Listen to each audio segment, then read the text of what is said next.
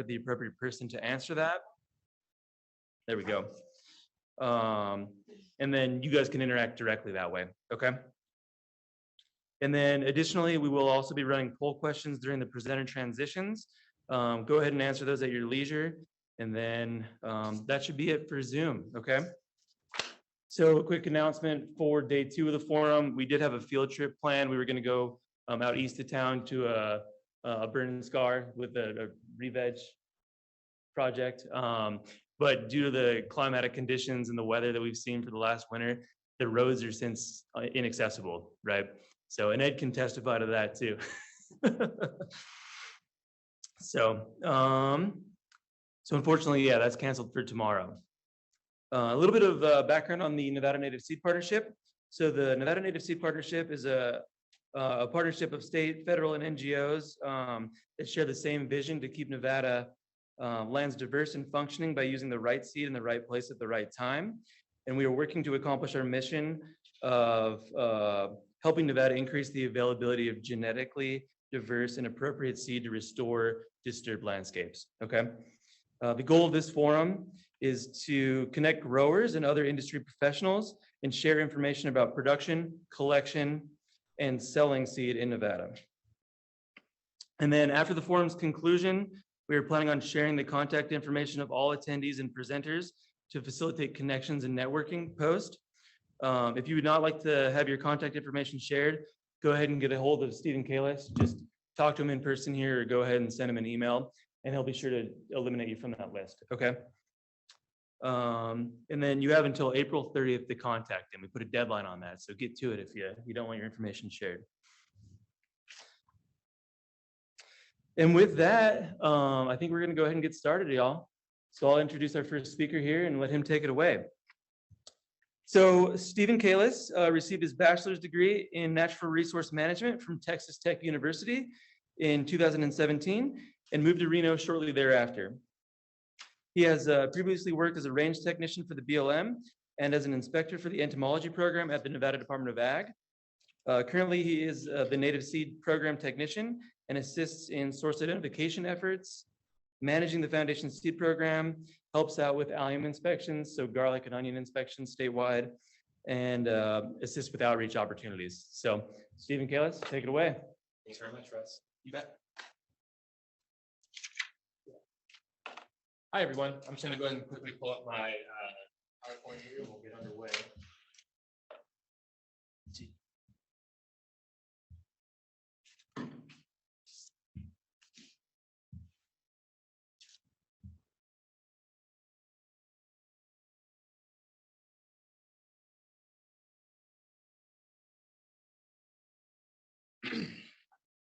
All right, well, thanks again, Russ, for that great introduction.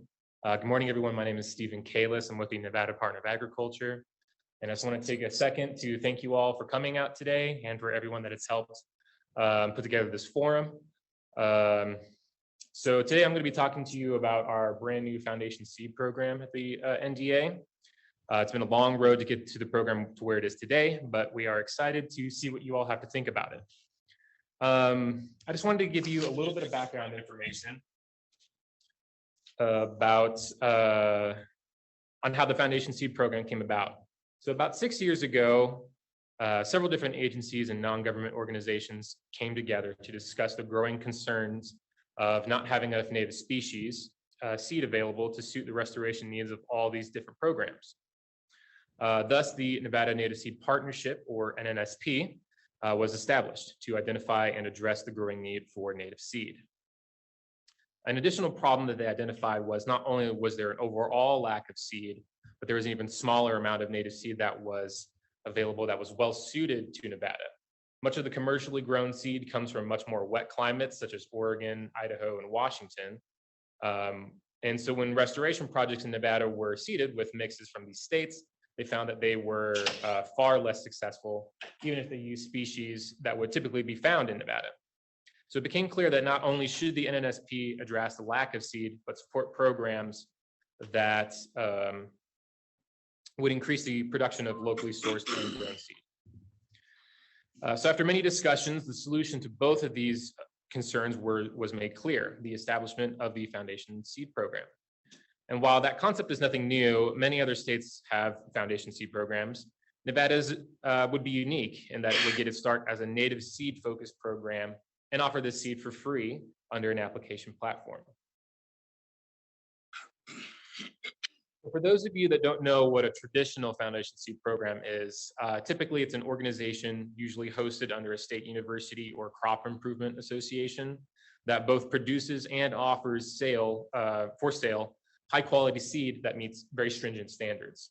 Usually the seed maintains some level of certification, most commonly foundation, hence the name. But our program is going to work quite differently from how a traditional FSP might work. The elevator pitch is kind of this. We are going to give producers free native seed for increase after an application process. The program gets a little bit of that yield back, but the rest will be up to the producer to sell or use in any type of restoration projects that they wish. We are, like I said, going to be offering seed via an application process to determine the best candidates that are most likely to succeed on a per species basis. The application will ask you to outline important farming activities as it relates to each species, for example, row spacing, water usage, planting and harvesting time frame, etc. Applicants will be ranked via an unbiased panel made up of NDA staff. And those applicants with the highest scores will be awarded either partial or the full amount of seed that they request. At the time of award, the panel will discuss the appropriate portion of seed that we will receive back from the producer, keeping in mind that it will be a very small percentage of the total yield. After the producer has been awarded the seed, the NDA is committed to supporting production efforts by offering technical resources and putting the producer into contact with experts that are more than happy to share what they know. Just remember that this is an investment for the NDA as much as it is for the producers as well. So we want to see you succeed as much as you want to as well. Periodic inspections will also take place over the course of the growing season to ensure that noxious weed management is taking place and to perform source identified inspections on the crop, which I'm going to explain a little bit more in detail later. I would like to point out, though, that the maintaining source identified status is going to be a requirement of the program, but ultimately there are going to be very few strings attached to this program for the producer.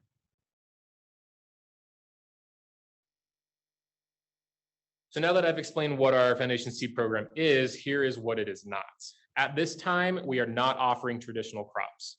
It is our initial goal to increase the overall amount of native seed in the state, and offering traditional crops doesn't really align with that goal. We are also not offering any seed for sale at this time, instead we have elected to maintain our seed award process. That being said, this is a program that will be further refined and expanded upon in the future. So if there is a desire from producers to make changes, please make me aware or Russ aware. We are willing to work with producers to ensure that this program will suit your needs. So why would you choose native seed over a traditional crop? Typically, producing native seed is not the norm for many producers in the state, but it does have several benefits that set it apart from more traditional crops. I know that water is of particular concern in the dry state in the lower 48s.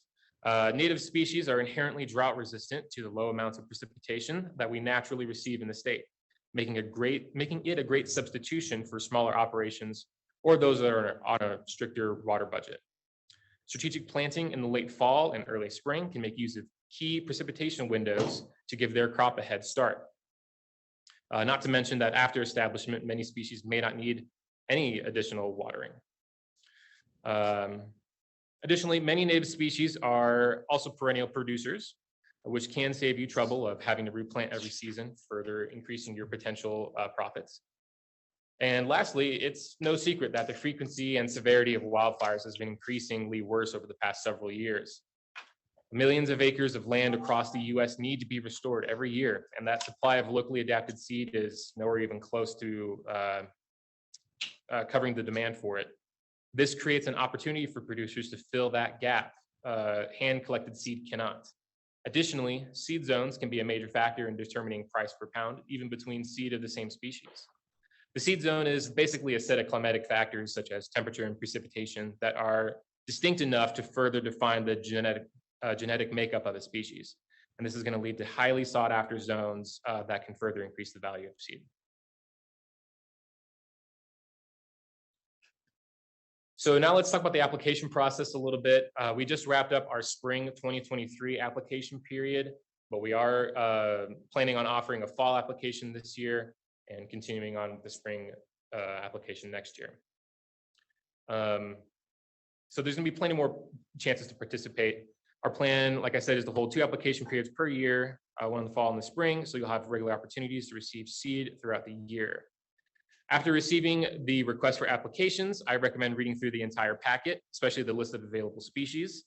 It's going to list exactly what species we are offering and how much each awardee can receive, as well as some other general information on that particular lot.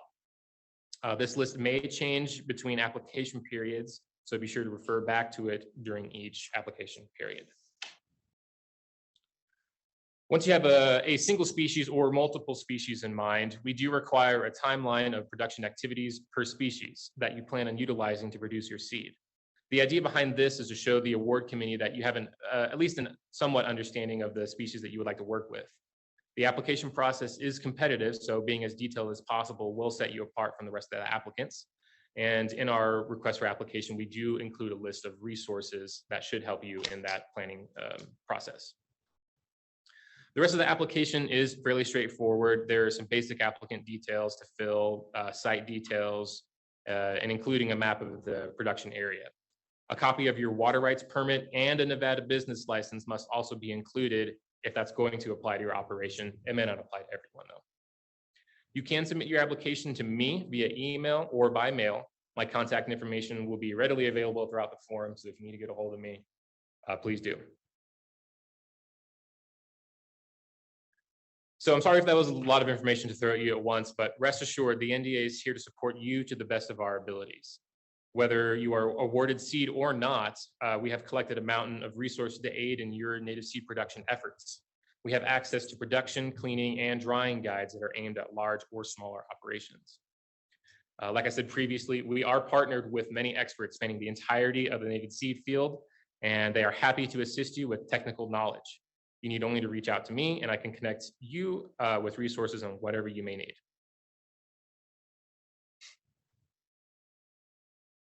So like I said earlier, one of the requirements that we do have for our applicants is maintaining at least the source identified certification for your awarded seed.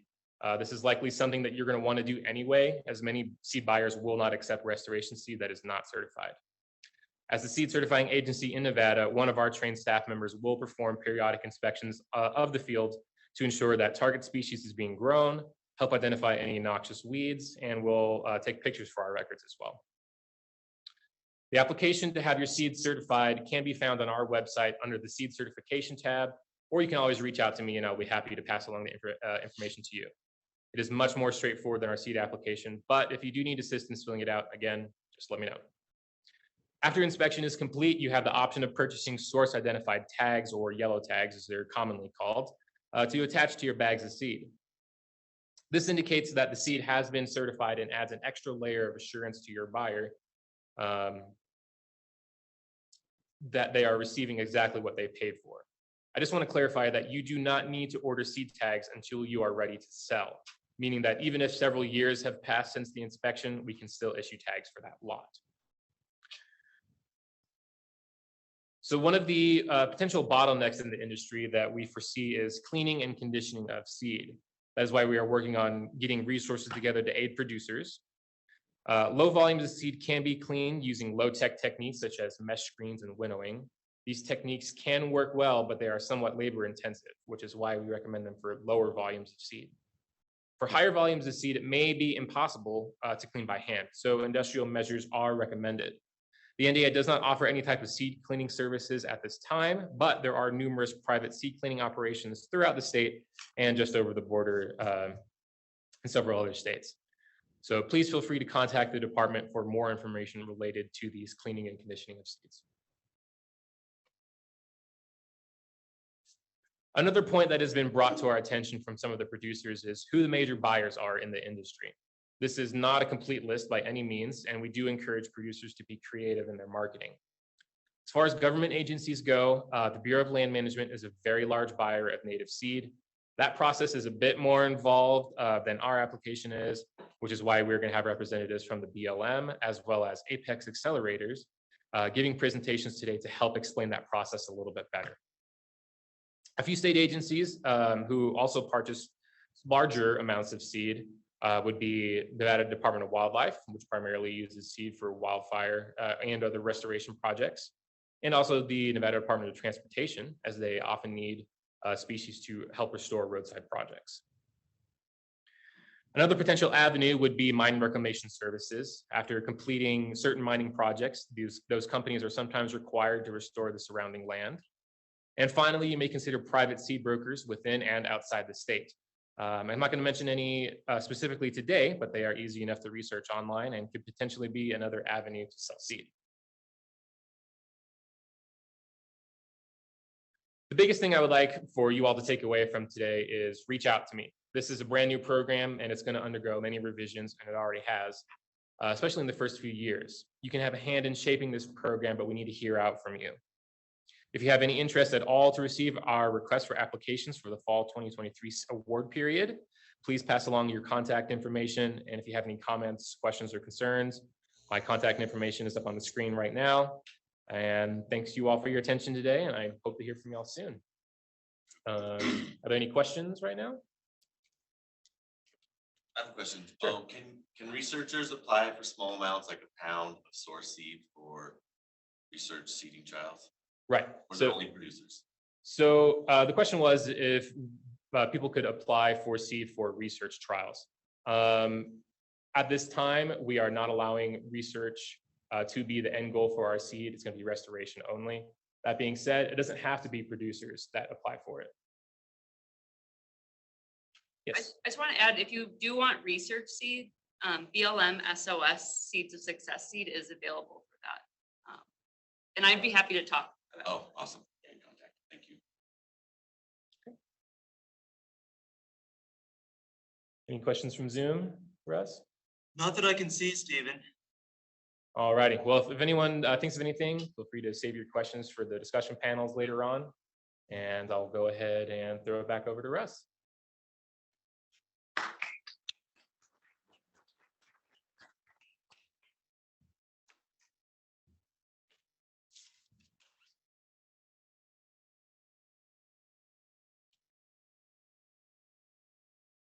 Good work, Exit Stephen. stage.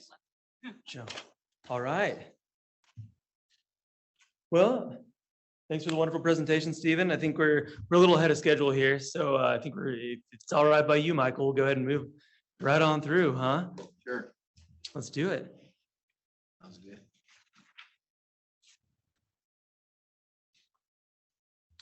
Okay, so up next, we've got Michael Bauk from the Utah Crop Improvement Association.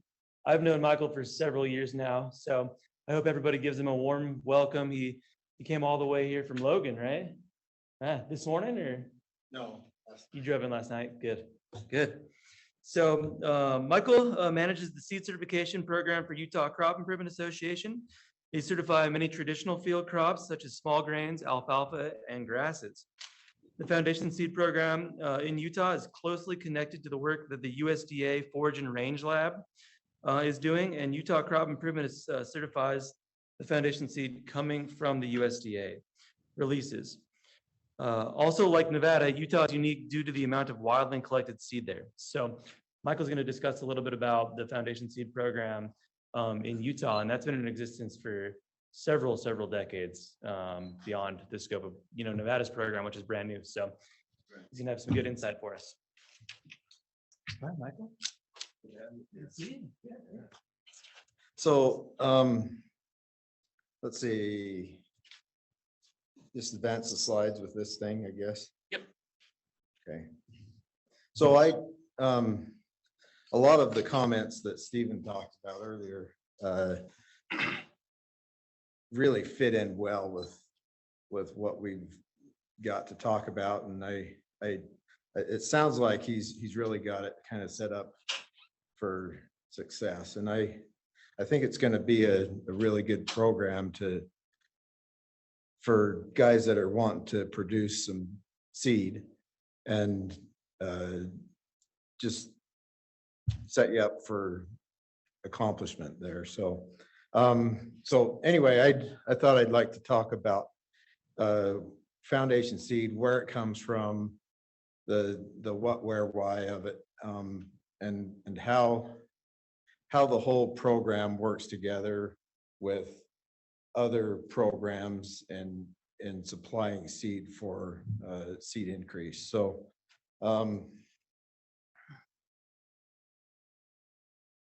okay, so for our foundation seed program, we work closely with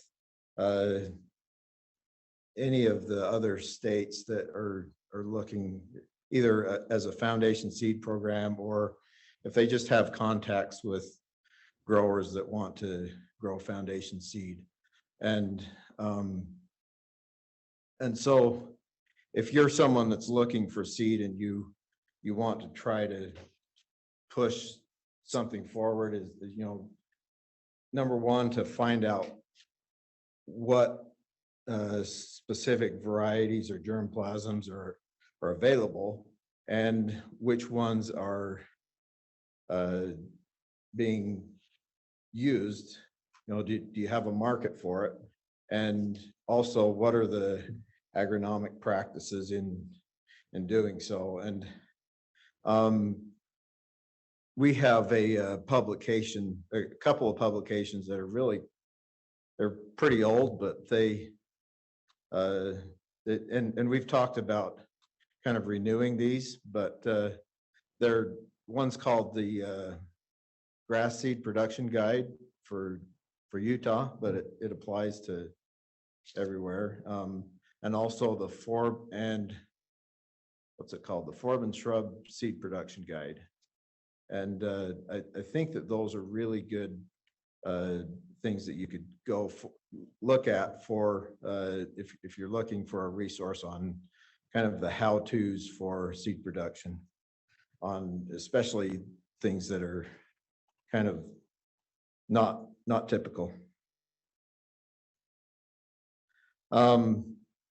So let's talk about varieties and germplasms and where do they come from? What, you know, how do they come into existence, and you know, what's the process of getting it there? So for a variety, it will it starts out as an experimental trial where you're working with any agency, and in our case, a lot of it's with the Forage and Range Lab, and Craig will talk about a bunch of their different varieties, but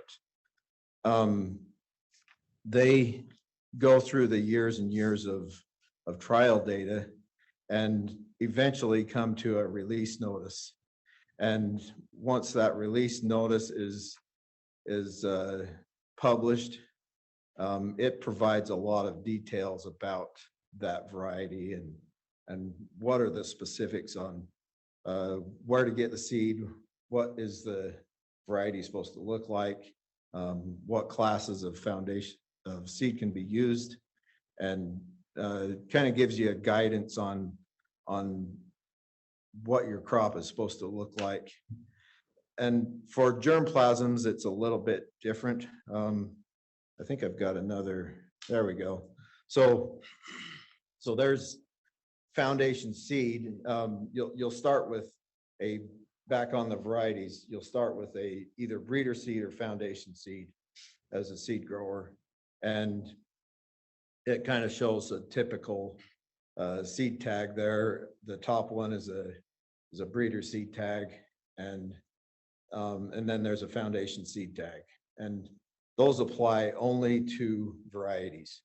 If it's a germplasm release, which I'll talk a little bit more about the differences later, but you'll on a germplasm release, the tag color specific to that germplasm, in this case is selected category seed.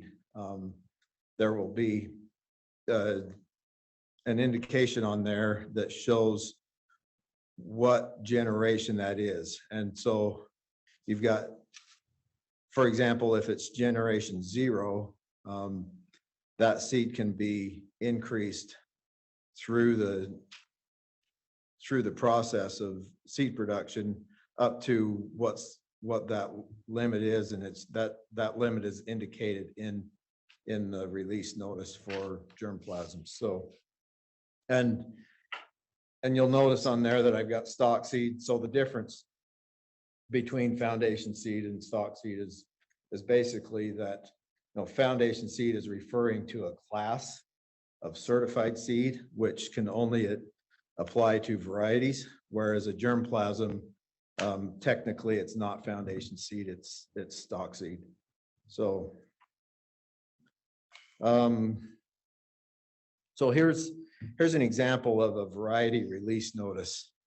In this case, it's Bannock 2 thick spike wheatgrass.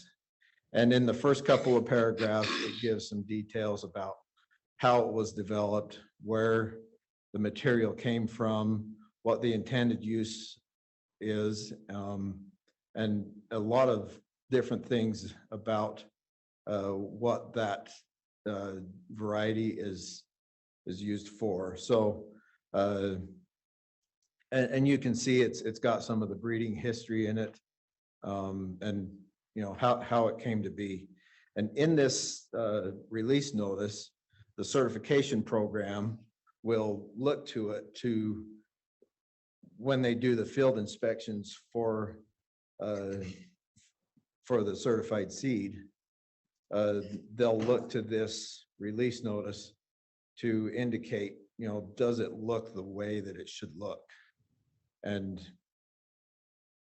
so you can see how there's kind of that chain of command to make sure that that variety is what they say it is. And then another part of the release notice is usually at the very end of the release notice, and under the parts highlighted here, Breeder Foundation registered and certified seed classes will be recognized. So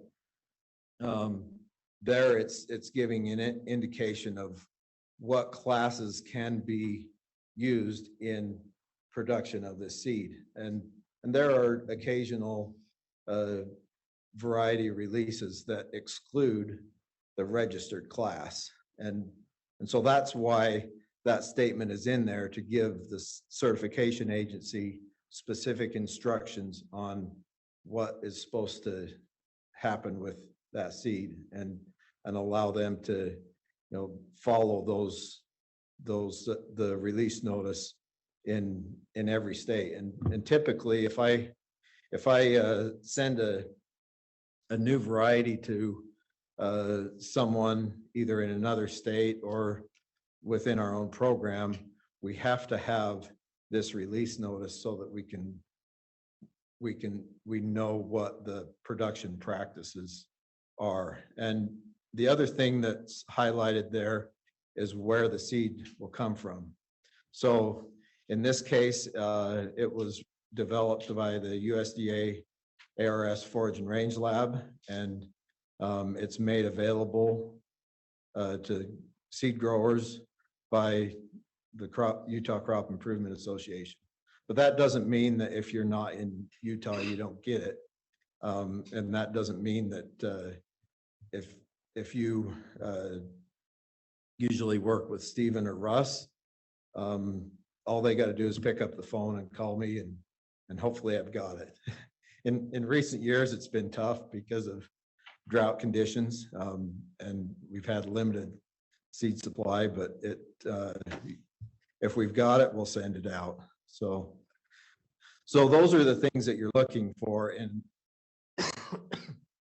excuse me, in a release notice. So, and by the way, if you guys have any questions, feel free to just raise your hand, or if there's any that come up on the meeting. So,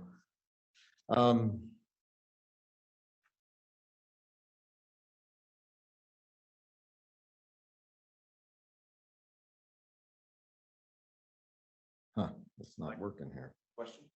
Yeah. You asked, I'll give you one. Sure. I noticed that you showed earlier the Schwinnemar, it was a sole source release from the Dalles in the Columbia Basin. Whereas it shows the Bannock 2 here is from 3 different sources, which includes Quincy, Washington, and Pocatello, Idaho, as well as the Dalles, which adds that influence farther south towards the Great Basin. Right. And then is that why they can say then that that variety might be better for us further south than the traditional ones that are more isolated to genes from up north? Right. Right, that's the idea. Yeah. And I remember when Beth Ledger once spoke on blue bunch wheatgrass and the morphological variations between what's up there in the Columbia Basin and the minuscule form of that plant's expression down in the Central Great Basin. And the rationale meeting that we need that variety that would be good for us down further south, harsher conditions, of course. Right. But I'm trying to, the plants are also being engineered for better production, more seed production, and all of that vigor that they engineer that class for seems counterproductive to the long-term survival of that species in a harsher climate zone. So we're still dreaming of the day that the science from up north has made its way south with varieties that are for us down here in the Great Basin. Sure. Yeah. If I could get this to go back, for some reason, this quit working. Maybe I'm just not pointing it at you.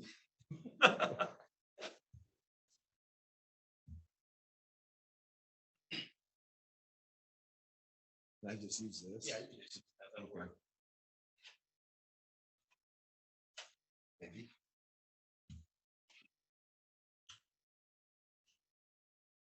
Okay, let's go.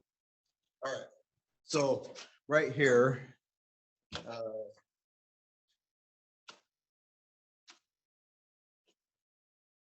trying to see in here, it makes I probably need to get over here, huh? In the release notice, it makes a comment about the focus of where that material should be planted. And this is the information that they gain coming from the years and years of development in the research process of showing where this plant material is applicable for. And having that information, helps anybody that's looking for this variety to say, yeah, this is going to work in this area. So I think that it's something that really needs to be looked at when someone's trying to decide, is this variety something that I should plant in this location? So. And then Michael, real quick, we've got another question here online for you. So the individual just wanted to check to ensure that her understanding was correct. Foundation seed is source identified seed that can be used to create a release variety. Is the originating seed of that variety called breeder seed, or how is breeder seed defined? So breeder seed is normally comes from the plot research that the breeder has done. And throughout the source identified and pre-variety germplasm process, there are a number of things that have to happen in order to get it to variety status, or of course breeder seed status. And so in order for that to happen, they've got to determine, let me go back.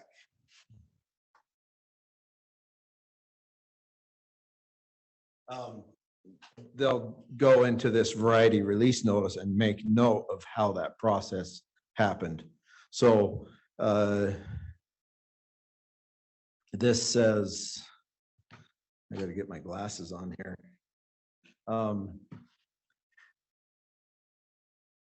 Bannock 2 is the result of hybridization among selected genotypes from thick spike wheatgrass cultivars Bannock and Schwindemar, followed by two cycles of recurrent selection.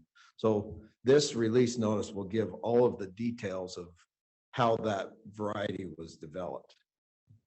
And where, and then later on, it mentioned, as you mentioned earlier, that it comes from the Dalles, Oregon, and Quincy, Washington. So, and then, and Pocatello, Idaho, that kind of shows its location, but the testing of that variety in further locations is where you really get the details of where it applies. And I'm trying to think if I have answered every aspect of that question. You know, I think the principle's there, right? So breeder seed essentially is the originating seed stock, right? Right, And the individual or the IE breeder has the ability to define that as breeder seed. Because it's intended to go through the rules of order for certification, right? So Right. one stage it can go from breeder or SI. In this instance, it could be called SI, could be synonymous with breeder stock. If it's intended to go through the certification pathway, right? right. As long as this progress or process is followed. So the potential for source identified seed to become breeder seed is there, Right, correct? right. Yes. Yep. Eventually, if, Eventually, exactly. That's the key term, right? Because it takes a long time. and I've got some more slides in here that will cover that, and if we've got time, but yeah, that source identified can actually come, you know, if nothing changes between that source identified seed and what it originally was, and there was no other selection or breeding that happened from that time, that is ultimately, you know, could be the same. And for the pre-variety germplasm, the intention is that you can move through the different germplasm types of source identified, selected, tested, and eventually even to a variety status, as long as the work's been done to put it there. So, yeah. Okay. So we covered this. Here's an example of a germplasm release. Fish Creek is a bottle brush squirrel tail. So this is in the end of the variety release notice. And it tells you all about where the seed came from and what it qualifies for. Excuse me. So, generation 1 seed was harvested in the field trial. And Evans Farm is a farm near Logan.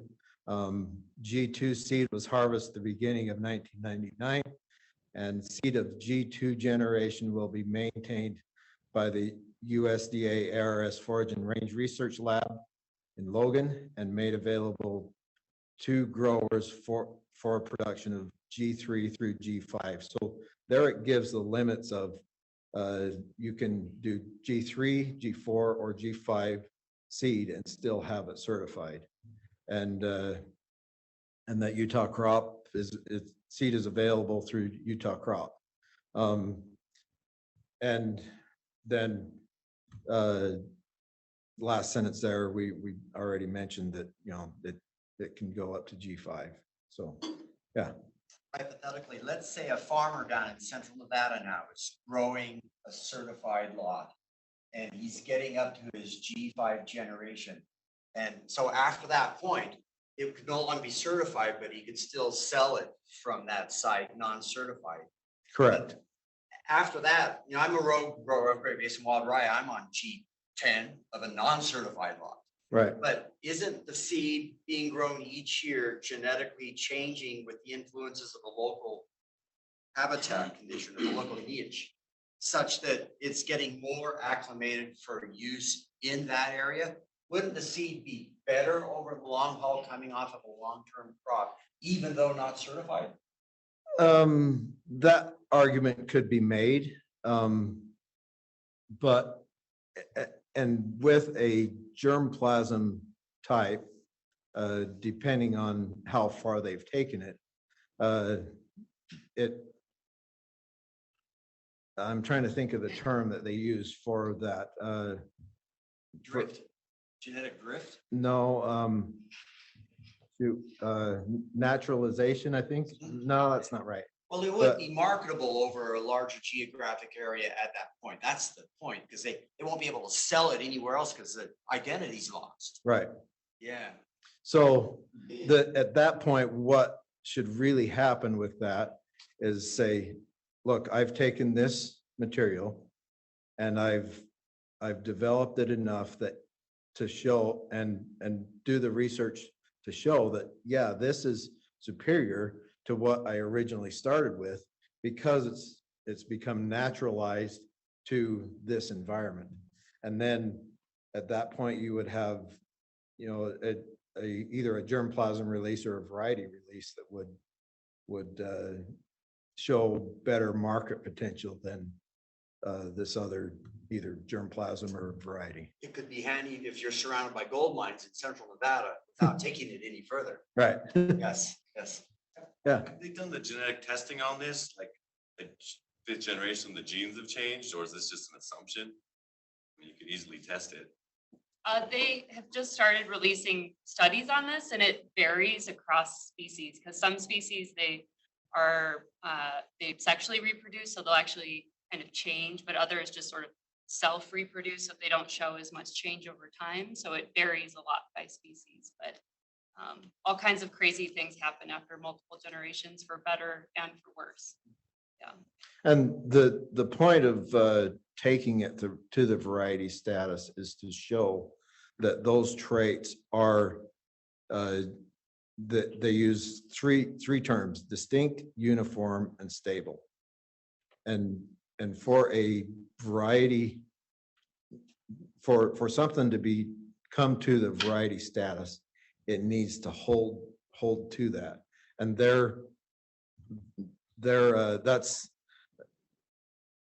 that's one of the reasons for using certified seed is it's not allowed to go beyond those things. And like you say, for good or for worse, you know, depending on, but it is that variety. So there's a lot of things that you can kind of dig into to try to find out, you know, and take that development. If it really is a benefit to take it that much farther, let's make a variety out of it. So. Okay, so here's an example of the previous slide, a tag that was printed for that particular germplasm. So, and you'll notice, excuse me, so it's got the species name and the common name, and then the germplasm ID. So Fish Creek germplasm. For all of the pre-variety germplasm releases, that name germplasm must follow the germplasm ID to indicate that this is not a variety, it is a germplasm. And then it has the G3 location production information and the G0. And then down lower on the, excuse me, on the left-hand side, it indicates the indigeny of that germplasm release. It's indigenous to the area, and it is a natural tract germplasm, which is another thing that we can get into if we have time. So, so in order to have the whole seed certification process work, if you're not working with a seed conditioner, I highly recommend it, at least to start with, until you get things figured out. And of course, work with your seed certification agency. And even from all sides of it, you know, if you're a developer, work with your seed certification agency. If you're a seed grower, work with your certification agency. So, and then of course you want to plant the appropriate class so that there is seed certification can be done and it meets what your goal is.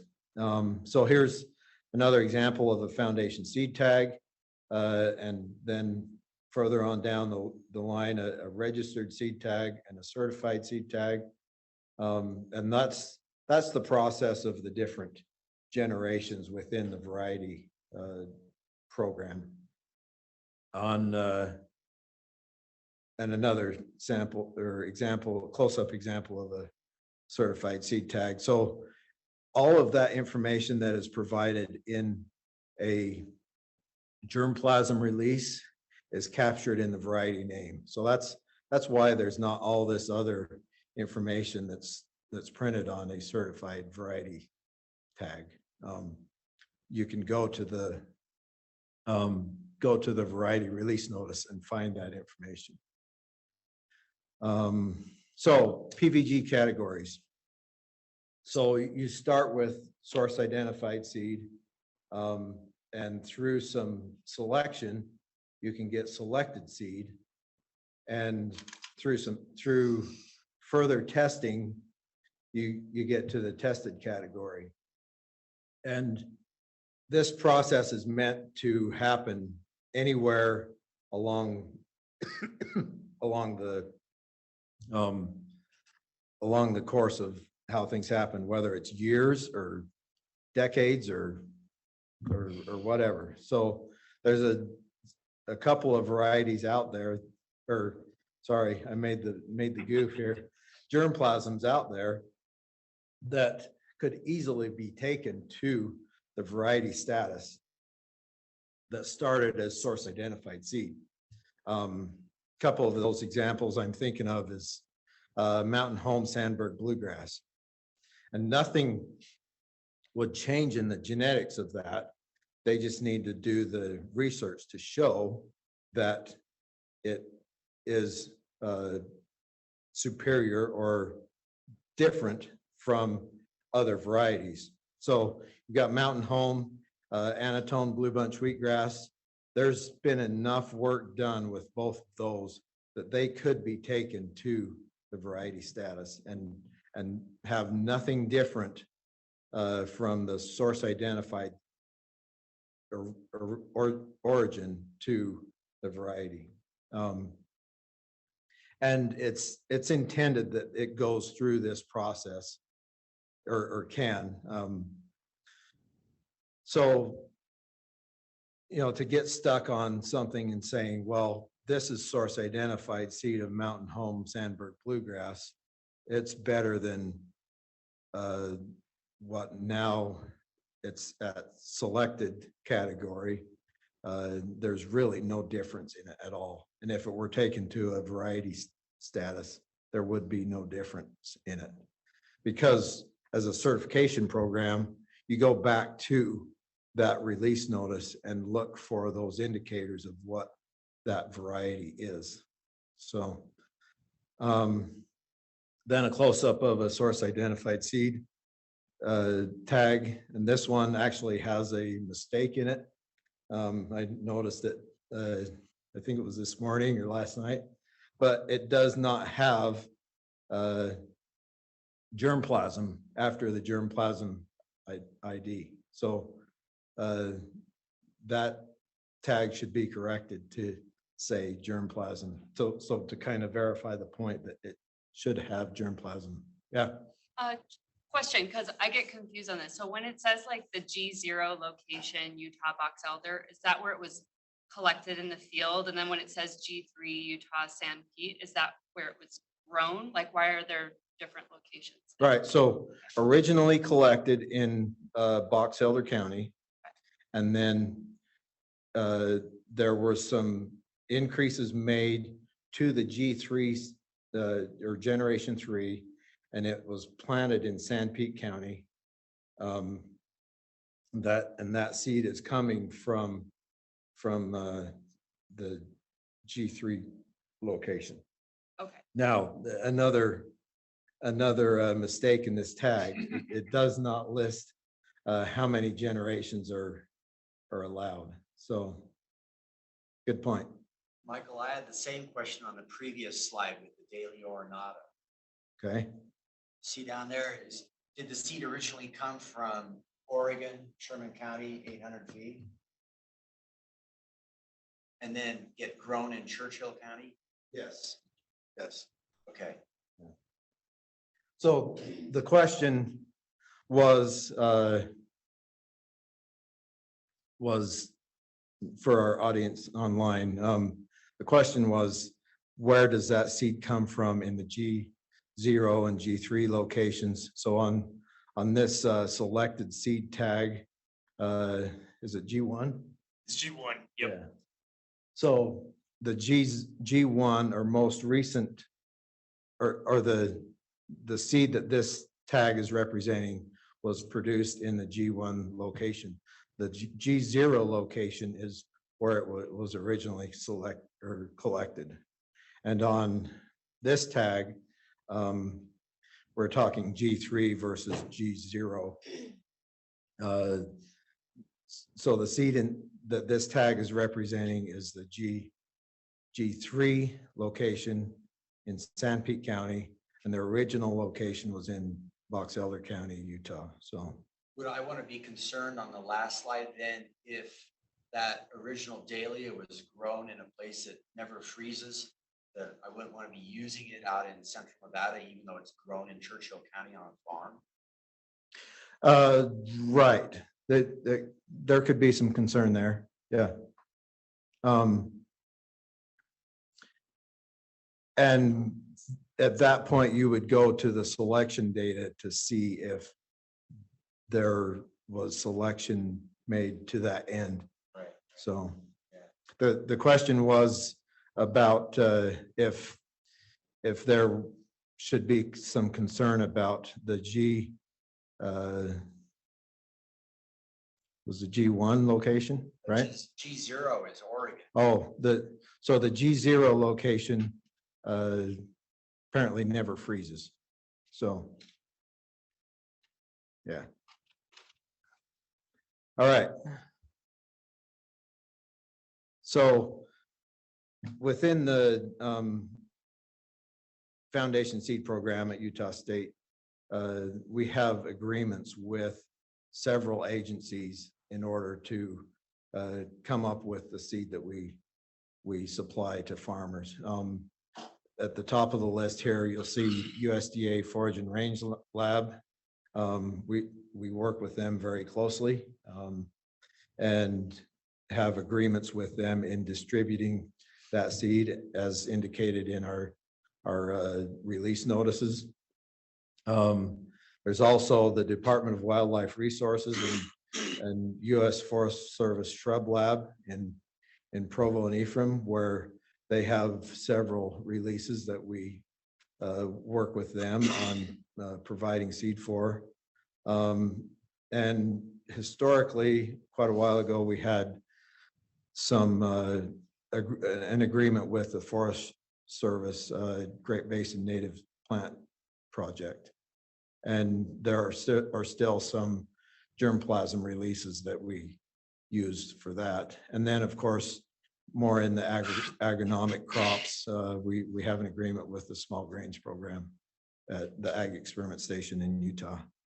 So, and this is a picture of I think it's Discovery Foundation seed field. So I think Craig's pretty familiar with that one.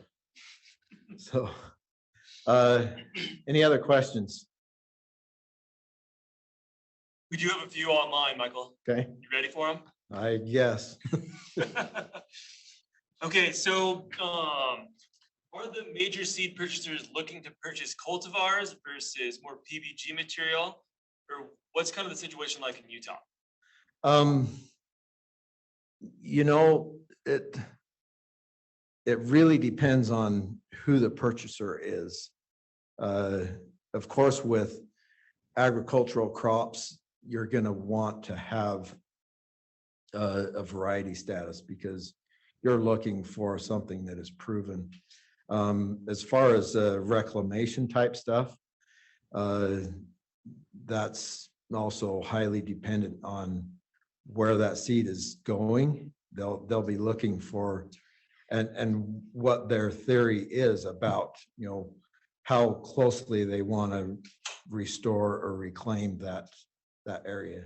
And so my encouragement would be for them to use the best plant materials possible and look at those release notices and all that kind of stuff to say, hey, this is what's successful.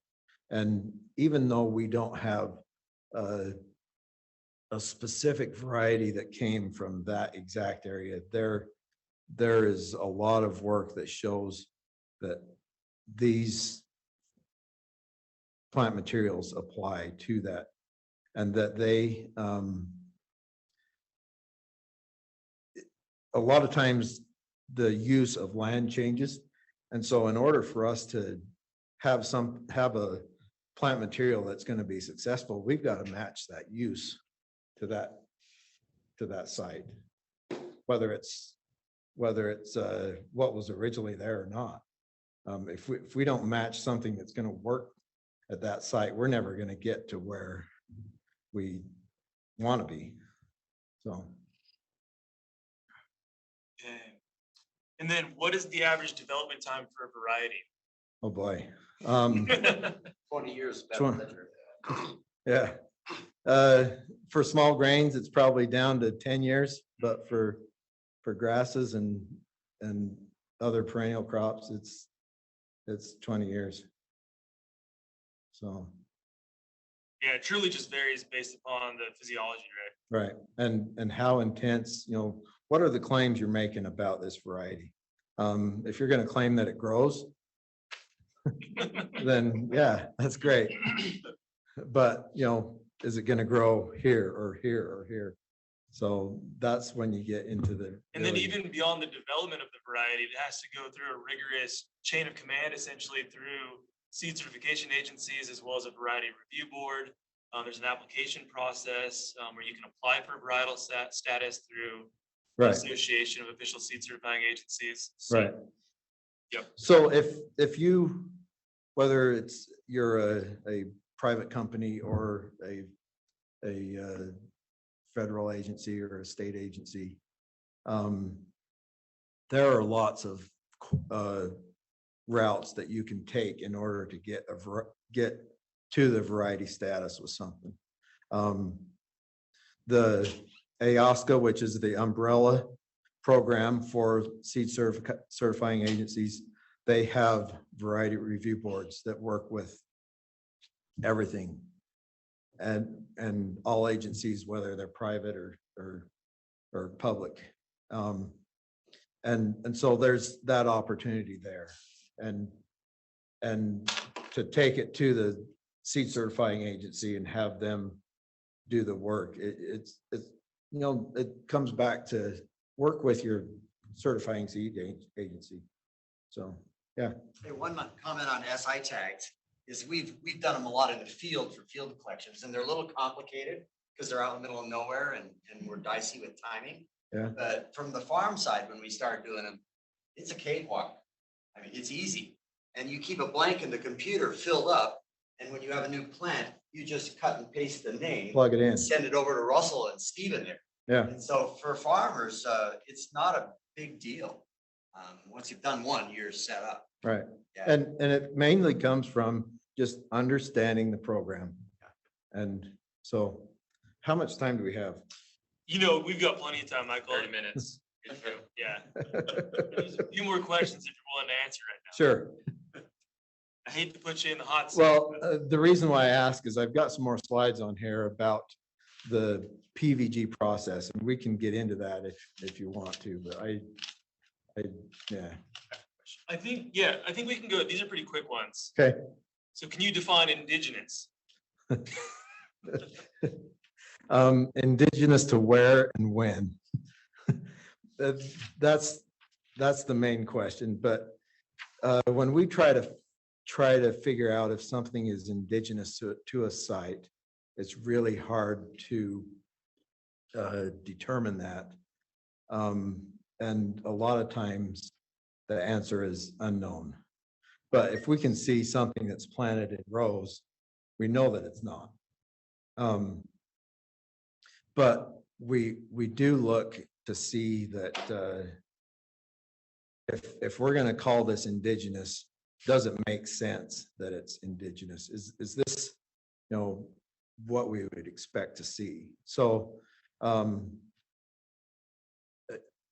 for us, indigenous, the definition would have to be that those factors, that it would make sense that this is in that site.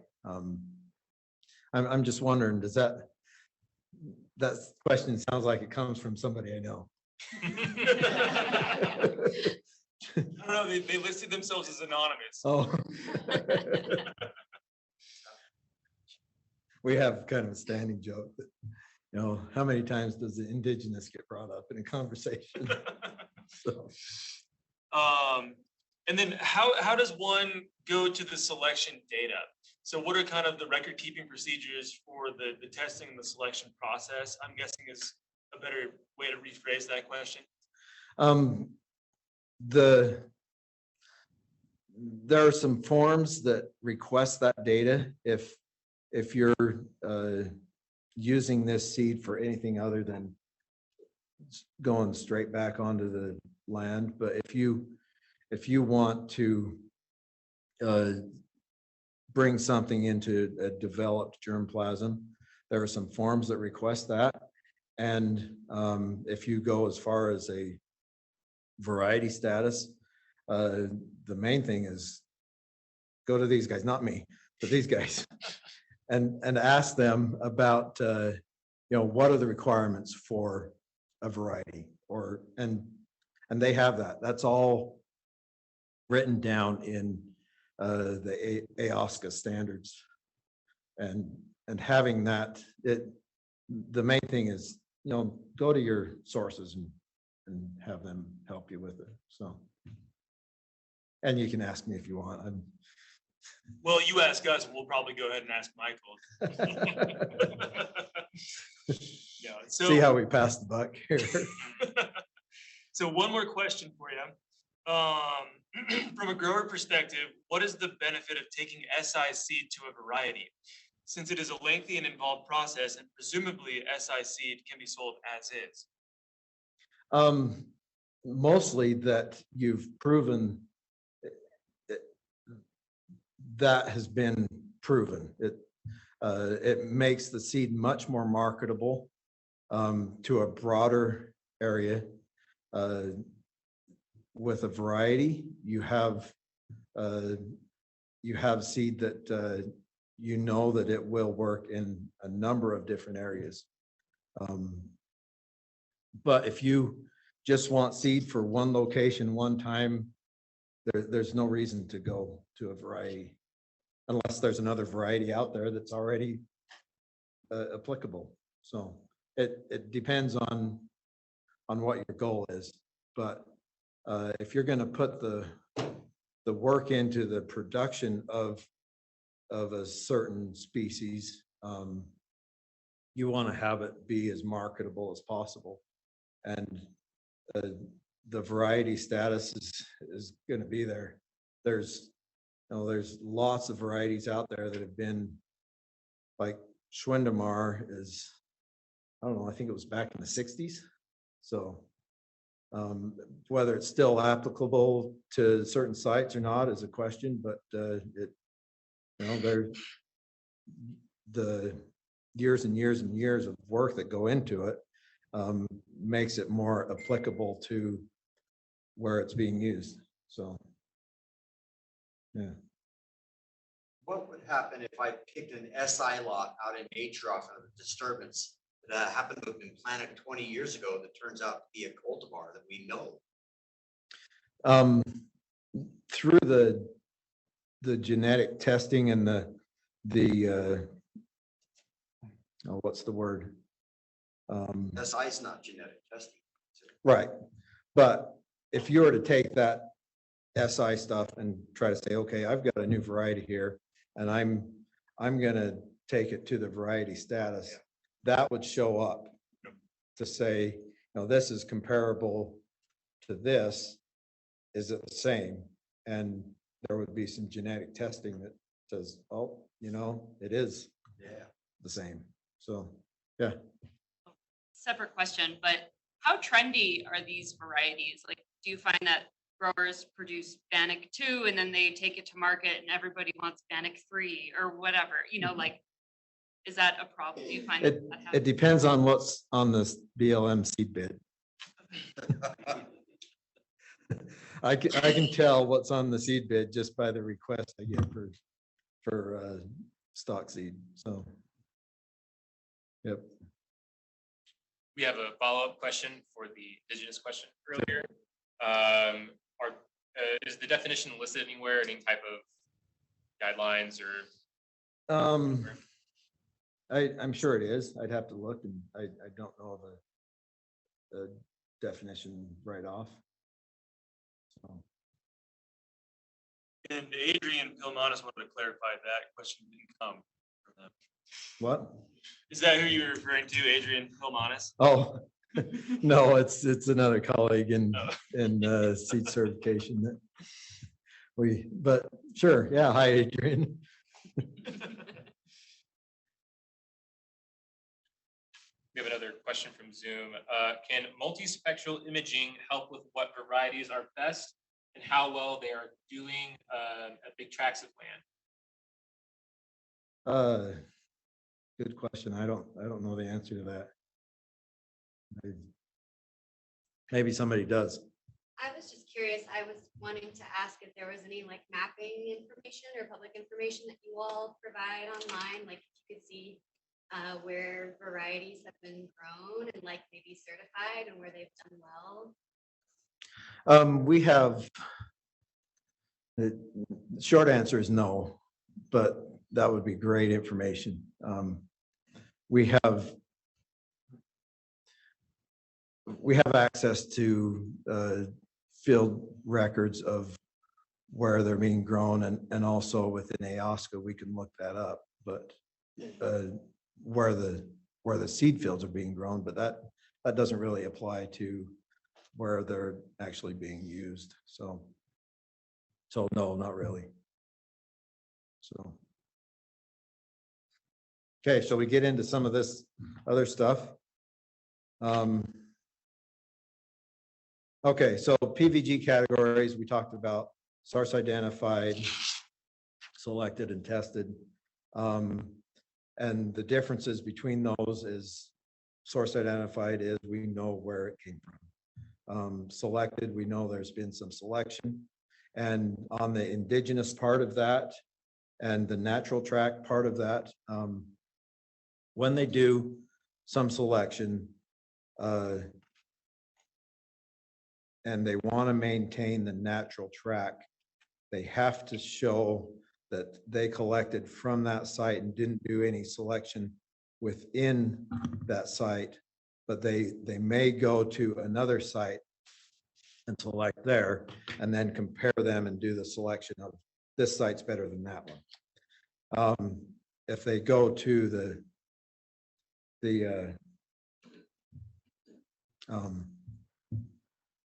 oh shoot, what's the word? Not natural track. Then they may do selection within a site to say, okay, I'm picking from the taller plants or the ones more leafy plants or purple flowered plants or whatever. And then the testing goes to show that we are taking this to the next level and doing some testing. And then I think I've got, yeah, so this kind of shows the differences between them. So testing shows heritable traits in progeny, and then to get it to variety status, you have to show that those traits or you have to prove that they're there, so there's kind of a fine line between variety and testing, but that proven part is where the multiple years of data just really come in, and that's where all the work happens. So this is a publication that is available online. If you just search for How Ayahuasca Tracks Wildland Source Seed. It's available. This is one that some colleagues of mine put together, and it describes this whole PVG program. So this is just inside the front page. It gives a description of what it is, and it shows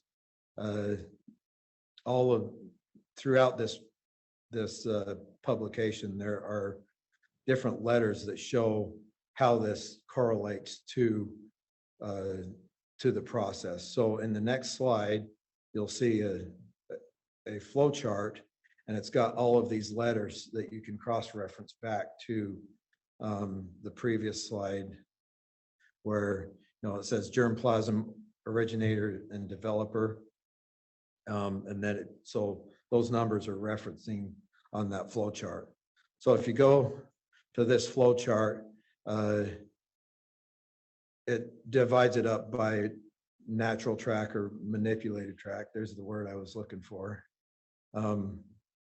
And what the process is to get it to either a selected, tested, or variety status.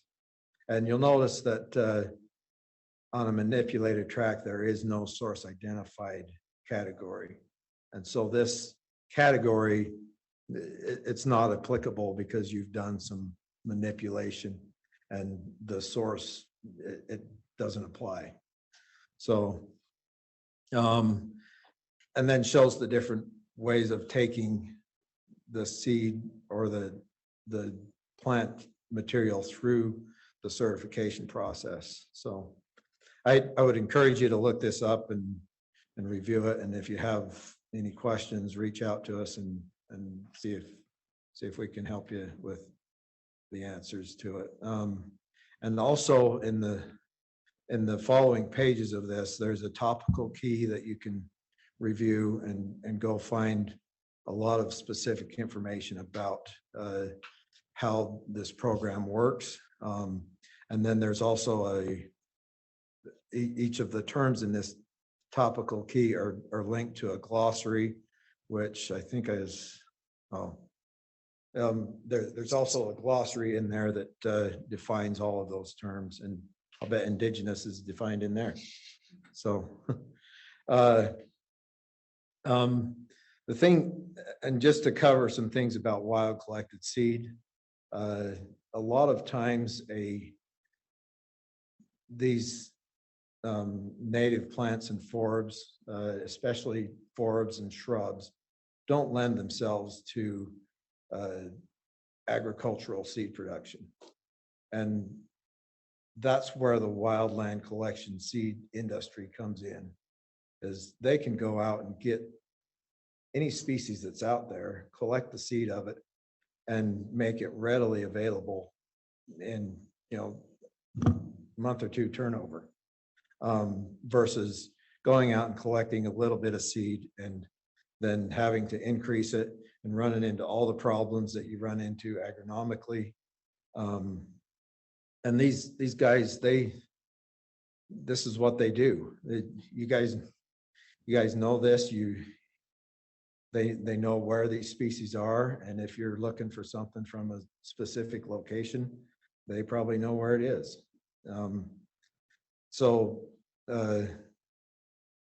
Along with that, you'll see these guys have trash cans and tennis rackets, and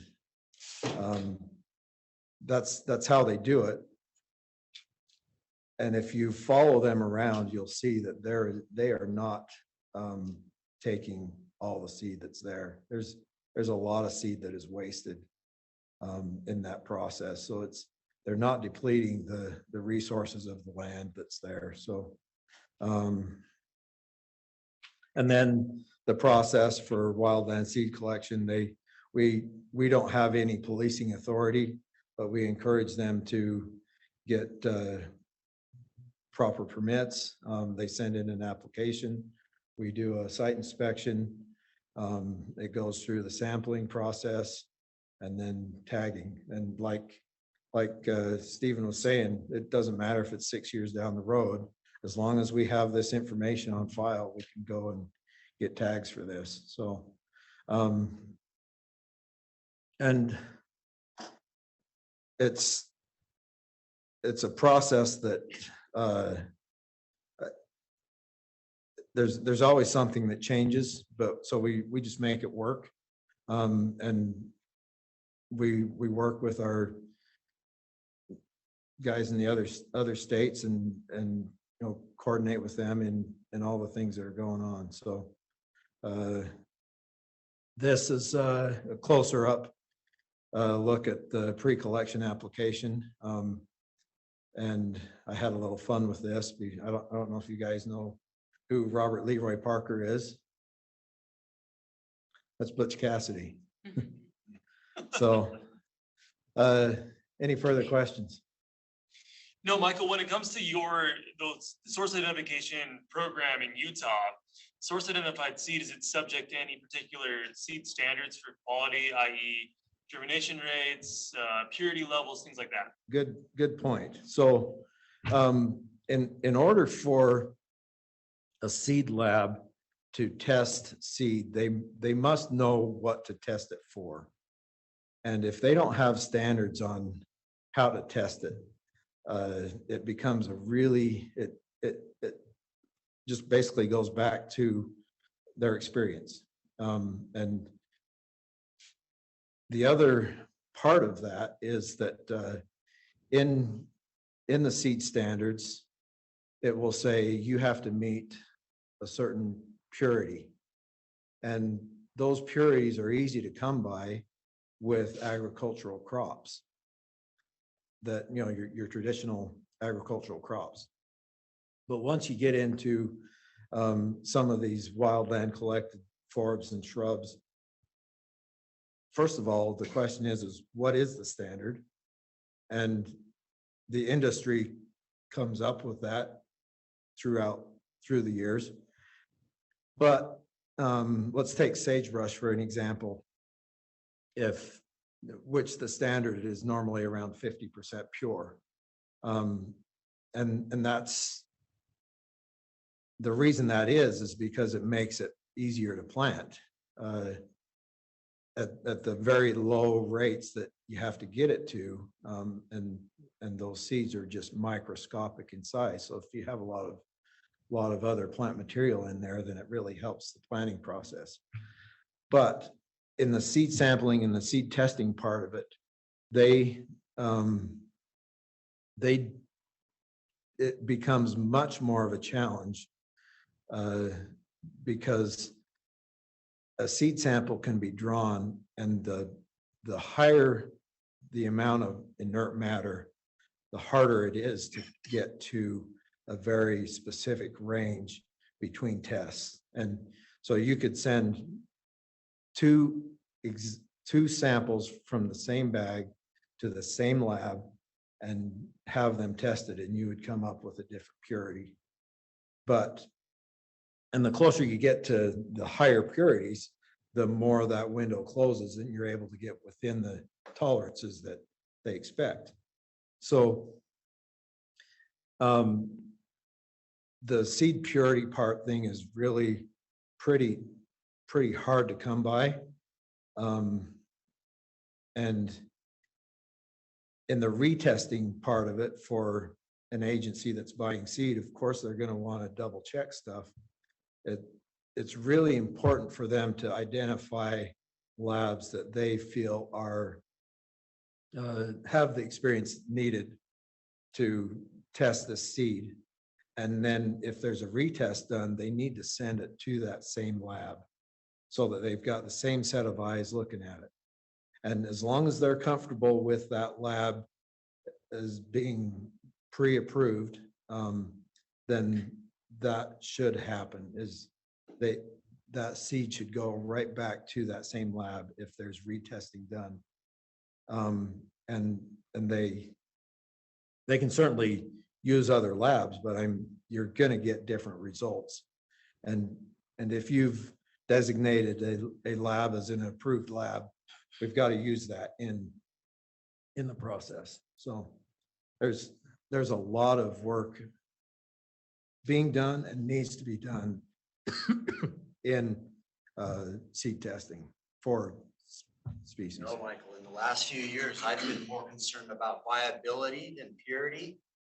And primarily with the broadleafs that are insect pollinated. Dry meadows in the Sierras where you don't see bugs all over, you're not getting bit by mosquitoes. Right. And not only on the range collections, but on the farm itself. My buckwheat viabilities have been down. And they're a generalist with the pollinators, and you can sit and watch those pollinators. But compared to some field collections, the beautiful plants on our farm aren't producing high viability results. It's like there might be a shell there that's a seed that's empty. Right. And for both the range and the farm, if the viabilities are going down and they're down 50% and the fixed costs are the same for both those different collections, Sure. Yeah. cost doubles. Right. The amount of seed we have is down. We've had some pretty bad results for a few years on species that we're not used to. And that's the hard thing is you don't, all of those agronomic practices, we're figuring them out, but it's hard to come by.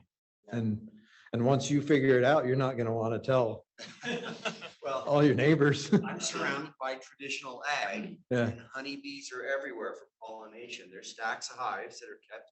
And there's a lot of legumes in many of the pastures, but it's mostly honeybee pollination.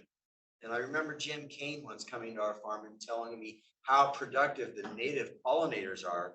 And it was very important for us to preserve. I have about 9 acres of undeveloped, you can call it wasteland, but we call it wetlands that don't be tracking in those soils because the ground nesting pollinators, that's Right. where they live. Right. Our flower beds, that's where they live. And so we're doing everything to diversify that. But last year, the Great Basin beekeepers removed a couple stacks from our farm because in the fall and spring during the marginal flowering periods, the bees were drinking much more of the sugar water that they would artificially bring to the hives for the lack of pollinating species off season from the prime season at our farm. And they put those hives back out in the middle of a irrigated farm field full of bird's foot trefoil, white Dutch clover, where they get massive pollination. And so it hurt my feelings. I can see, I'll bet, yeah. But we need more, I guess, osmia, and we need more habitat. That hedgerows need to Right. become a bigger thing again. And even there's been some thought of, okay, let's take a wildland population of whatever, and let's manage it so that we can get seed off of it. It's gone to that point in some cases, and still it's throws us for a loop. So, A lot of our successful re-veg projects on mines would have been great if they were enclosed and protected, and left to develop for seed production for later use. It could be a new G level, but fences down a lot of that. That's been decimated, right, and drought is decimating as we speak. right. Yeah. Okay, Well, Michael, you got us back on track. oh boy. Thank you so much. That's rare that happens.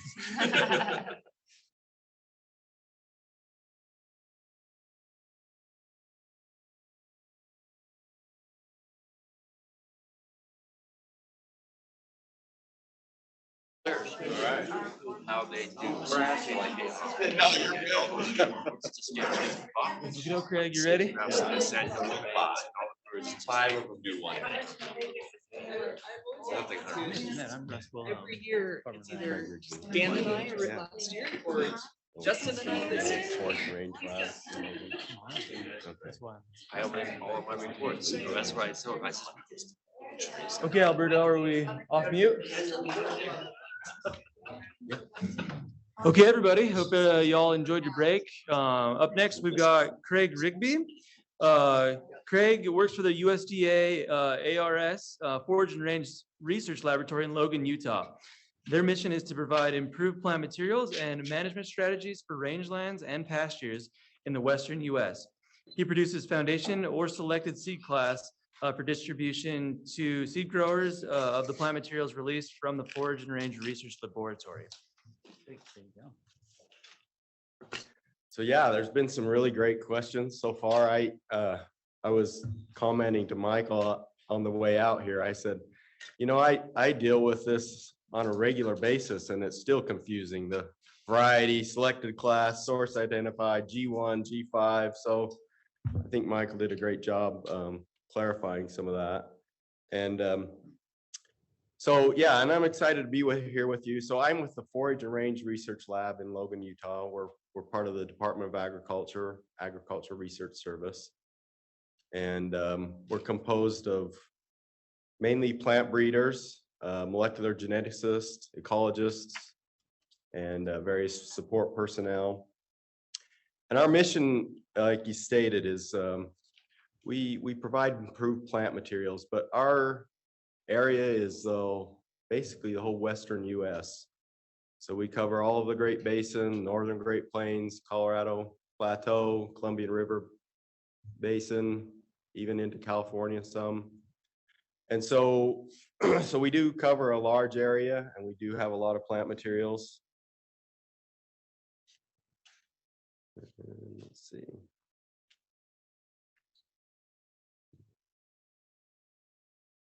Maybe I got the wrong button. No, it just went, okay.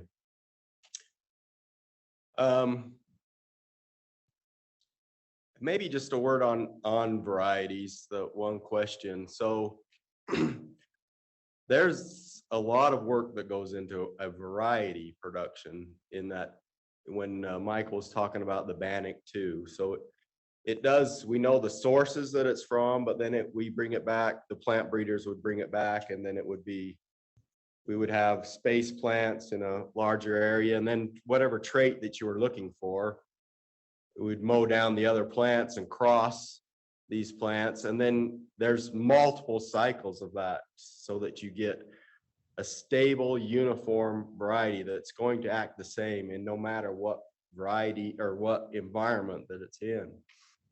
And so if we state that this has better seed production than something, it has to have better seed production in Montana, the same as Central Nevada.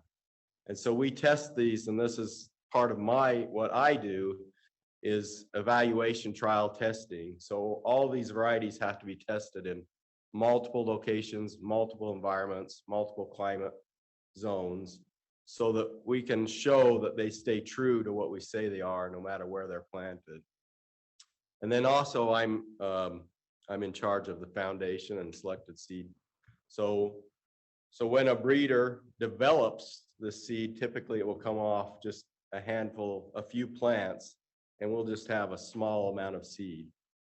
Or if it's a collection, it'll just be, again, maybe 1 or 2 pounds of seed or less. And a lot of times less seed than that. And we'll put these out in maybe a ½ acre to 5 acre plots and increase the seed and make it available to go to the seed growers. Some of you see this, this plant release notebook. It kind of details some of our releases that we've had over the last several years. And then, yeah, Michael hit on this really pretty good, but I think traditionally the Forage and Range Lab has been focused on variety release. And so it's been traditional plant breeding and releasing a variety that's good for a broad area use. But lately, a lot more of our releases have been these germplasms, whether it's selected class or natural track. So the natural track would be, it's essentially just a collection. It's a collection from a known area that then is available for use. I mean, and we know stuff about it. We do know, you know, some traits about it, but so we have both of these. So these are the ones that I currently have. So these would be native species that currently we have in production or have had in production on some of them, but almost all these are currently in production. And then you can see on these, so the ones that are just a name would be a variety. And then the ones that are a germplasm would be a pre-variety germplasm. And then these with a asterisk would be natural track germplasm. So they are collections and that we've released from a known area. So I guess, you know, the topic of the talk is native seed production, which is a very broad topic. Obviously, it includes a vast number of species and everything we're talking about. So maybe to say, yeah, what's native seed production? Well, it's dependent on what you're actually growing and what it's going to be. But in a broad sense, when we talk about native seed production, we're talking about native plants versus plants that have been bred for agronomic uses. And so a lot of the traits in the native plants that make them successful on the range make them not successful for an agronomic crop, make them more difficult to grow, because some of these things, you know, in an agronomic crop, you want every seed that you plant to grow that year. But in a native plant, most of those will grow over multiple years. You know, they don't, their way to survive is they don't all grow in the year. They go to a year that the conditions are right. So they have high seed dormancy typically. They're a little slower growing. Typically the flowering is not uniform, so it makes it difficult to harvest. Variable seed maturity. So these are all things that you kind of have to overcome when you take a native crop and try to grow it in a field situation. So I'm going to talk about a few of our releases that we have and maybe some of the things that we've done to overcome some of these challenges. So this is one, I think we talked a little bit about it. This is Dahlia ornata. It's Western prairie clover. These are the collection areas that it was collected from. So the spectrum kind of on that Oregon, Idaho, Washington border, and then the Majestic a little bit more central Oregon. And correct me if I'm wrong, Michael, but G0 can be from multiple collection sites. It's not just necessarily one collection site. And so this spectrum germplasm is from these multiple collection sites and then aggregated. So it's not one single site. But what they did is on this collection is that they then took these collections and brought it back to the lab and did genetic analysis, DNA marker analysis on them. And all of those that were fit within this circle here were genetically the same, essentially. But then this Majestic germplasm was a little bit different genetically. So that's why they got the two classes here of the germplasms. And really this work was started probably 15 or so years ago, in that it was an effort to look for some, I mean, there was a need for native legumes to include in restoration mixes, but there was lack of seed availability. So a lot, Doug Johnson that we mentioned and some others, Sean Bushman, went to look for some of these native legumes that had promise to be able to be grown as an agronomic crop for seed production. So that's why they were focused on these ones. But as mentioned, one of the difficulties on this is seed dormancy. It has a very hard seed coat on it, and so it's difficult to get them to all germinate when you want to. So we looked at different methods to try to break that seed dormancy. So this is Majestic here on my left, but you can look at the chart there. But so there down the middle, and then on the far side is the untreated seed. So no treatment on it. And then on that bottom row, so you can see on the untreated seed, the germination percent was 11% on the Majestic and 22% on the Spectrum. So pretty low germination. So then we tried two different treatments, a mechanical scarification, which was essentially just rubbing between sandpaper for about 30 seconds to try to nick or scratch that seed coat so that it could imbibe water. And then the other one was soaking in sulfuric acid for 3 minutes. So that's that bucket on the side there with the holes. We put about 5 pounds of seed in there, soaked it in 98% straight sulfuric acid for about 3 minutes, and then rinsed with water and then dried. And that one was actually the most successful. You can see it along that bottom row. The acid scarification, the Majestic was 84. It took it from 11% to 84%. Did you Yeah. say 98% pure sulfuric? Yeah, it's acid? pure sulfuric acid. So we're researchers, we can do that. But it's very dangerous. So yeah, if you're going to do it, obviously, use your personal protective equipment and, be careful with the disposal of it. Well, it looks like the mechanical is fairly good and much. Yeah, and the mechanical is fairly good and fairly easy. It's the difficulty with the mechanical is for larger seed lots, it becomes very time consuming. So this here is one that we've made. It's we had it 3D printed at a local shop, but it fits on a drill press. And you can kind of see there's a funnel at the top, and I should have got one inside, but there's two discs of sandpaper, and the seed funnels to the middle, and then as it's spinning, it moves. They're moving at different speeds, and it moves it to the outside, and then falls down, and it hits another set of sandpaper, and then comes out the bottom. So this way you can do some mechanical fairly quickly, but the hand rubbing is just a small amount of seed, and so the acid worked better for larger lots of seed, but yeah, it is a little more difficult to work with for sure. Now, Craig, did you not try dilution?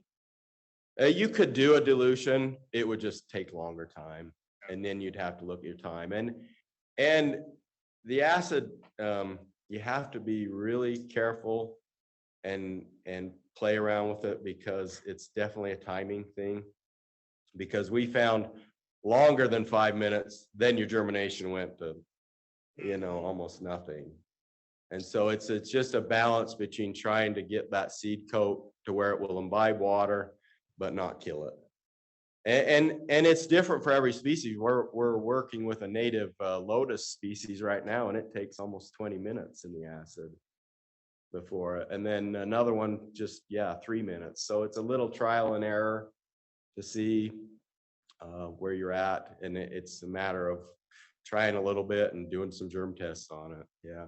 Now, Craig, we have a small mechanical scarifier. Right. And that's even pretty subtle. We don't need much seed because they're Yeah. small to do a good row crop. Right. But at the same time, very subtly, you can make talcum powder out of those seeds. If you don't know. Yeah, and that's the other issue too. Yeah, even with the scarification too much, and you've ruined the seed as well. So it's definitely a balancing act between trying to, and you can definitely with the sandpaper, if you have some magnification, you can look and see when you've got some scratches in that seed's coat and that it's going to imbibe some water. So it's definitely and even with the sandpaper, it's getting the pressure and not busting the seed all up. So it's definitely trial and error. We for changed sure. the grid inside a spin Yeah. cylinder. Yeah, speed and grit. So unfortunately, there's not one easy answer and say, yeah, do this and it's going to work for every species. And that becomes the difficulty. But hopefully, some of these, we've done some of the work, and this is a published paper published in 2015. It looked at 3 different, published by It's Bushman, if you want to look it up, but it was 3 different species that we looked at and different treatments on the germination. So another one that's very similar to the Dahlia ornata, Dahlia cerulea, as far as growth habit and what it looks like. A little bit different range on it. It's found throughout Nevada for sure.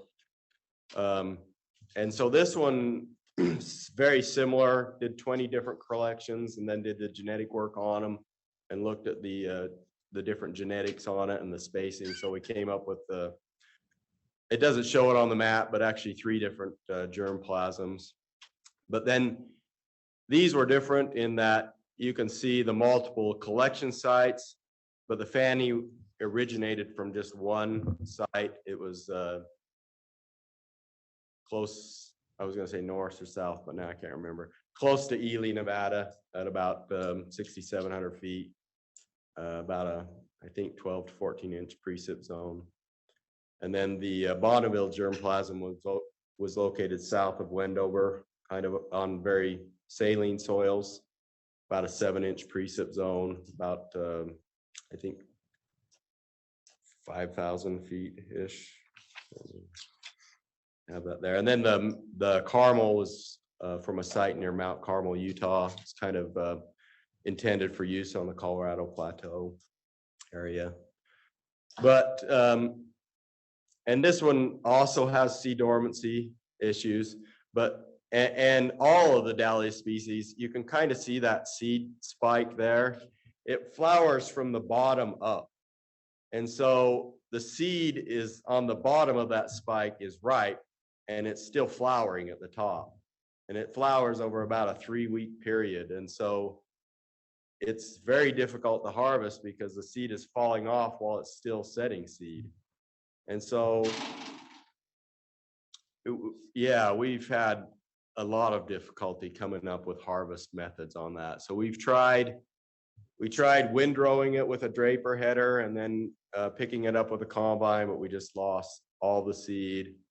We tried a brush header. Many of you are familiar with that. It's got a brush and brushes the seed and leaves the plant intact, but again, not seed. But actually the method that we found the best with the most seed was not when the plants look like this, but in the spring, they're mowed down flat. We went down, put weed cloth between the rows. And then when the plants grew, we just let the seed naturally fall off on the weed cloth and vacuum it up. It's very expensive and very labor intensive, but we saved every seed. And so I guess it depends, you know, what you need. Was the brush too impactful? Too impactful. It was just knocking the seed off. We weren't able to pick it up very well. So obviously, I mean, that one, the weed cloth worked very well. But yeah, I don't know how practical it is on a large scale. So we have played around quite a bit with direct combining. And we just try to hit it the midpoint where we've got the most seed we can get available, and it works pretty well. I'd say we're at about 60 to 70% the seed yield of what the weed cloth was. So it's a balance between labor and cost and amount of seed that you get.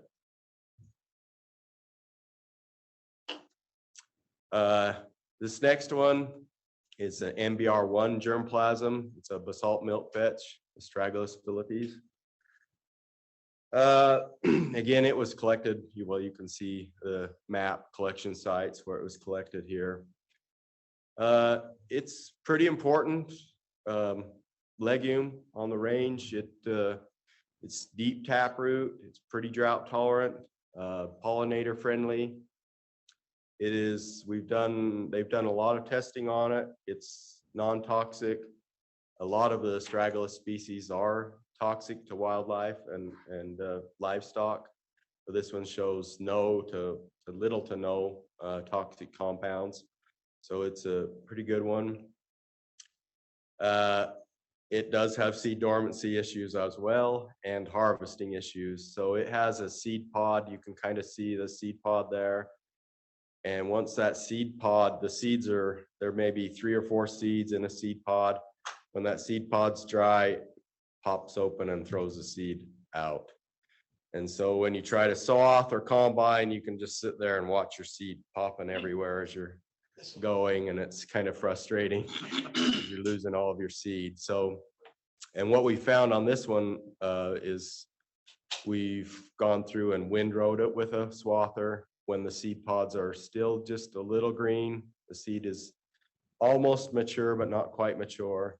And then we just combine it and take the whole seed pod and And then we take it back to the warehouse on the cement and let those seed pods dry out. And the seed will finish maturing, and we've had pretty good luck that way. So again, trial and error, looking at your different things. So now, this is moving on to maybe some of the grasses that we have.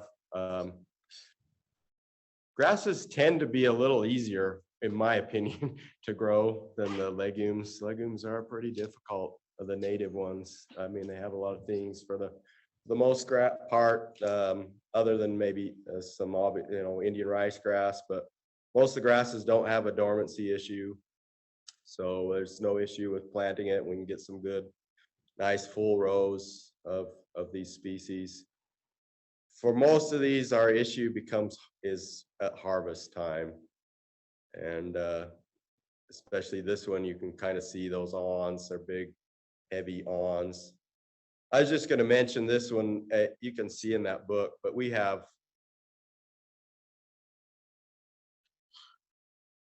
there's 2 more, so at least 11 different releases of germplasms of bottlebrush squirreltail. It's a pretty important restoration species, especially here in the Great Basin. It's one of the natives that we have that will compete with cheatgrass. It germinates pretty rapidly and quickly. It is palatable in the early stages. In the later stages, when it gets these awn developments, not so palatable. But we were mentioning about these different collections and how they do in different areas.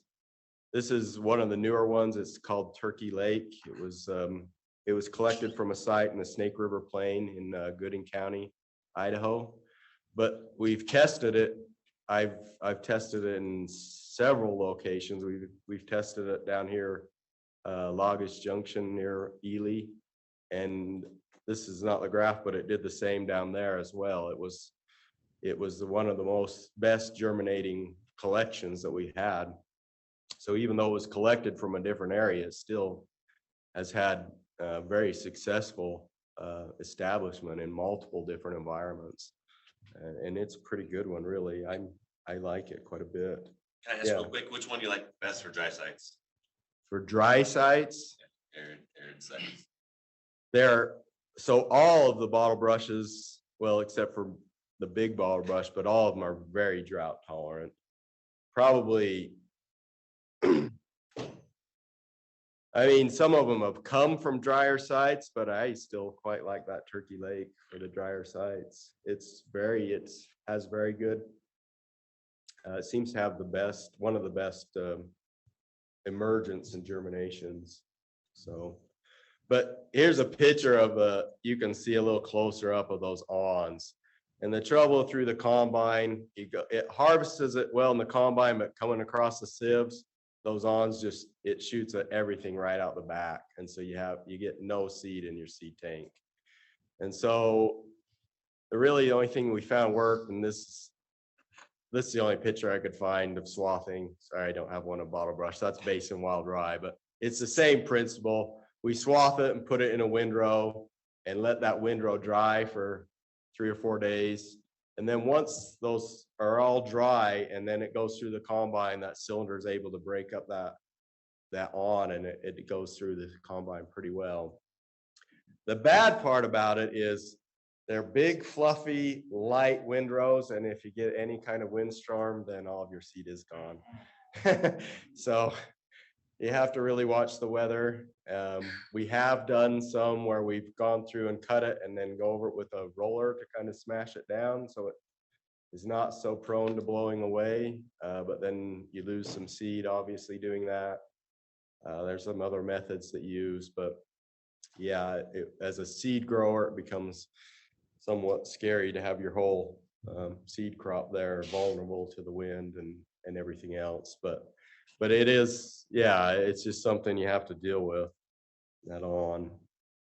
And then, so this is Columbia Blue Bunch wheatgrass. As far as anything I've talked about so far today, probably one of the easiest ones to grow from a seed grower perspective. Really not a lot of difficulty in getting seed and harvesting the seed. This one, I guess this graph here is just kind of comparing.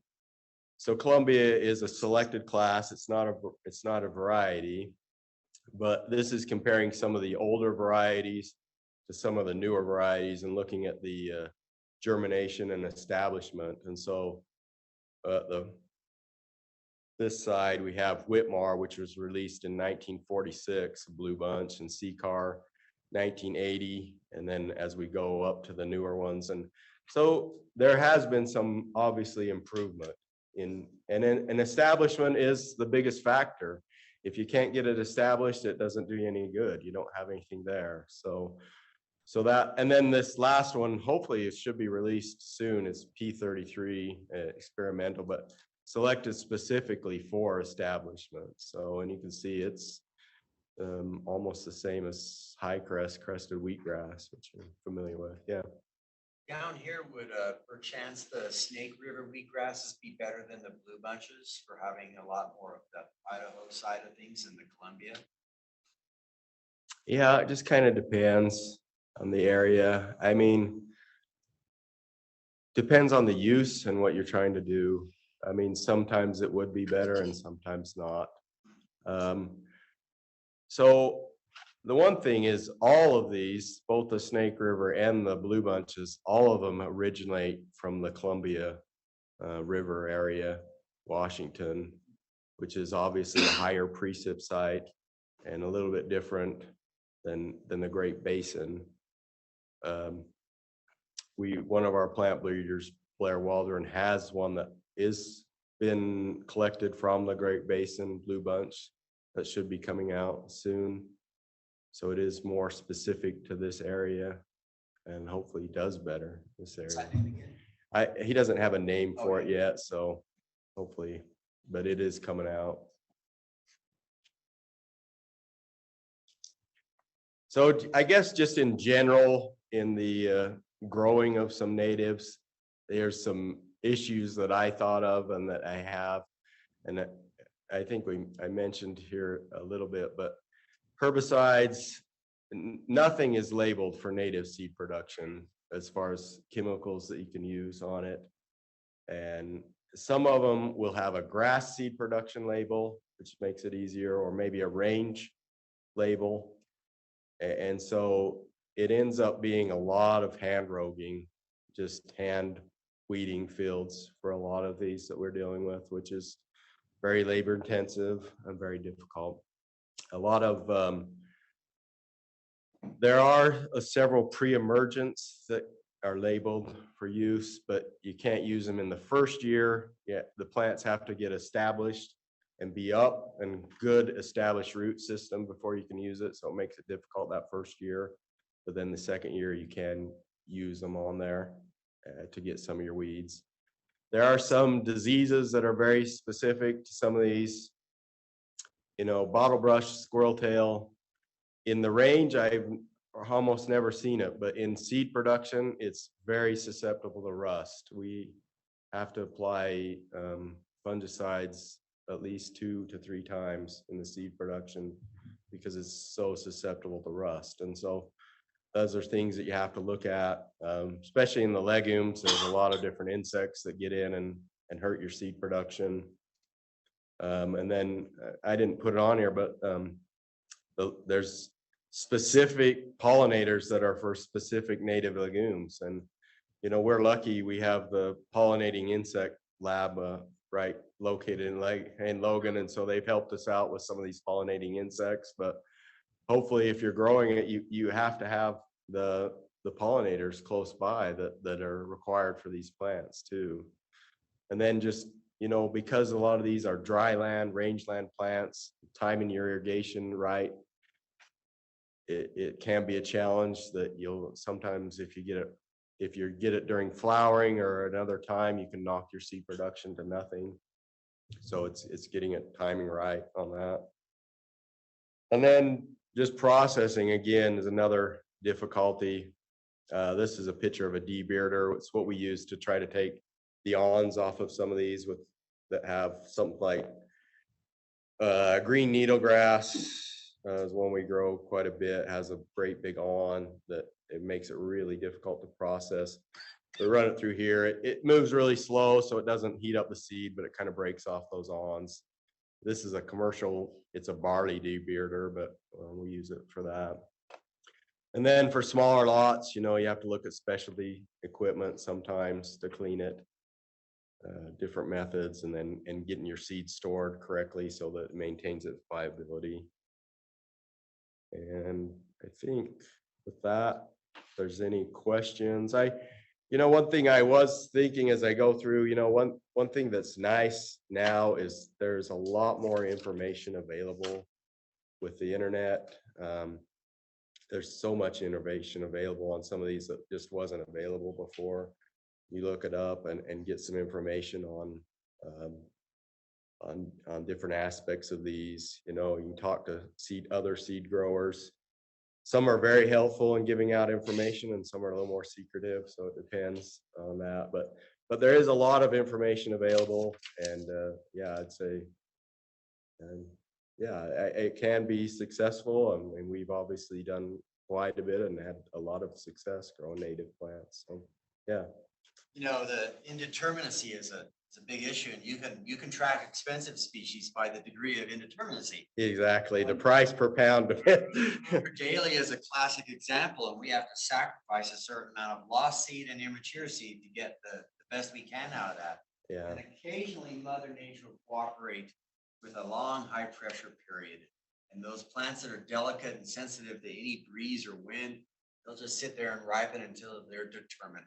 Right. That's a rare year. Yeah, and that's a good point. I think some of obviously the pricing on it and the cost is, some of it comes down to the difficulty of producing it and how much, seed you're actually going to be give off per acre has to be factored in. And collecting on the farm, why bother? Yeah. So. And then Craig, we do have a few questions online, but yeah. I think what we'll do here, we're running a little over now on time. We do have the panel discussion after this next speaker, so maybe we'll hold those questions. Yeah, that's fine. Yeah, I'll be happy to answer any questions. So, okay, thank you.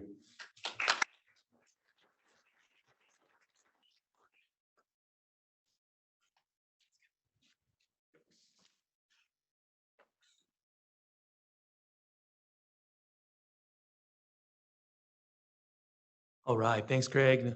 It's just a wonderful source of information there. So we appreciate that presentation, and we look forward to the panel discussion with you too. All right, so our next speaker is Kevin Baddock. Kevin Baddock is with the Nature Conservancy. Let's see. So Kevin currently works at TNC. His work is centered on applied ecology in the Intermountain West and Sierra Nevadas, using state and transition simulation models to help inform large-scale land management planning. So Kevin, if you're ready, go ahead and take it away. Hey everyone, can you guys hear me? Yes. Yep. Perfect. All right, let me share my screen and my slides. Share screen. Go back to the beginning. Are you seeing it? Oh. Okay, it usually helps if you hit the go ahead button. Starting. How about that? Is that better? Yes. Looks good, Kevin. Perfect. Well, thanks for the opportunity to share in some of the work that we've done. Apologies, I couldn't make it in person. I've had a lot of travel recently, and I enjoy being married, so I decided to not make the trip over. But yeah, super excited to talk about this work. So I'm gonna talk about some kind of forecasting and modeling work that TNC has led as a part of a pilot program. And I forgot to put the slide of who was all involved, but I want to give a big shout out to my TNC colleagues, Liz Munn, Tanya Anderson, as well as this work was funded through the BLM, specifically the headquarters, and we had lots of stakeholders involved from all different agencies. So I want to thank everyone. Your agency logo isn't represented. That doesn't mean that you weren't appreciated. I normally always start off with all this uncertainty thing, and I wanted to change it up and say, what are the things that we know are certain in the native seed market? And this will probably be things that you'll hear from other folks, but the need for restoration material is only increasing. You know, not only is the need increasing because we have increasing fires and increasing invasive species on our rangeland landscapes, but also there are new opportunities and new people recognizing that restoration is really important if we want to make sure that we have resilient working landscapes. And so things like the bipartisan infrastructure law and the Inflation Reduction Act, both of those have really pumped a lot of money into restoration. So we need to make sure that we have the right materials. So that's a certainty. The other thing that we know is a certainty is that resilient landscapes are diverse landscapes. So we need to have restoration materials that match those ecological factors and trying to increase the diversity that we have on the landscape.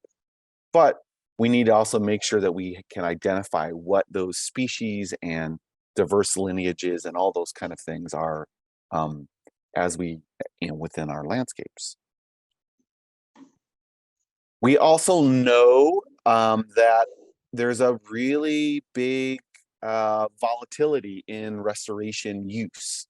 And so restoration projects, by and large, within the West and particularly in Nevada, are driven by wildfires.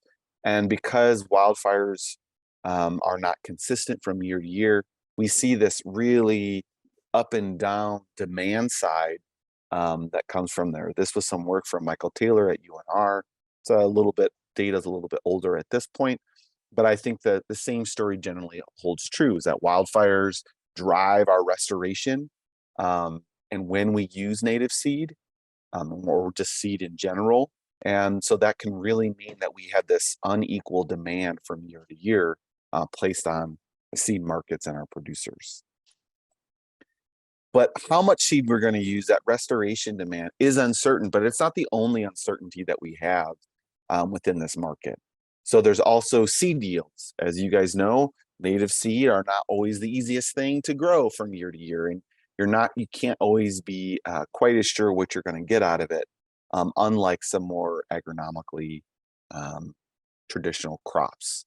The other one that's kind of an uncertainty is technical information about different species, different cultivars, different varieties. There's a lot of information that goes into these, into growing these things. I don't have to tell this group that, but that information is not always available, and it's not always available throughout the entirety. So we may know how to collect and grow, but maybe we don't really have a great grasp on how to harvest. And so understanding why a particular species or a particular germline isn't grown commercially or isn't more widespread means that it doesn't always, just because it's not on the market, doesn't mean that we actually know what are the barriers that are causing that particular lineage to be represented in the market. And so we might have to do some work in order to understand what are the ones, why isn't a species that has a lot of restoration isn't necessarily there. But the other thing that we've been kind of seeing is that the native seed market is kind of been having its day. So the native seed market is a growing concern. This will be my only plant-based pun that I will do, I promise you. But you have to do one, I think. And so myself and a few other folks that are represented in the room were just at the National Seed Conference. It was originally, they thought there was going to be about 200 to 300 people. They had to cap it around closer to 500 people. And so I think there's this growing understanding, not only among practitioners, but also policymakers, legislation, and things like that are realizing that restoration material is really needed. And like I mentioned before, the BIL and the IRA, both of those things are providing new funding sources for both restoration and native seed production. Along those same lines, the National Academy of Science, Engineering, and Medicine just wrapped up and released an assessment of native seed needs and their capacity for their supply. And so this looked at the native seed market across the United States and tried to identify what were some of the factors that cause our current state, as well as what are the other factors that could be done in order to improve the native seed supply. Lots of good things. It's a super thick document. Luckily, they have some good summaries, so you can kind of, if you don't want all the nitty-gritty details, you can look at some of the conclusions and recommendations. And I pulled out a couple here that I thought were particularly relevant for this forum. So conclusion 4 states suppliers view unpredictable demand as a leading challenge. So they recognize that. So in their kind of survey of folks, suppliers highlighted the fact that we don't know what the market wants from year to year is really, really tough, and to make kind of long-term investments in growing. Another conclusion that they found was that difficult to grow and lack of stock seed from appropriate seed zones or locations are top 2 technical challenges. So understanding that there are some species that just don't produce or are harder to produce, as well as getting the right seed in order to make sure that you're growing from the appropriate seed zones to match up with that restoration demand. So those top 2 things. Other recommendations that this report found were that there really needs to be better communication and better information sharing among partners, and partners across the whole spectrum of the kind of native seed arena. So we need better communication from suppliers and producers to the folks that are actually implementing this on the ground, and everyone in between. The other thing that they recommended is that we provide better tools so that folks have access to information and data sharing and all of those good things in order to better understand and better prepare. Another thing that I won't get into so much in the work we do, but I'm sure other folks will kind of touch on, is that we need to not just focus on getting more seed. That's often the thing that you hear, is we just need more seed, but really we need more infrastructure. And when I say infrastructure, I mean the actual machines, the actual buildings and equipment, but also the actual people for a whole seed market. So the native seed, the seed market cycle needs to be populated and filled in all the way around, and not just to say, hey, we just need more seed. We need also more people who understand how to use seed. We need more people that can clean the seed and the equipment that goes with there. And storage is another big one. All of these questions and recommendations and conclusions most of them that have come out of that report were ones that actually here in Nevada, we recognized were issues a few years back. So even before kind of this national movement has started going, so the national seed strategy came out in 2015, and that certainly kind of helped jumpstart this conversation here in Nevada. So some state, federal, and nonprofits have gotten together, and we created the Nevada Native Seed Partnership with a vision of having a partnership of having Nevada increase the availability of genetically appropriate seed to restore diverse plant communities and sustainable landscapes. There's a website along the bottom. And along this thing, we bring in research, and the NNSP is really involved in all the different aspects of that native seed cycle. And how do we get more native seeds to be grown, to be cleaned, to be stored, and to be used on this landscape? And NDA sponsoring the Seed Forum is obviously a big partner in that, as well as the federal agencies like BLM, Forest Service, Fish and Wildlife Service, and other contributors. So also there's the website along the bottom. I should have thought about how to use a QR code so that people could snap a picture, but I'm not that technologically savvy to know how to get a QR code for that. So apologies. So all that, enough context. So what did we do? So for our seed assessment, we really had 3 goals that we were trying to achieve. The first was to create a seed menu, and we ended up working with the Carson district. So we wanted to create seed menus for different vegetation types within the Carson city boundary. And it was important for us not to just look at BLM, even though BLM was the funding agency, but we wanted to kind of look at most lands or, you know, major lands holders and managers within the boundary. So we wanted to make sure that we reached out to DOD, to tribal partners, to Forest Service and other folks there, so that we can try to get an idea of the bigger picture and not just what was going on BLM lands. From once we had the seeds menus created, our second goal was to forecast the seed needs for this area, which was about 14 million acres for the next year. So try to get a rough idea of what seeds could be used where and how much seed of those seeds would we project within the next 10 years. And so we can start to answer and start to get at some of these questions. The lastly, you know, this was we went slow so that hopefully we could pilot a project that could go faster the next time around. And we really wanted to make sure that we took our time in order to create a framework that could be exportable to other places. So, you know, we did have a big diverse group of stakeholders that were helping to contribute to this work. And we realized in that process that we were going to have to balance a lot of perspectives, objectives, and goals among all those things. So this is just a good reminder here that there was a lot of different things and inputs and suggestions that we had going on.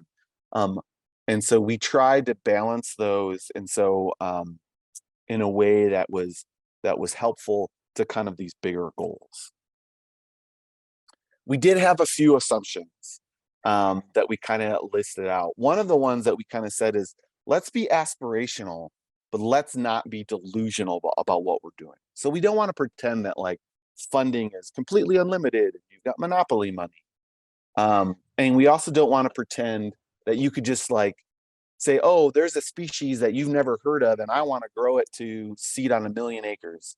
That's not where we wanted to be. But we wanted to say, what are the seeds that we really want to use versus what are the seeds that we currently have? When we looked at talking with partners, there's a lot of kind of looking at, well, what were the seed mixes that we've used in the past? And while that's really informative, we wanted to kind of break that mold and said, okay, well, what seeds do you actually want? Because maybe if we can identify what seeds we actually want, we can start to identify what are those barriers and find ways to get those on the landscapes. I will admit that I kind of had a blind spot here and I didn't do seed source initially within this initial one. So there was no accounting for kind of what seed zone these things were coming from. And that was probably a mistake. And in further work, we're going to try to incorporate that. Because of who we were working with and where all of our seed rates were aerial broadcasts. And that, again, that just was a decision we made, could easily be changed. And then because of also where we were working, everything was really, really driven by post-fire seeding. So we focused on that, but you could certainly include reclamation or wildlife or any other project that you wanted to kind of come up with these forecasts. Okay, so what do we do? Step one is that we created a priority layer. And these were kind of what drives your seeding decisions. So we came up with 5. One of them is just like a catch-all. We had this local authority, and this is where we're respecting policies. And normally this meant having native species only within your kind of seed mix. Again, wildlife area, or sorry, wilderness areas are an example of where this was kind of used. Then we started to look at some other considerations. So were you in a wilderness urban interface area? Were you in a woody area? And so the changes that we made there is because we're trying to reduce flame lengths and fire risk, we actually didn't include woody species within those woody buffers. We had a wildlife concern. And so we tried to maybe increase diversity, but also increase fire resiliency. We had a degraded one. So this was if you're not in woody, but we're really looking at competition against annual grasses, in particular cheatgrass. And then again, we had this baseline, which is like, okay, you didn't fit in the other things. We'll just call this baseline. After creating those priorities, we needed some way to kind of map this landscape. We looked at different data sources, but then we ended up using the disturbance response groups that Tamsin's group has kind of put out there on the landscape. For those of you that are unfamiliar, it kind of, you start with the major land resource areas, the MLRAs. I'm going to do abbreviation soup here. So you start with the MLRAs. Those get kind of scaled down to ESDs. The ESDs then got further kind of grouped in the DRGs, and then you get those. And then we took similar DRGs and combined them to form seed groups. So it's this continually stepping down. Again, we're stepping down with, well, how do we use this in a seed context? So seeds that have kind of similar dominant vegetation, those might be grouped together. Whereas ones that have very different, maybe some similar species, but are, don't have the same similar herbaceous species, but don't have the same dominant woody species, those might get lumped into another one. So in that process, we ended up with 21 seed groups across this 14 million acres. And then when you combine that, when you say and I should say that 2 of the seed groups didn't have, those ones where we just said, these are kind of outside the scope of what we want. So we're not actually going to recommend any seed menus for those ones. But when you look at the combination of seed group and priorities, we found that there were about 95 seed menus that needed to be created to represent across our whole landscape. So that's how we kind of created our wall-to-wall vegetation. Lots of numbers on this slide. This is just to show you the percentage of the area of our individual seed groups. So you can see, like, our biggest one was seed group 9, represented about 34% of the total area, represented about 36% of the BLM. So we have some slight differences depending on if we're looking at the whole landscape or just the BLM, as you might expect. And then we have some that are really, really small, like that, seed group 20, which was one where we didn't create any menus. You can see, like, it barely touches it at all. Once we had our seed groups, then we started to populate our seed menus. And so you can see the 5 different priorities that we had. And here are some kind of simple bulk rate assumptions about what seeds may go where. You can see that they change a little bit depending on what your priority is and things like that. I don't think that these are perfect seed mixes, and they shouldn't be used as perfect seed mixes. This is mostly just a way to start the conversation and a way for us to, again, kind of get some idea about what the forecasting needs may be. Once we have our seed, we have our seed groups, we know what seeds we want to put where, we know kind of into those seed menus. Now we got to figure out, well, how much seed do we actually need? So I took a pretty simple approach. I just used the past to kind of project into the future. And so you can see that each point on this graph represents the number of burned acres within our project area for that particular year. So some years are really big, some years are really small. And then what I did is I just took that linear trend, because we are seeing an increasing fire trend right now. And for the next 10 years, I just put it along that trend line. Obviously, that's unrealistic. We're not going to hit that line probably ever. And some years will have 0 fires, and then other years will be really big. But what this tells us is generally over the next 10 years, what is the kind of average conditions? And we might be able to use that to think about what the seed market, how the seed market needs to respond. Once I had my total fire, then I kind of used the past to predict the future. I said, well, based on fire, the acres burned, what percentage for each year burned in the different seed groups that were represented? And so that's where this data comes from. And so over here so you've got your seed group, and in the middle column is the percentage of the landscape. And then it has that seed group, and it looks at, well, what percentage based on the past has that generally burned? So for example, we can see that big one that I pointed out earlier, that seed group 9, represents about 34% of the landscape, but it only represents about 11% of the burned acres within the record that we have. Means that, yeah, that represents a really big area, but in terms of restoration, we actually may not need to focus on species within that seed group, because it doesn't burn quite as frequently as some of these other ones. Again, even though the sizes, even the land distribution, the land footprint is very different from the burning footprint. So what did we find? Again, based on including all of our assumptions that we got in there, we found over the next 10 years at a aspirational but not delusional seeding rate that we would need about 5.5 to 7 million pounds of seed. Again, that's in bulk over the next 10 years. I think some key things to look at are, okay, well, these are the top 10 species by occurrence that we found for the next 10 years. So if I were a seed grower, if I were someone trying to jumpstart the seed market, I would look at some of these big ones, and you can see that these natives, kind of some of the heavy hitters. One that is a little pretty aspirational is the Thurber's needlegrass. I've been told that the harvesting is a really big issue because of its awns. And so this is one where it might take some more investigation to figure out, can we find a way to overcome that harvesting barrier so we can get this to be more a part of our environment, of our restoration plans. You can also see that we do have some non-natives that are included in here. Non-natives are a current practice, and we didn't see that going away, so we wanted to represent that. So there are some non-natives that are represented in here. Just a different way to kind of slice this data, we found 40 species that were kind of prescribed in our seed menus. Again, we kind of had this, of the 40, like Indian ricegrass, again, we found 95 combinations of priority and seed menus.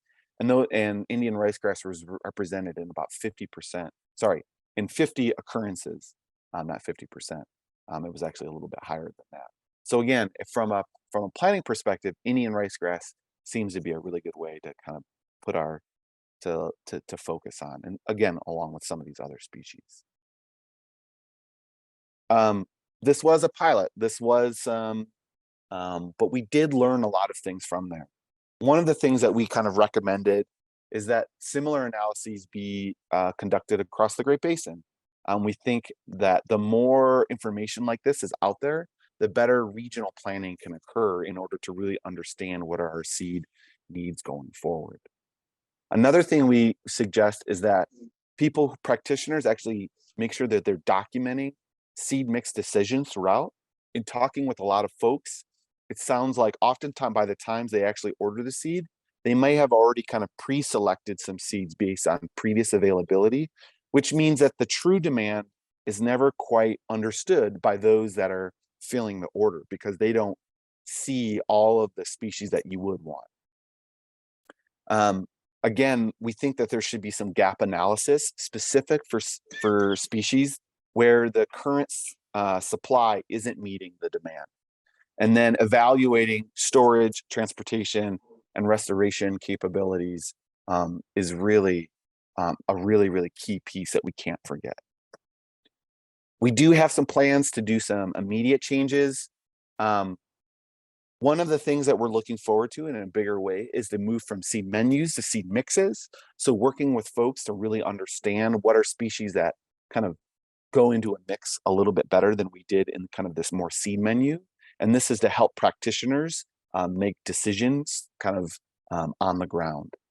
We certainly are going to add provisional seed zones or some other way to look at where should seeds actually be collected. We have that data, we just haven't had a chance to incorporate it.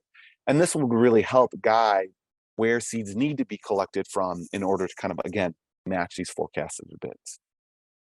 Initially, we didn't do too much with forbs. And I think that's one, when we think about a diverse landscape, including more forb information, really needs to be out there. We can do this framework outside Nevada. DRGs are currently only available in Nevada, but I think there are other data sources that you could use in order to kind of overcome that problem. So if you're interested and you're outside of Nevada, we can figure that out. And then we also need to think about things like, well, where are seeds most appropriate? Where is outplanting most appropriate? Where is drill seeding? And some of those other pieces that we know are really important to go from there.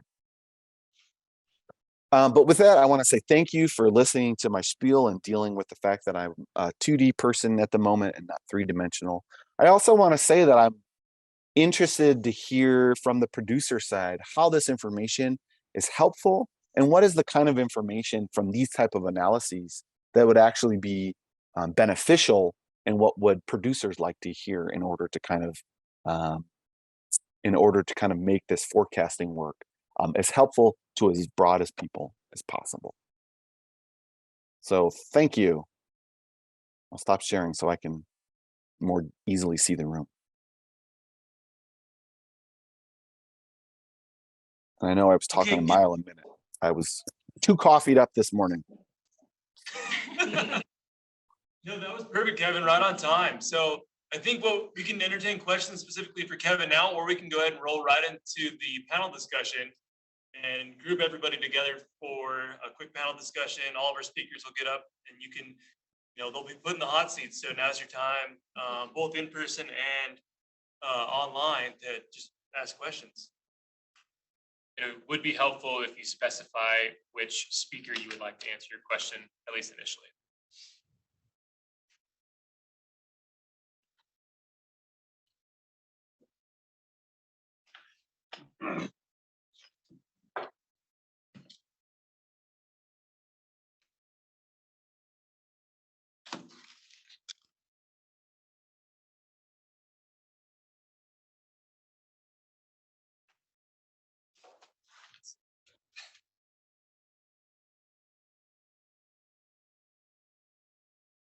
Okay, so we can start here in person if we'd like to, if anybody has any questions for the panelists, the distinguished panelists up here.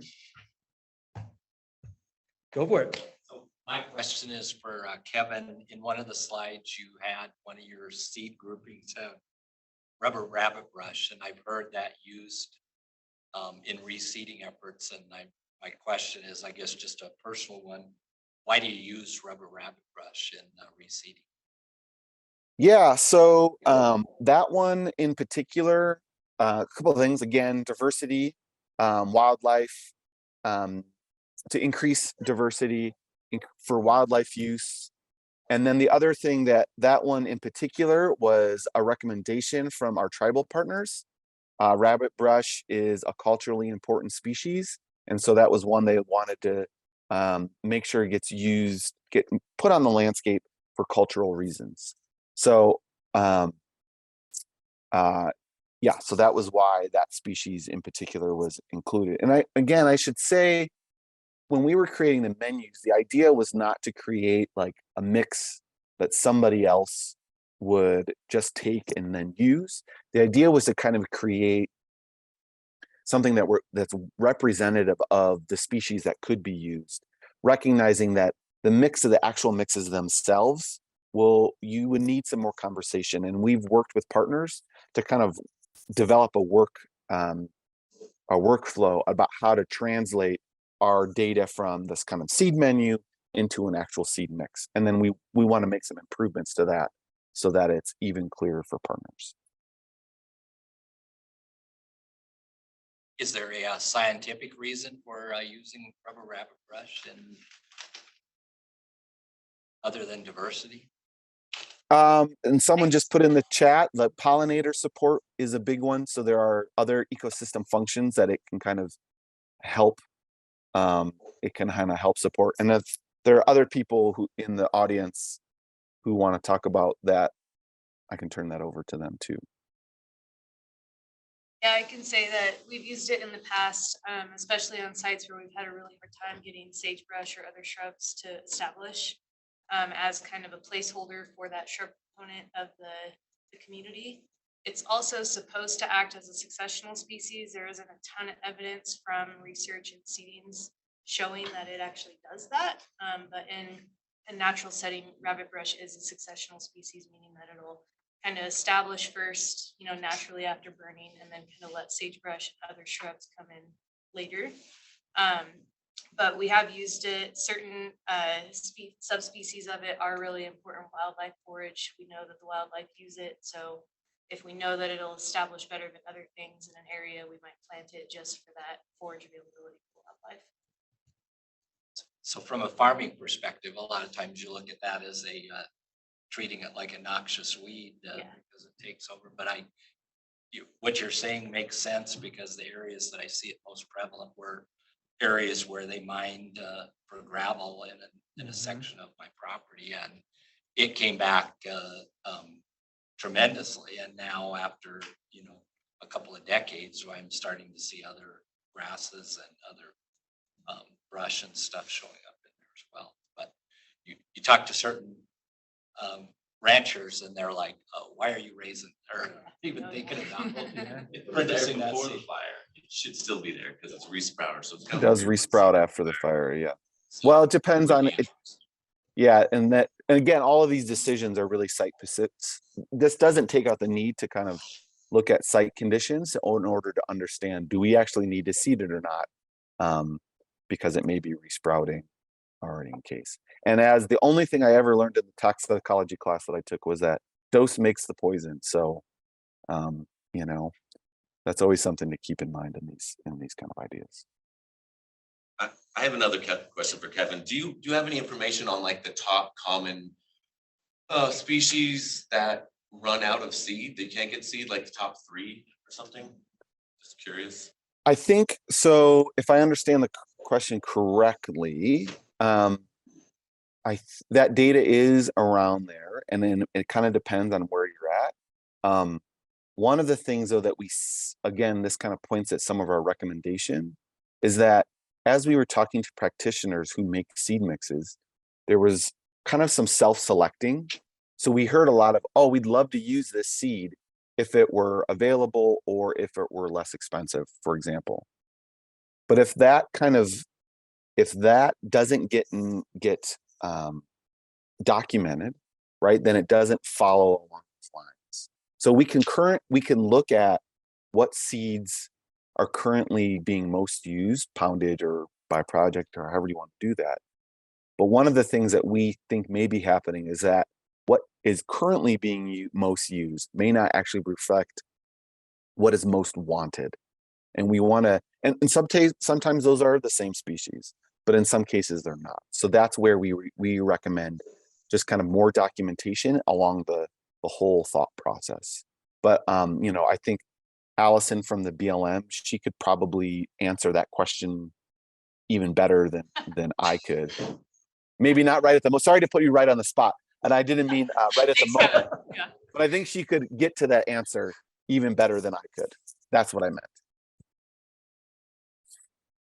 It's up to you, Allison. Do you want to speak to it now, or do you want to go ahead and wait until? Yeah, I mean, everything Kevin said is true, which is, we put in these project seed request forms, and Brittany knows this as well. Like if you in your mind want needle and thread grass, but there's no chance you're going to be able to get it, or maybe only get 100 pounds, then in your mind you start switching and you never write it down because you can't even get it. So how do you capture that without documenting it? And it's a lot of just like anecdotal, talking to people, hearing what they want. And I'm partnering, and I'll talk about this in the afternoon, but we're partnering with BLM Warehouse to kind of change our seed request form to get sort of people's wish list and then their actual list. So we can start requesting people's actual wish list, if that makes sense.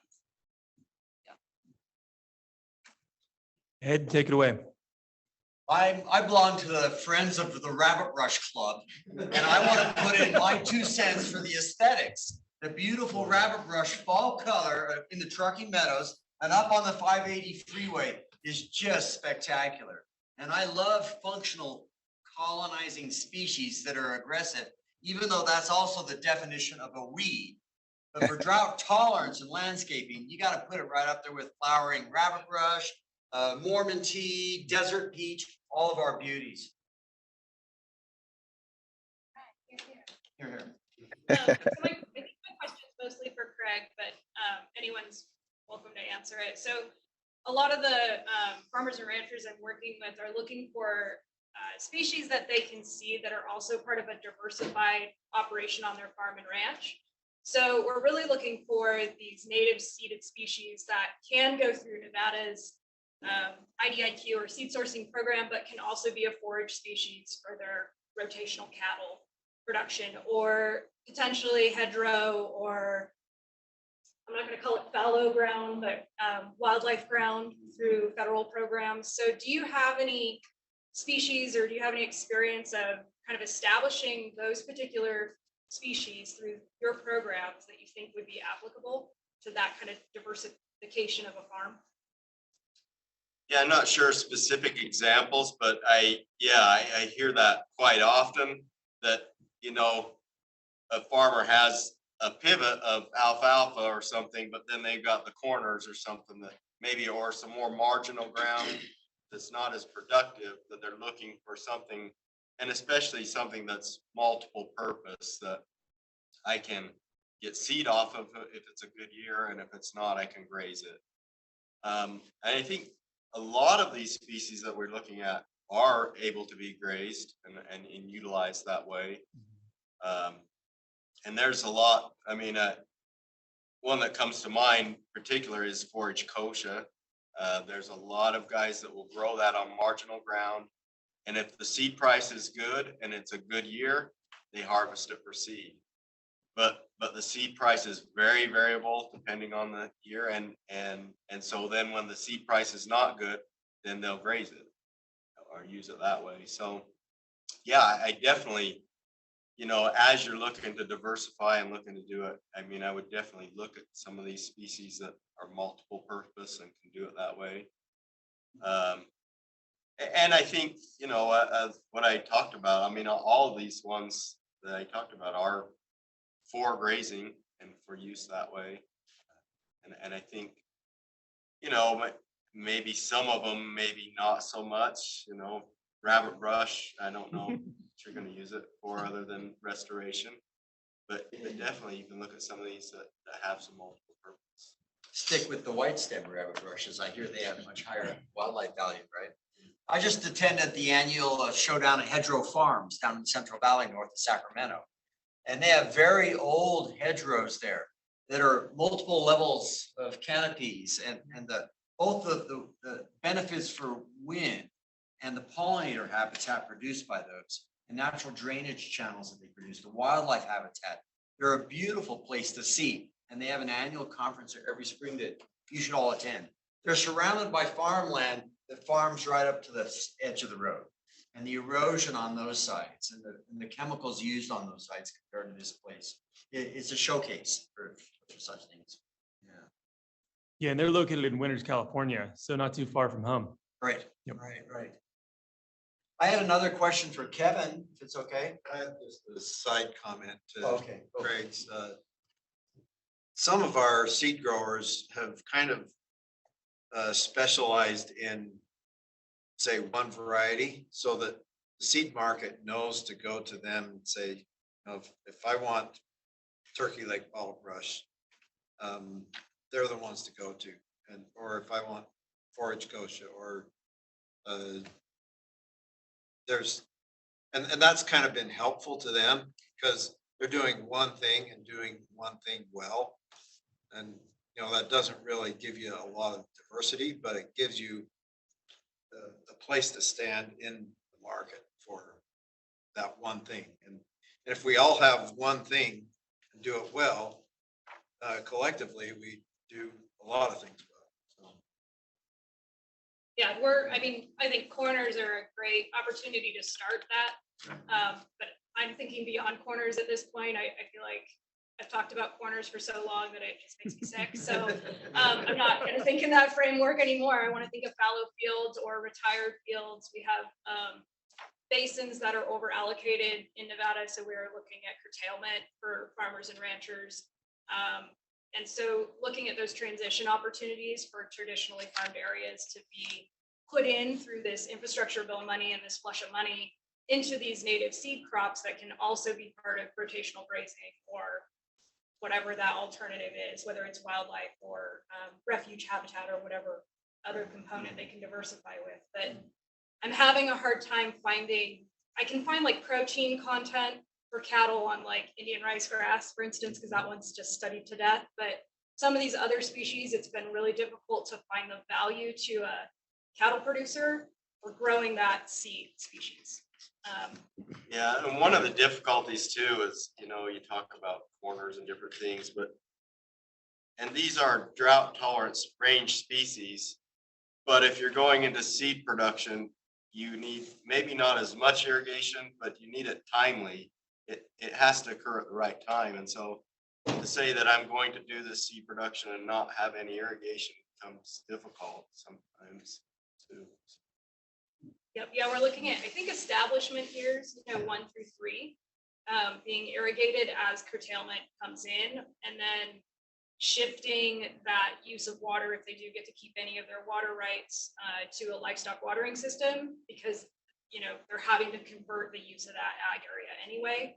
So instead of it becoming desolate or abandoned or homes, looking at those alternatives, and then how do we as conservationists keep these open spaces and these farming spaces as part of our culture? There are some work. I was just going to say there is some work being done in kind of the Burns area on some native seed production and looking at actual water usage. I haven't seen any results, so I don't know where they are in that process, but I heard some that some folks up there were starting to look at what actually was needed in order to, because we talk about water savings as a potential benefit, but we don't necessarily have that quantified for a lot of species. So there is some work, hopefully that'll come out relatively soon about what the actual water savings is. Several years ago, a rancher out in Smith Valley approached us about his corners. And he wanted to know if we wanted to buy his Indian rice grass seed. And he brought us a couple 1-ton totes, rough out of the field, Indian rice grass seed, which we promptly cleaned down for him. But the timing of that was a glut year. It wasn't worth $5 a pound, $6 a pound. We gave him $2 a pound for those totes. And that wasn't enough to encourage him to think about continuing. And if only it was today, the same totes are worth gold today. Yeah. So market volatility is a big thing. And one of my questions for you, Kevin, was related to fire seeding. And you were just back at NASM, and I was quite curious if anybody brought up a new juggernaut in the room. But we're watching the issues with the Colorado River and the landscaping of the big cities. It's an existential question that their landscaping practices down there have to move towards drought tolerant, which for us up in the Truckee Meadows, you're well familiar. We've been working on common areas in the Truckee River for years and getting rid of in the watershed of traditionally mowed irrigation and putting it back into native landscaping. And that's been going on ever since the utilities started giving everybody water meters. And I can't imagine that there's not going to be an explosion in the market for Phoenix and Tucson and Vegas, LA, Palm Springs, all the cities that are dependent on that Colorado River water. We're looking at it right now. Are they going to still be cities in the future? Right. Yeah, I mean, I would say for our analysis, we had those priorities, but and we made the decision about only really looking at post-fire seeding. But I think that those decisions about what your priorities are and what drives the market are going to be really dependent on the regions that you're looking at. One of the other couple other interesting things that related to this that I learned from other places, for example, in Iowa, there is I believe I'm probably messing this whole thing up, but you'll get the gist of it, is that Iowa has a state regulation that says that any highway, state or federal, has to be the edges or whatever have to be reseeded with natives. This is mostly for like a pollinator perspective and things like that. But what that has meant is a huge influx of resources into the native seed market, because there was this statewide regulation that really mandates locally appropriate seed. And so when you look at collection sites and species that are represented, Iowa has this like really full map. And then you look at all the states that are surrounding it, and they either use seed from Iowa that's similar to theirs, or they just don't have it because they don't have the same kind of enabling conditions. So I think thinking about, and this is things that like the Nevada Native Seed Partnership are thinking about, not necessarily state regulations, or state laws, but all these other enabling factors that are really contributing to the seed market question. And so I think your point's really well taken, that in some places, what's driving this native seed market may not be fire. or post-fire restoration. It may be something really different, and that's going to have some impacts about how we forecast and things like that.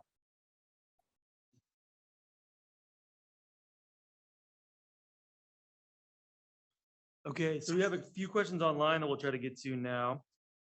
First and foremost, going back to mechanical seed treatments, this question is for Craig.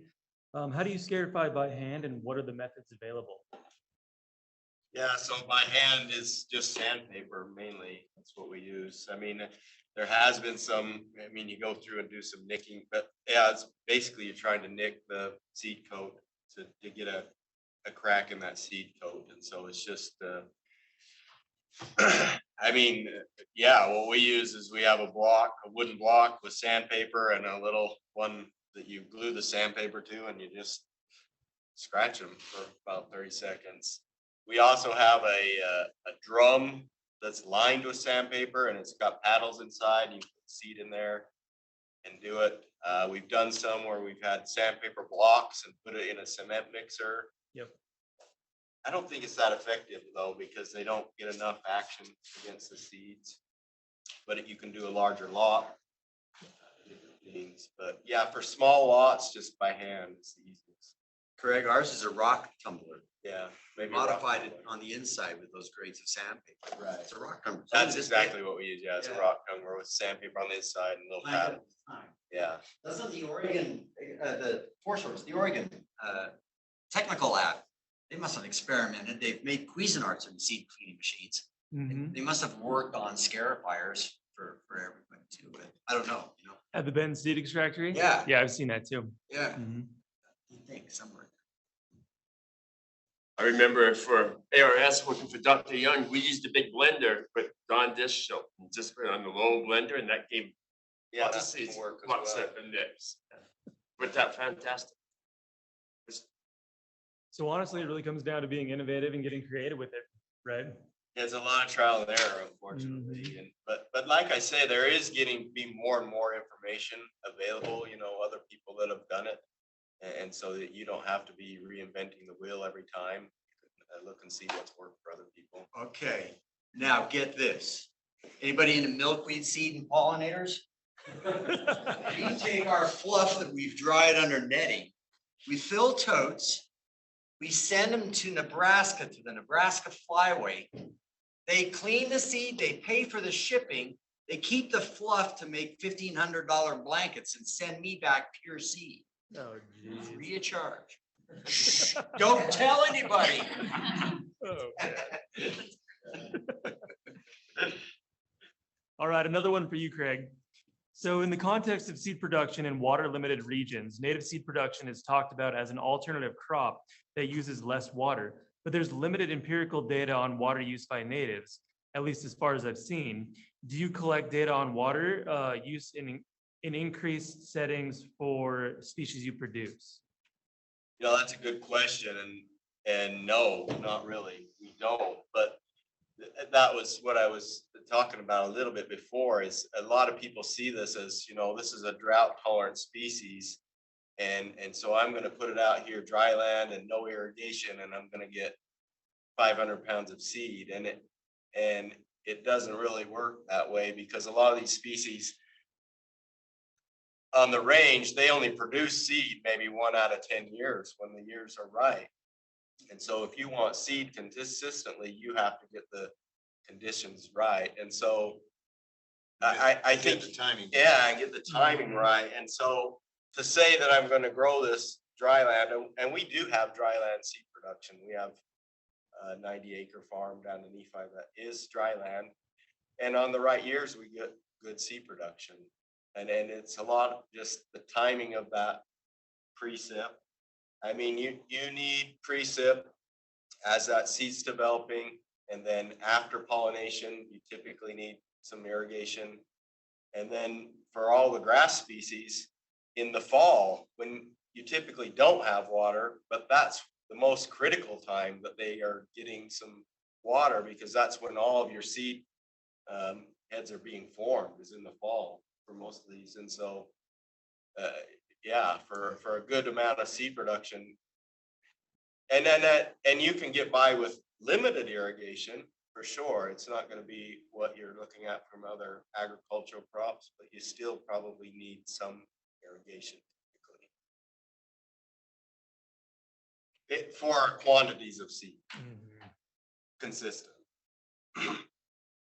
And then with that being said, what types of irrigation systems have the Forage and Range Lab used in trials? Sub-irrigation, overhead, flood, drip, and then are there certain systems that work better or more efficient for certain species?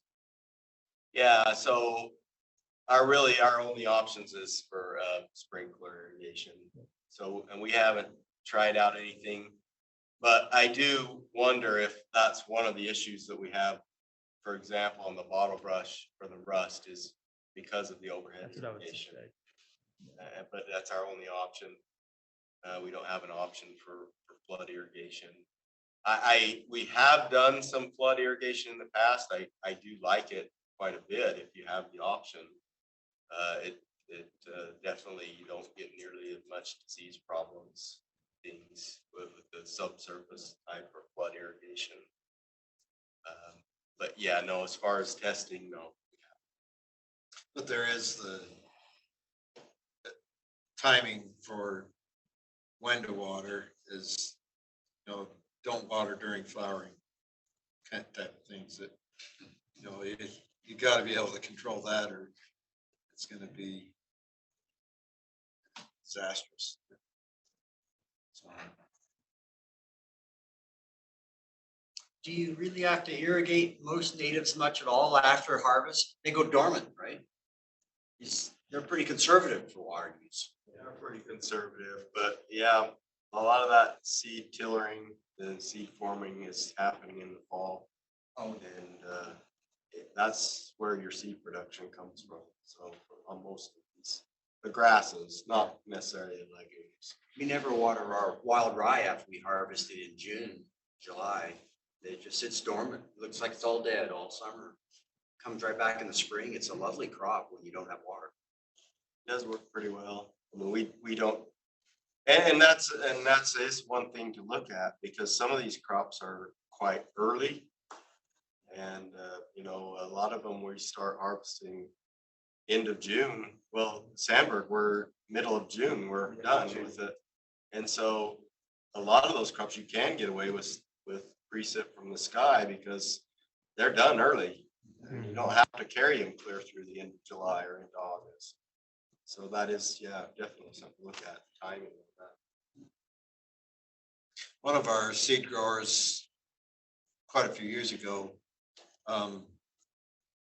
he was working on forbs and shrubs and he was basically said, I'm treating this stuff too nice. And he said, it's a good thing I live in a county where we don't have any soil.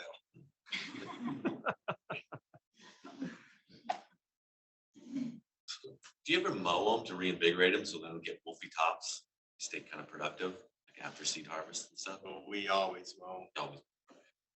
We always mow and we always take the aftermath off. Which is good and bad. You don't return the organic matter in, but you do get some disease buildup and different things if you don't remove it. So yeah, we mow and bale it and take it off. We don't.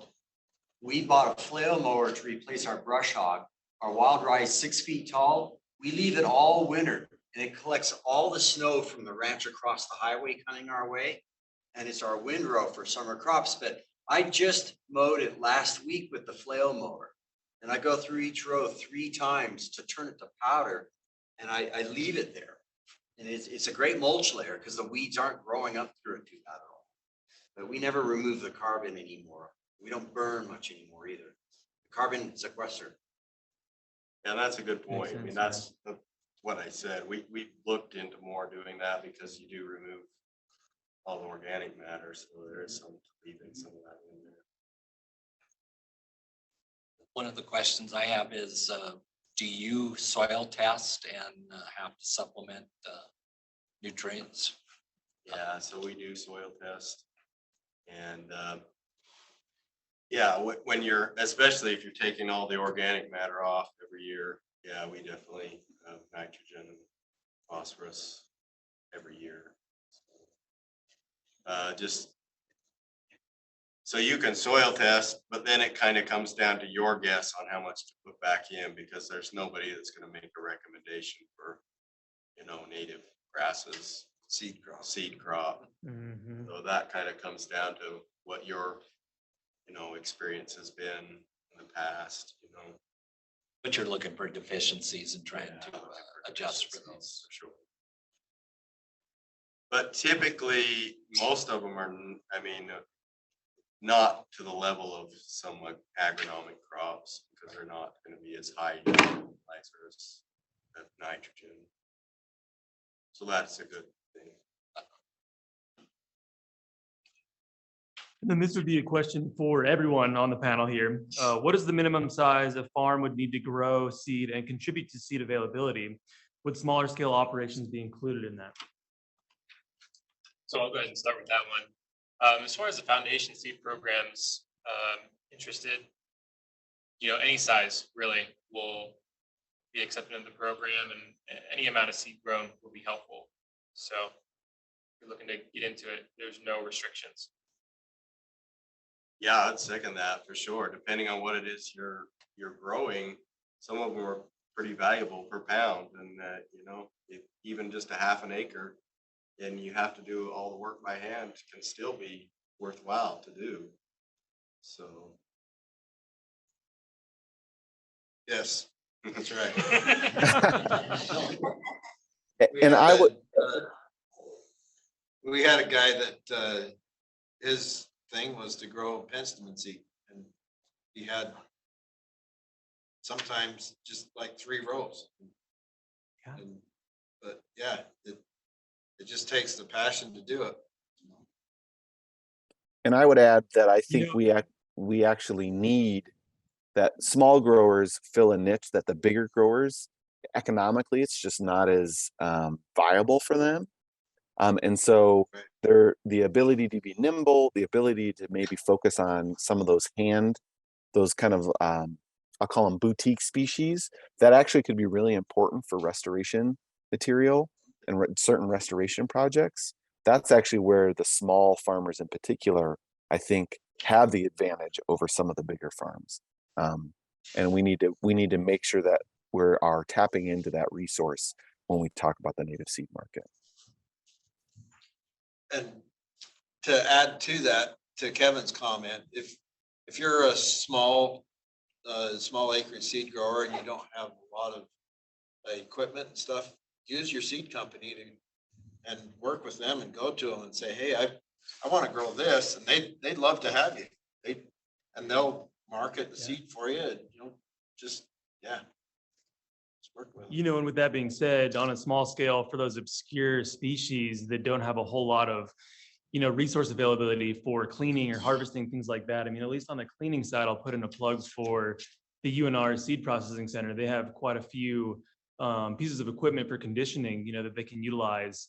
They charge a particular rate. It's fairly reasonable, but they can handle and actually process seed that's more obscure and harder to and more difficult to handle, right? So that's a major resource that's just available here in Nevada too. I would also say that that's where the Foundation Seed Program is a major opportunity here in Nevada. It's a novel concept that we're trying to start figuring out now, and we are requesting input from the community to let us know what species they're looking for, and we take that into consideration when it comes to what species we admit into the program, right? So if you've got a particular species in mind, let us know, and we can go ahead and try to incorporate that, right? Absolutely. That's why it's one of the questions on the handouts we have, or in the poll questions in Zoom. Okay, one more from the interwebs. So as a GIS specialist for FinB, TAC, and ELCO, do you think we need to gain more data over larger areas of planted native vegetation to manage it better? How do we track the planted native vegetation as of today for those bigger acres or areas? That's a tough one. So it really comes down to monitoring, right? Yeah. I can talk about Allison. BLM. You're like looking at me. I know. Yeah. So Right now, that monitoring is done kind of on an agency by agency basis, and they'll do it in a couple different ways. So we have, for instance, the AIM data set, and that's like a landscape sort of data collection effort. And it's not just monitoring post-seeding, but it does, a lot of it falls on post-seeding. NDOW also does the same sort of rapid assess or rapid sort of, I don't know what you guys call it, but but you're also like tracking kind of post-treatment to a certain extent. But I mean, that is somewhere where we're lagging in a big way, which is monitoring what works and what doesn't. So I would like to see more of that for sure. We do some of it, but I don't know how publicly available that data is, honestly, but it is internal. But we always need more data. So in other aspects of my work, we do a lot of remote sensing. I think it often comes down to making sure that we're matching up the scale of the questions with the techniques that are available to us. And then trying to find, as the technology improves and gets more precise, trying to bring those things together. And so I think my thinking is that, yes, we need more data, and having the data and working with folks who are used to looking at the big scale is really important, so that we can start to kind of bring these two different scales, because they can be very different scales when you're thinking about, you know, the success of individual plants versus the success of landscapes.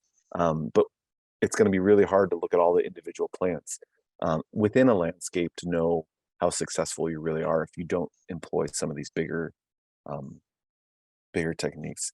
I would love to learn more about what FinBee is doing. So maybe I'll try to make sure to try to reach out and learn more. I would suggest too that the actual seeding effort is very important too when you're evaluating success. You know, if you weren't successful, maybe you were seeding in March or April, way too late, or maybe you're seeding when the ground was frozen. So detailed records that often don't seem to be included in this monitoring. So I think that's very useful. Yeah. This is.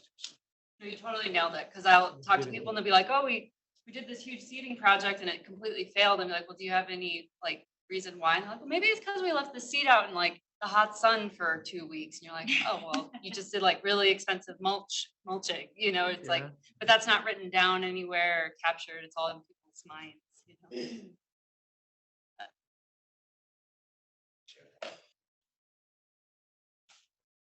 One last question for Craig. Do you know on the daily and the astragalus, if they're long lived, those look like neat crops? Perennials. They're not under seed production. It seems like they're not. I mean, I'm not sure on the range for sure, I think, but under seed production, we're definitely seeing a decline after about 5 or 6 years. I don't think they don't handle the traffic over them quite a bit. And yeah, we start with some plants for sure. So they're trickling in online. So this one's for Kevin. Do you have plans or funding to compare your seed forecast to actual usage over the next, say, 10 years? We haven't really thought about that too much. Right now, we've been focusing more about trying to identify species and barriers to those species that folks want but don't use. I think we could easily set up a framework where that type of work is done. That national report that I had mentioned, one of the call outs and recommendations in there was a lot more economic analysis. So we are putting on a proposal currently. Maybe it's submitted. I can't remember when it was supposed to, I wasn't handling it, so I don't remember when it was supposed to be due. But where we are matching up again with Michael Taylor from UNR. And so the idea is to kind of pair some of our more ecological analyses and kind of practice with someone who is more who's better suited to do the economic side, which that's not really my jam. And so I think looking at what our forecasted needs are and then looking at what we actually used, and we could do kind of a hindcast with the process that we did because we have fire data and we have those seed groups. So that's something that we could do to kind of, in a roundabout way, kind of test some of our assumptions to see how close are our assumptions currently versus the way things are done. But I also want to caution that I think we don't want to just, the royal, we don't want to just keep doing things the way that they have been done, because I think in order to achieve some of the goals that we've been talking about for these landscapes, we need to think harder about our process and try to maybe sometimes do the things that are harder to get done, to push for those things that are going to get harder to get done in order to really achieve that.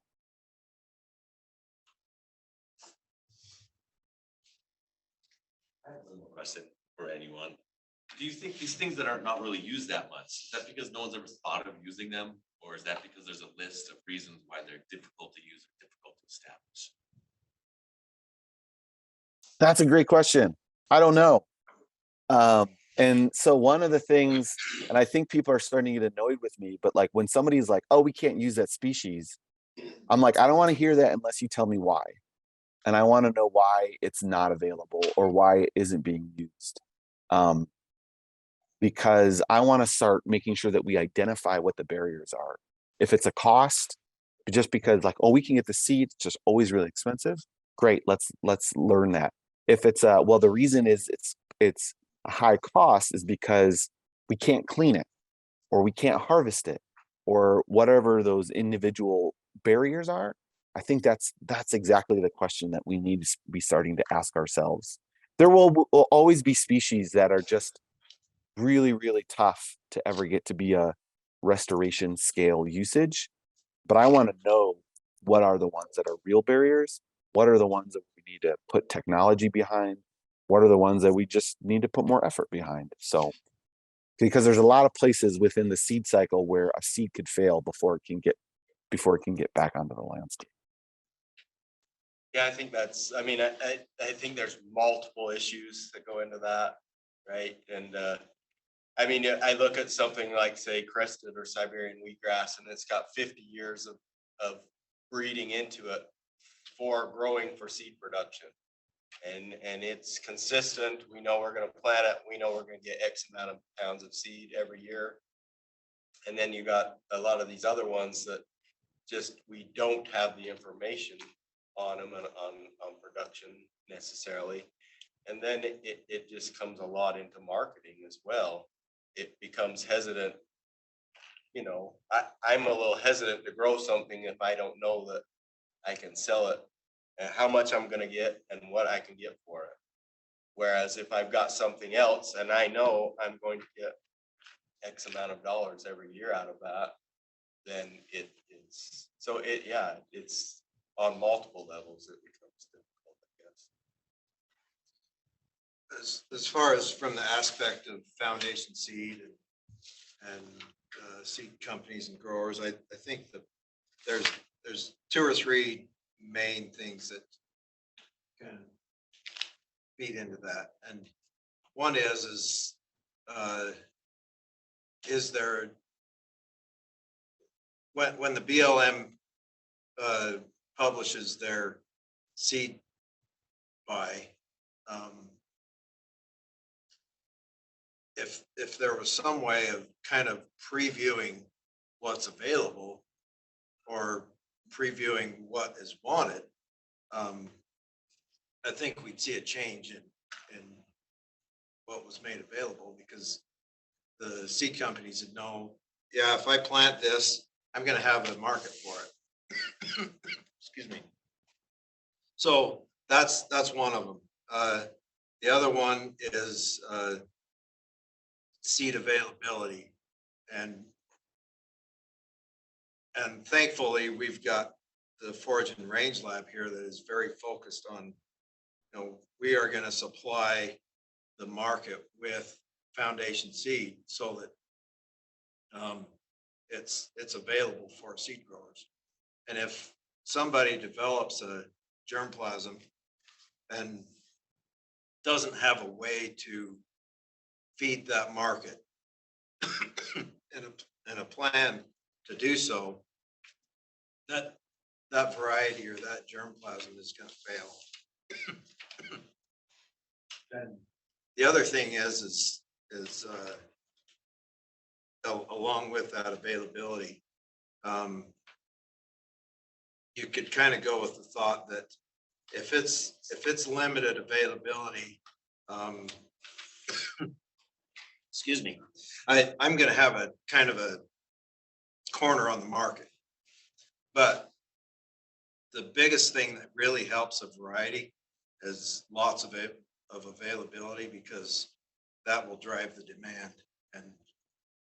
And so we've seen, if we have a big, a lot of seed available for foundation seed of a particular variety, and it's out there and it's going, it's really popular, and every seed grower that's got it is doing well with it. So there's a couple of things that drive what makes that happen. So. You know, most of my markets aren't asking for specific varieties. They don't know the difference between one and another. They're relying on us to pick the best one that's available, sometimes what's most cost effective as well. That all the contractors, the homeowners, ranchers, even a bunch of the agencies aren't really specific on varieties. Varieties come and go too. That they're going to take what they can get, and they want to see the dollar per acre, dollar per pound. I mean, I'm just thinking something like needle and thread grass, like awesome, great grass. I mean, how much effort should we put into making that a viable commercial product? Like no one's gonna want to grow it or clean it or use it. I mean, how much effort and resources should we put into that? I mean, I love it, but it's like, at some point, we have to concede that some things are just not gonna be an option. There's other options, and even as much as we like it. I don't know. Well, and that's one where the agronomic production part of it is a trial. And so we rely on wildland collected seed for feeding that. So green needle grasses are cheap. Native needle and thread grass is very expensive. And up in the Sierras, the high elevation needle grasses are explosively expensive. But they aren't going to buy the more expensive ones, but green needle grass isn't always the best alternative to sub in for needle and thread grass around here. They're not used to even using it. And one of the things that I would add is that I think some of this isn't just on the supply side, right? I think if there are some species that are just always going to be really cost prohibitive, then we need to rethink on the practitioner side how we're using that seed, and maybe think about different strategies in order to try to incorporate some of that high cost, low availability seed still back into our landscape without thinking about everything as, okay, well, do I have enough seed in order to put this over 5,000, 10,000 acres? Well, maybe you don't, but are there ways to still incorporate seed using other strategies? And I think oftentimes practitioners are limited by, what currently has been or what has been done, or policies that don't give them the flexibility to use the seed that is available to them in maybe the best way.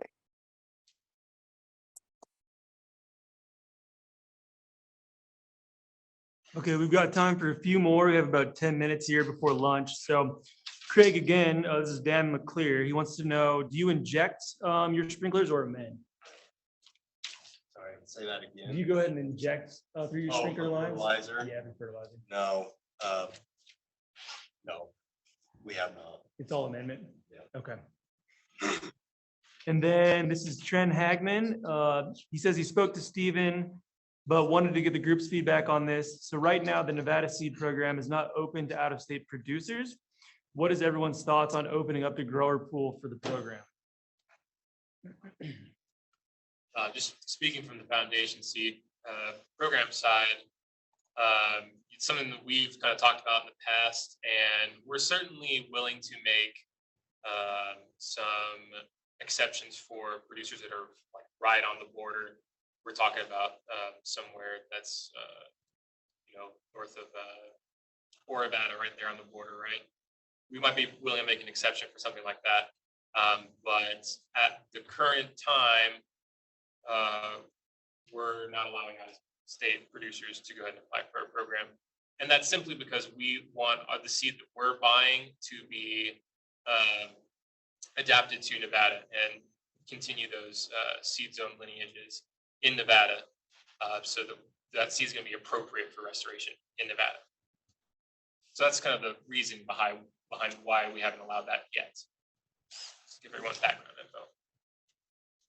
Yeah, you know, and I would say conceptually speaking, really the Foundation Seed Program is attempting to reinforce that new concept of utilizing locally adapted seed sources as they relate to seed transfer zones, right? So we're using the seed transfer zones as a backbone of the Foundation Seed Program to try to distribute seed appropriately to, you know, producers ideally within the Great Basin, but limited more so within the state of Nevada, right?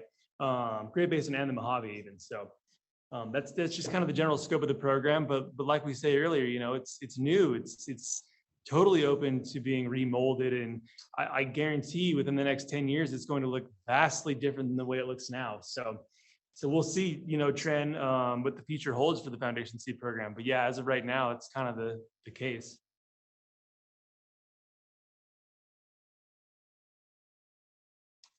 Okay, real quick.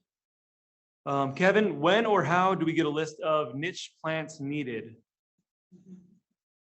I would say from a okay, I'll do this question in two phases. I think the bigger question, the bigger point is that right now we don't have a great source, right? So I think that's one of the things that we're trying to identify with these kind of forecasting and other work that other folks are doing in order to have better information within the seed market. And so that there's more clear communication between users and suppliers, because that's how markets function.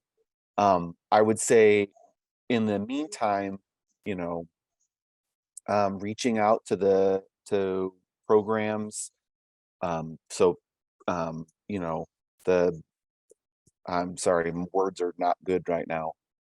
You know, seed sellers, right?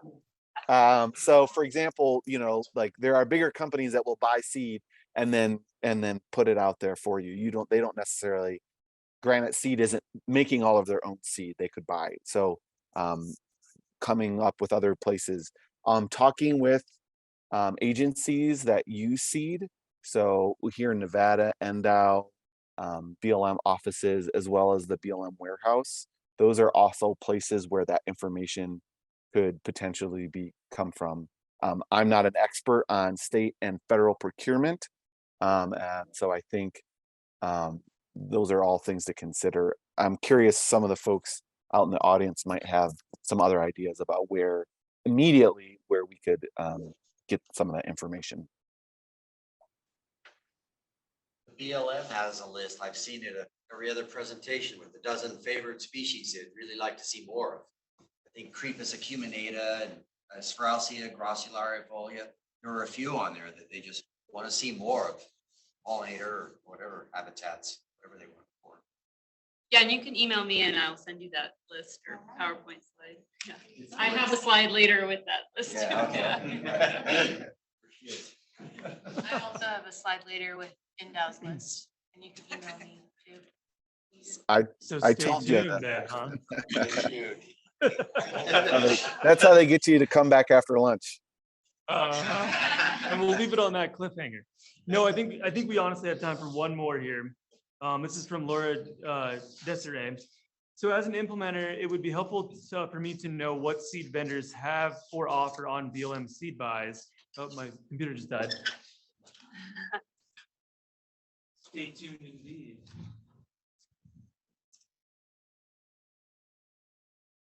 Okay, so as an implementer, it would be helpful for me to know what seed vendors have for offer on BLM seed buys, so I can best tailor my seed needs to my sites. That's just a general statement and or question. And I think again, Brittany and Allison will probably touch on some of those things this afternoon. I think this comment feeds into that other one. Where do you get the list of the seeds that are out there? So I think that will be that's part of the bigger conversation, and one that I know Brittany and Allison are thinking about as well. You know, the seed supply document that Kevin talked about, and was released a couple months ago. It, one of the conclusions was that we need to have proactive restoration going on, and that would fix a lot of these things, including the, where do you want the seed from, or things like that, so that, the any of the agencies and the seed companies could say, well, this year we're gonna restore this land and we're gonna get seed for this land. And so in that way, the seed companies can say, okay, well, we know what we're gonna be wanting. And so to that end, this seed supply chain document will, if we follow the conclusions on that, it'll help to mitigate some of that. And we had a very similar recommendation, but the issue is how the funding is generally applied, right? So because it's fire, often the seeding is fire driven, allocation of funding gets then, well, where the fire is at. And so that conversation, because I do think it's really important in order to kind of stabilize the demand so it's not fluctuating so much, is one that's a bigger one. So there are folks that are trying to work on that piece, but that one is a much bigger one because it may, this is talking about federal budgets, allocations and things like that, and that's that means Congress, which means a little different kind of level of conversation. But state agencies can also contribute to that as well. But again, that's a different level of conversation than some of us can have.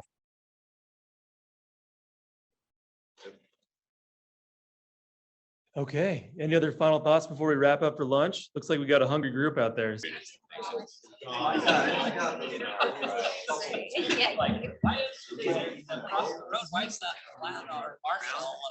No, it's one. You have to get studs implanted, then you put that to heal, and then you have to get the teeth. It goes right under the surface and cuts the root. He's like, I'm not even They getting. stay sitting. You ready, right Steven? there. All right, guys, we're gonna go ahead and get started with this afternoon half here. Find your way to your seats, and then everybody online, get ready to go, because we're gonna get started here with the afternoon portion of the seed forum. Just wanted to thank our wonderful presenters this morning again. It was an incredibly informative session. So thanks so much, and it'll be equally as great this afternoon. So with that, we're gonna go ahead and introduce Allison. Oh, man. Steven, your phone's locked. I'm not gonna allow that. Okay. So Dr. Allison Anyere is the Great Basin Eco-Regional Coordinator for the BLM based in Reno. She works as part of a team to implement the BLM's Native Plant Materials Development Program. She just celebrated her 1-year anniversary with the BLM. Congratulations. And prior to this, she worked for over 10 years executing long-range research and monitoring programs across the Western US, and completed her PhD studying native seed mixes and evaluating seed sources for their use in restoring the most degraded habitats in the Great Basin Desert. Right after Allison, we're gonna have Ian Steinheimer. Ian Steinheimer is a contracting officer for the BLM and will be joining us remotely. He is based in Denver at the BLM National Operations Center. Ian supports the Plant Conservation and Restoration Program through contracts for seed collection, seed production, and other botanical services. Ian is specialized in unique contracting solutions to land management challenges throughout his career with the BLM as well as the National Park Service. All right, Allison, take it away. Ready? This is the mic that's live, yeah? Okay, thanks for having me today, and thanks for the really nice introduction, Russ, that I wrote for myself. So I'm super grateful to be working for the BLM across the region. So I work across the whole Great Basin desert. So that's not just northern Nevada, but also California, Oregon, Idaho, and parts of Utah as well. So I'm kind of in charge of trying to get all of us organized in this region for how we're buying and planning to use native seeds, which is kind of a tall order. So as you already know, Nevada is facing unprecedented pressure from disturbances like drought and wildfire and invasive species, just to name a few. And in response, we as land managers are spending unprecedented amounts of money to restore these areas and really try to bring back more desirable plant species so we can improve forage and provide habitat for all the critters that call Nevada home, including humans. And recent estimates that I found show that sagebrush, just as one sort of indicator species, is now occupying less than 55% of its historical extent. And much of that loss has been from fire and invasive species. So all day today, we've been talking about bringing back native plants. Okay, so why do we use native plants? Well, using native plants on landscapes is really fundamental to the practice of restoration, where we're really trying to work towards recovering an ecosystem that has been degraded and try to get it back on a trajectory for really full recovery. And native plants are the foundation for all the food webs that sustain life in our wild ecosystems. And they also provide the so-called sort of green infrastructure that we like to say at the BLM. So that's where we're relying on these plants to clean our air, prevent dust, prevent erosion, I should say, and then help mitigate natural disasters like all of this flooding we're seeing. Native plants can help sort of mitigate that. Some native species are also really culturally important, and they're part of our rich legacy here in Nevada and across the West.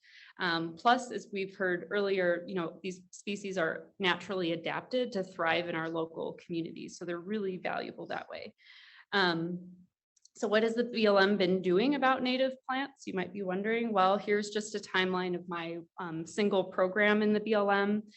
So this kind of started back in the late 90s. There were a few really large wildfires that caught the attention of DC and politicians. And the first executive order was issued back then. It's like 1999, really urging federal agencies to start prioritizing native species. We had already been using them to some extent, but that's the first I could find documented sort of, you need to prioritize this.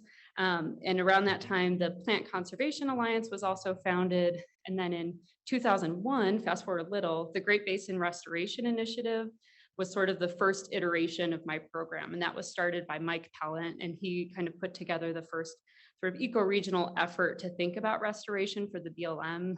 He also worked with Nancy Shaw at the Forest Service to start the Great Basin Native Plant Project, which is mostly funded by BLM. So we're very, we've always been sort of this really tight collaboration. But then in 2015, the National Seed Strategy was released. So kind of fast forward a little, and then it became a national sort of strategy that we're working towards. It wasn't just about the Great Basin, but how do we fit into this whole national network? And that was when Fred Edwards was around. So he's my most recent predecessor, if you've worked with these folks. So now today, fast forward after the National Seed Strategy came out, now we have the Nevada Native Seed Partnership. We have 3 eco-regional programs within the Great Basin. Plus we have these statewide programs. And then also we've expanded the Great Basin Native Plant Project, and we're part of the United Nations Decade on Ecosystem Restoration. That's happening like right now until 2030. So this is now becoming really a global effort. So the BLM is one partner, and is committed to the National Seed Strategy. And that was really, like I said, started by the Plant Conservation Alliance. And I encourage you to get on their mailing list if any of these topics sort of interest you. They have free webinars, and they kind of help plug you into what's happening on a national scale. They also have job and funding opportunities that they'll post from time to time. Also, you'll see I included QR codes. I'm one of those people. So feel free to take pictures, and you will get to the website for whatever's posted on the slide. It will take you to the website. So I also brought a few hard copies of these strategies, although I see they're running low, but if folks want some, I'm happy to mail them out. Uh-oh, what do they do? It's gonna go away. It'll go away, okay. So this strategy, the National Seed Strategy, its intent is to really build a national, really coordinated network of all of our partners federal and non-federal, to increase our nation's collection, propagation, storage, distribution, research, restoration, everything to do with native plant materials, and really get us all united and working together. So we're kind of moving in the same-ish direction for the most part across the country. Also, I think it's a point of national pride because the US was the first to put out a national seed strategy, and now all these other countries are starting to sort of copy us. So it looks like Canada will be the next in line, but there's a few others putting out seed strategies, and they're using our example as sort of a framework to build on, which I think is super cool. Also, Nevada is extra special because we were the first state to release a step down strategy, which we also founded one of the very first regional partnerships. I don't know if we can call ourselves the first, but we're one of the first. And Kevin kind of went into more detail, and so did Stephen earlier. So I won't spend too much time on this. QR code to our website and seed strategies are on the table if you are interested. We also had this new NASEM report come out. I think that was like a month ago now. It's brand spanking new. And this has the latest information on the nation's native seed supply. And there's an entire chapter where they surveyed growers and sort of tried to capture grower concerns. So it's fascinating, especially from an agency perspective, to read how we're not necessarily always setting growers up for success. And I'll tell you, internally, we're taking the recommendations of that report very seriously. So we're working on it, but it's only been out for a month. So, but I highly recommend checking out the document. It's over 400 pages, so don't get overwhelmed. They do have like a 2-page highlight document that is really quick and to the point. But if you're really into it, you have 400 pages of full reading. So how much native seed do you think the BLM uses? Well, quite a lot. According to the NASEM report, the BLM is the largest user of native seeds in, I think they said North America. So we purchase and use quite a bit of native seeds. We also have the largest capacity for storage in between our two warehouses in Boise and Ely. And here are just some recent statistics that I could find for from 2015 to 2020, where you can see on the, what is that, the left side? Yeah, left side pie chart, that we actually do a really nice job of using native species. We've been switching over, but now we're up to about 67% purchase native species over non-natives. And then we're still heavily focused on grasses, as you can see on the right, but we're starting to incorporate more forbs. But as many of you know, they're pretty expensive and hard to get a hold of. But that is sort of where we're moving towards, is trying to buy more natives and more forbs. Also, I'm just showing stats from our BLM seed warehouses, but we also buy a lot of seeds directly from growers. And we also use the Ephraim warehouse, and that data is not captured here at all. So great, we're buying a lot of natives, cool. Almost on a weekly basis, I hear from BLM users of this seed that they think natives don't work, Allison. They don't work here because it's too dry, it's too hot, it's too variable, too whatever. Everyone has a reason why they tried to use native species and they didn't work. They bought them, they mixed them with maybe some non-natives, and the non-natives outperformed. Or I hear versions of this a lot of times, where we planted them and nothing came up. Okay, I can't really argue with that, but what I can say is we need to start considering sort of where these native species are sourced from. Just because they're native doesn't mean they are adapted to grow everywhere. And we've heard a lot about these cultivars, and this map is super old. I know it's like 15, 16 years old at this point, and Craig showed some new germplasms that were released from this area, so those are not reflected here. But still, you can see, you know, these are a lot of our still most widely available cultivars and sort of roughly where they are sourced from. And I looked and saw, okay, the top cultivars that we had available in our warehouse in 2021, it's pretty recent, was Columbia and Anatone Blue Bunch, which for those in the room, you can see are, that's the wrong spot. Oh, over here, up here. So they're kind of from Washington and Idaho, and we're planting them down in southern Idaho and like sort of northeastern Nevada. And they just, I hear from folks, well, they do well if it's a really wet year. And I'm like, when was the last really wet year? It's like, you know, they get fewer and farther between. So I am starting to sort of tell people like we really can't just buy the native species. We also have to think about where you're planting them, sort of what they're adapted to. You can't just buy anything and throw it out there. And a lot of you know that already, but I'd like to say it again and again. Toe Jam Creek Squirreltail is one exception that we've had for a while available for the Great Basin, but again, it's from the Elko region. So if you try to take it down to like Tonopah, it doesn't necessarily do well. But it's a step in the right direction, I like to think. So I have a research background, so I'd be remiss if I didn't have a little bit of science in this talk. So I have to say where your seed come from matters a whole lot, and we have just dozens, hundreds of studies showing this just in the Great Basin alone. So if you're a geek like me, I really recommend reading this paper. It's free, open source online, and it summarizes local adaptation experiments that were done in the Great Basin Desert from the last 75 years. So we've been working on this for a long, long time. And across 327 experiments, it really showed that local populations had the traits specifically adapted for their environments that they came from. And that's in their genetics, that's hardwired. The other thing is, so I kind of, what do I want to say? Oh, so then I have a sort of a way to visualize this. Like, okay, Allison, we know that, what are these traits? What does that look like? So on the right, this is from my PhD, just for fun. I grew these 2 plants. Well, I grew thousands of plants, but here's 2 from Douglas's Dusty Maiden. So it's the same species, but from 2 different places. They're both 10 days old. So these are seedlings, baby little seedlings. And you can see they have a completely different approach to establishment underground. So these are their roots. The left picture is a plant from southeastern Oregon, and the right is from central Nevada, just north of Gabbs, if you're familiar with Gabbs. And you can see straight away that the Nevada plants put out an insane amount of roots. Right away to compete for water. And they also, I don't show it here, but they stayed really small above ground. But then the Oregon plants, they were pretty, small underground, but above ground, you would have been really impressed. Like, wow, they're really bushy and getting big already at 10 days old.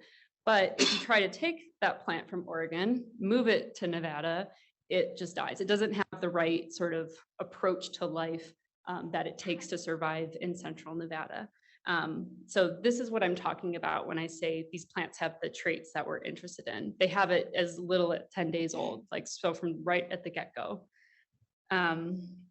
So what do we do with all of this information? Well, the BLM is one agency, and I know a lot of others are starting to move in this direction where we're starting to shift to thinking more about these seed zone based sort of sourcing methods. And a few folks have kind of like talked about it today, but here's what the seed zones really look like for the Great Basin. And this is what helps us capture what areas in our region are really similar climatically and environmentally. So then we can kind of move seed within these regions and trust that they have at least similar or more appropriate traits for the locations that they're then being planted in. So it's kind of like a really complicated, slightly more complicated plant hardiness zone map that you are probably familiar with, but this takes precipitation into account because we don't irrigate our wildland sites. So we have to have that extra layer of precipitation considered. So how do we develop more appropriate plant materials? A lot of folks in this room are doing that today, which is awesome. So if we want to have more of these locally sourced plants that are coming from really more of the appropriate seed zones, we have to work through this entire development cycle. So it starts with seed collection, moves through research and development, field establishment, working with private growers. I mean, this takes decades, right? And different people do each step. So they're usually not completely vertically integrated or whatever. So you have to kind of have these partnerships and these talking to each other and adaptively manage all along the way. So it takes a lot of work to get to the point where you have project level amounts of seed that you can reliably use and plan for in a restoration effort. And I don't have time today to talk through every single thing that the BLM is doing for each step, but know that we're, working on every single step that's in some capacity. But I'll just highlight a few things we're doing. So first starts with seed collection, right? So we have an entire program within the BLM called the Seeds of Success. And we're actually working with Fish and Wildlife to have them kind of have a sister program. It's all be SOS. So we call this SOS seed as Seeds of Success, and it's geared towards collecting native seed across the nation. So that's not just Great Basin, this is a nationwide effort. And that's for use in research, development, restoration, and conservation. And it's been going since 2001, so pretty long time. And here in the Great Basin, we are currently at 5,872 collections in our active library of seed. We have contributed over 11,000 seed lots to really long-term storage, but we don't make those necessarily available. That's almost like our apocalypse storage. So it's like we have 11,000 seed lots saved in Pullman and Fort Collins seed banks, and that's for really long-term preservation purposes. So here's just a little snapshot, and here's the focal species that we're interested in. So that's what I was telling Ed. I have a slide with all of our species. This is our current target list, but I'll say that our full target list is closer to 300 species. So we try to collect a lot of different things. And here's where we currently have collections from different plant populations, and you can also see where we regularly scout. And we've done a nice job of blanketing this region, where at this point, most of the blank spots are non-BLM land, desert playas, or super degraded areas that just don't have native plant populations we can collect from. But we do continue to add to this map every year, and we're hoping for a really nice collection year with this precept. So we'll see how it goes. Second, we also fund, so that's a big thing my program does, is fund other projects to do the actual work. So we fund a lot of research and development projects that are geared at native plants. We've traditionally done this through the Great Basin Native Plant Project. So I work with Francis Kilkenny. He's my counterpart at the research station for Forest Service, and then we'll work together to kind of come up with research priorities and then fund them together. So you can check out our website where I list all of the projects we're currently working on and a lot of our old publications. There's over 200 at this point. We work on projects like testing seed zones, tracking genetics through the seed production process, and also testing out different seed mixes. That's just a smattering of what we do, but with 200 publications, we do a little bit of everything, honestly. But all of this work to collect and develop new materials that we've done really isn't enough to get us to the point where we have large collections that we can put on the landscapes for restoration. And that's where growers come in.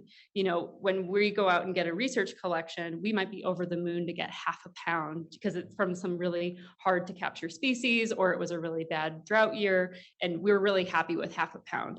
If you take that and try to put it in a restoration, I mean, that's not enough to do much, really. But if we take that half a pound, give it to a grower, they can do amazing things with that half a pound and really come up with hundreds or thousands of pounds from it over a couple of years.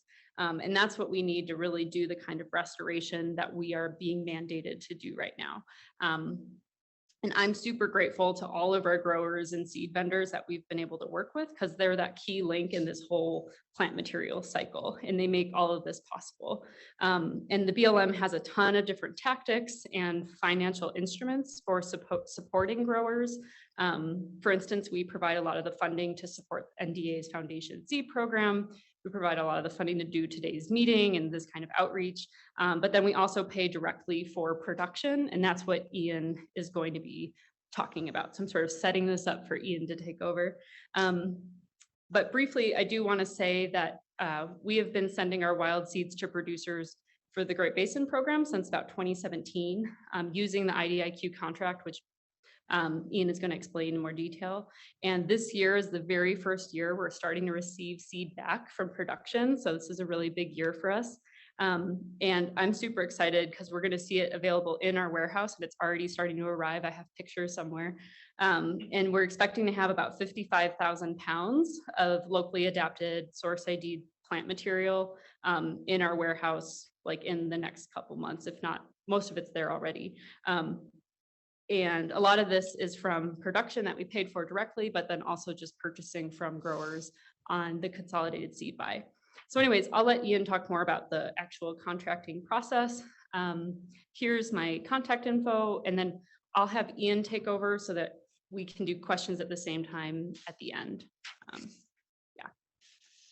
And Ian, you wanted to share your own screen, right? Yes, I will try that first. Thanks, Allison.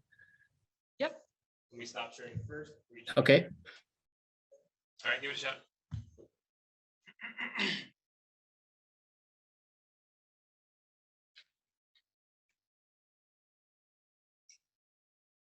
Okay.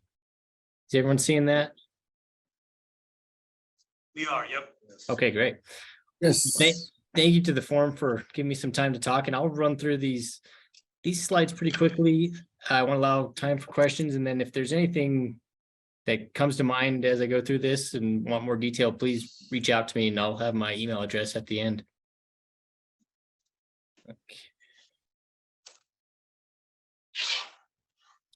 So I'm going to just run through the methods that BLM is using currently for seed production, talk about any new contract vehicles that the BLM will undertake in the near future, and explain the market research process that the BLM goes through for any sort of new contracts, and then questions at the end. So I think a lot of people have heard the acronym IDIQ. IDIQ stands for indefinite delivery, indefinite quantity. And so that just means that we don't know exactly how much we want or when we want it. And so we set up an overarching vehicle that we agree to terms and conditions, general pricing with growers.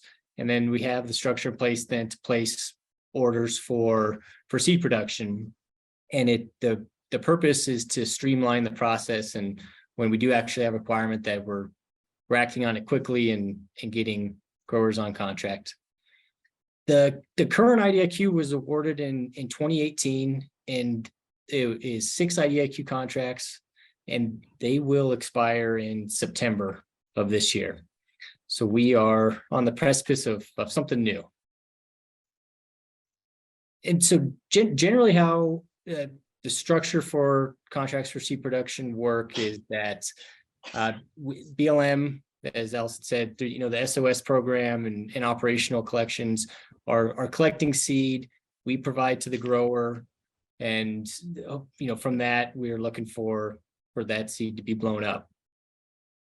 The BLM understands the risk that these kind of native seeds what it comes with, and so BLM shares the risk financially with growers.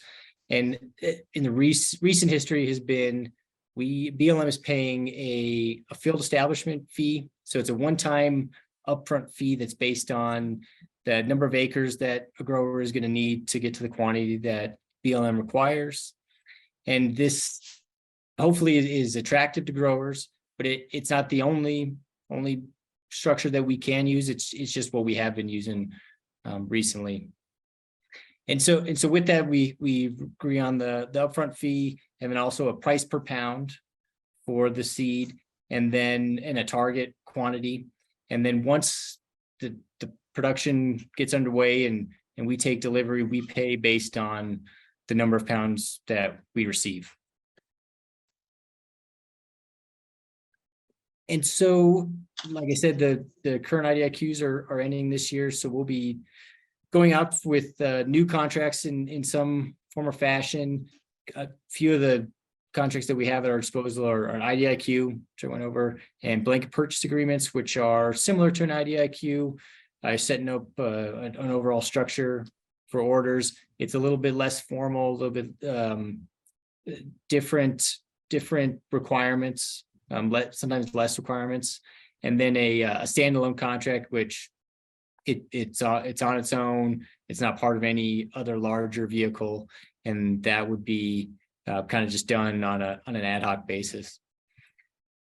And so when we do go out for a new contract, the process that we're going to follow is, first we're going to do market research. We're going to go out to industry, talk to growers, make sure that we have a good idea of what the market conditions are, what the pressures are, so that when we finalize our requirement, we're doing it knowing what we're going to face when we go to market with the solicitation.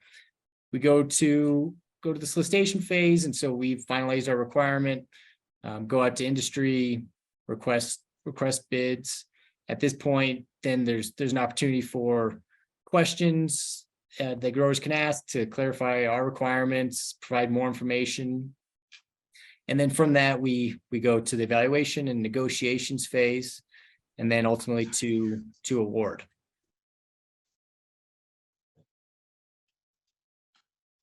And so the market research phase generally is a request for information is released widely to the public, and that has usually a set of questions that BLM has developed that we are curious about. And also it's an open invitation for any feedback from growers as to anything that we should know that we didn't ask, or anything that is maybe has been unique to the market in recent years and that we should know. And the idea is that we're meeting each other halfway, and we're going into the solicitation phase, kind of knowing what to expect from one another. And this really is the opportunity for growers to help shape our final requirement and make sure that everyone has had a voice in the process, government, growers, any other stakeholder.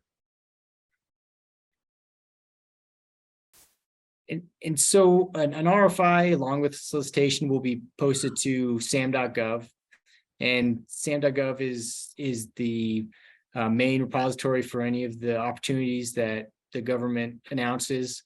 It's totally free to register, and then that's the best way to receive notifications of any opportunities. But also I wanted to, anybody that is interested in this part of our process, please send me an email. I'm compiling an interested parties list. And so when I do release an RFI or any solicitation, I can, direct you to that, let you know where it is and that it's out there. And so please, if you're interested, send me an email. I'd appreciate it. And from there, I think, we can go ahead and take some questions. Is there time?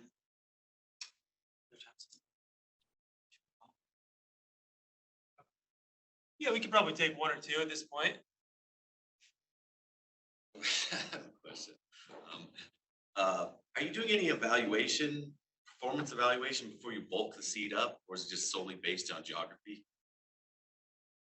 So the question was, are we doing any performance evaluation before bulking it up?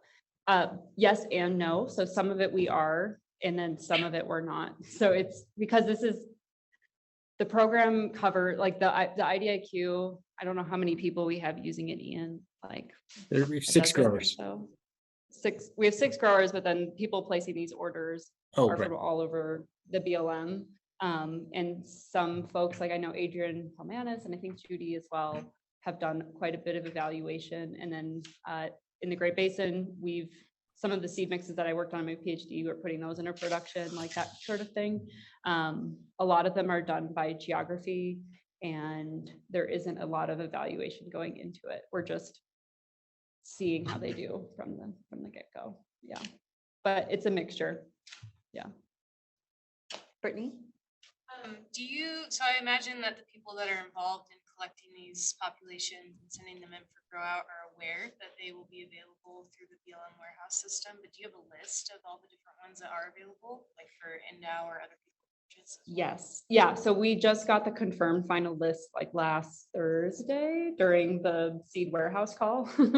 So that was the first time we learned too what was actually available in the warehouse, but they're still pinning down the pricing and the actual amounts that came to the warehouse. So we're still working with people, and at least in the BLM, we're working with folks because we're kind of prioritizing BLM requests over everybody else first, but then they'll become, all of the seed is for the greater good. So all the seed that comes to the warehouse, the plant conservation program is seeding the seed warehouse, we like to say, for folks like you or other BLM offices to kind of use the seed. And it's not spoken for, a lot of it.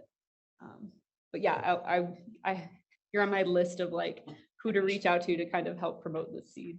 So yeah. Yeah. Are you planning to build a seed warehouse in Winnemucca? Rumor. It's a rumor I heard. So I am not privy to those levels of conversation. So I don't know if they're building a seed warehouse in Winnemucca. I do know that they're, Cody Coombs just took the position for the Ely warehouse. So we're at least gonna have that one stocking up again, which is a great start. It's already built, which is nice. And I know the Boise warehouse is fixing to expand their operation because they are beyond capacity at this point. But everywhere needs a seed warehouse, so I hope that they are. Right. Yeah, we're gonna keep the rumor going. Yeah, keep the rumor going. It's real. Yeah. And then Allison, there are a few online, but I think we'll save till. Save them for the end. Okay, Yeah. that's fine. All right. Thanks, Allison. Thanks, Ian.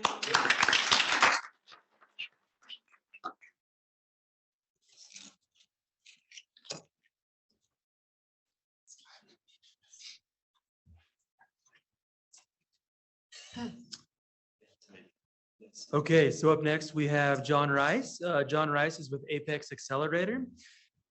So after serving in the military for 21 years, John has spent time as an operational analyst, industrial specialist with the Defense Contract Management Agency, a federal government warranted contracting officer with the Department of Interior, National Park Service, the Lake Mead National Recreation Area, and a short stint with the City of Las Vegas's Economic Development Department.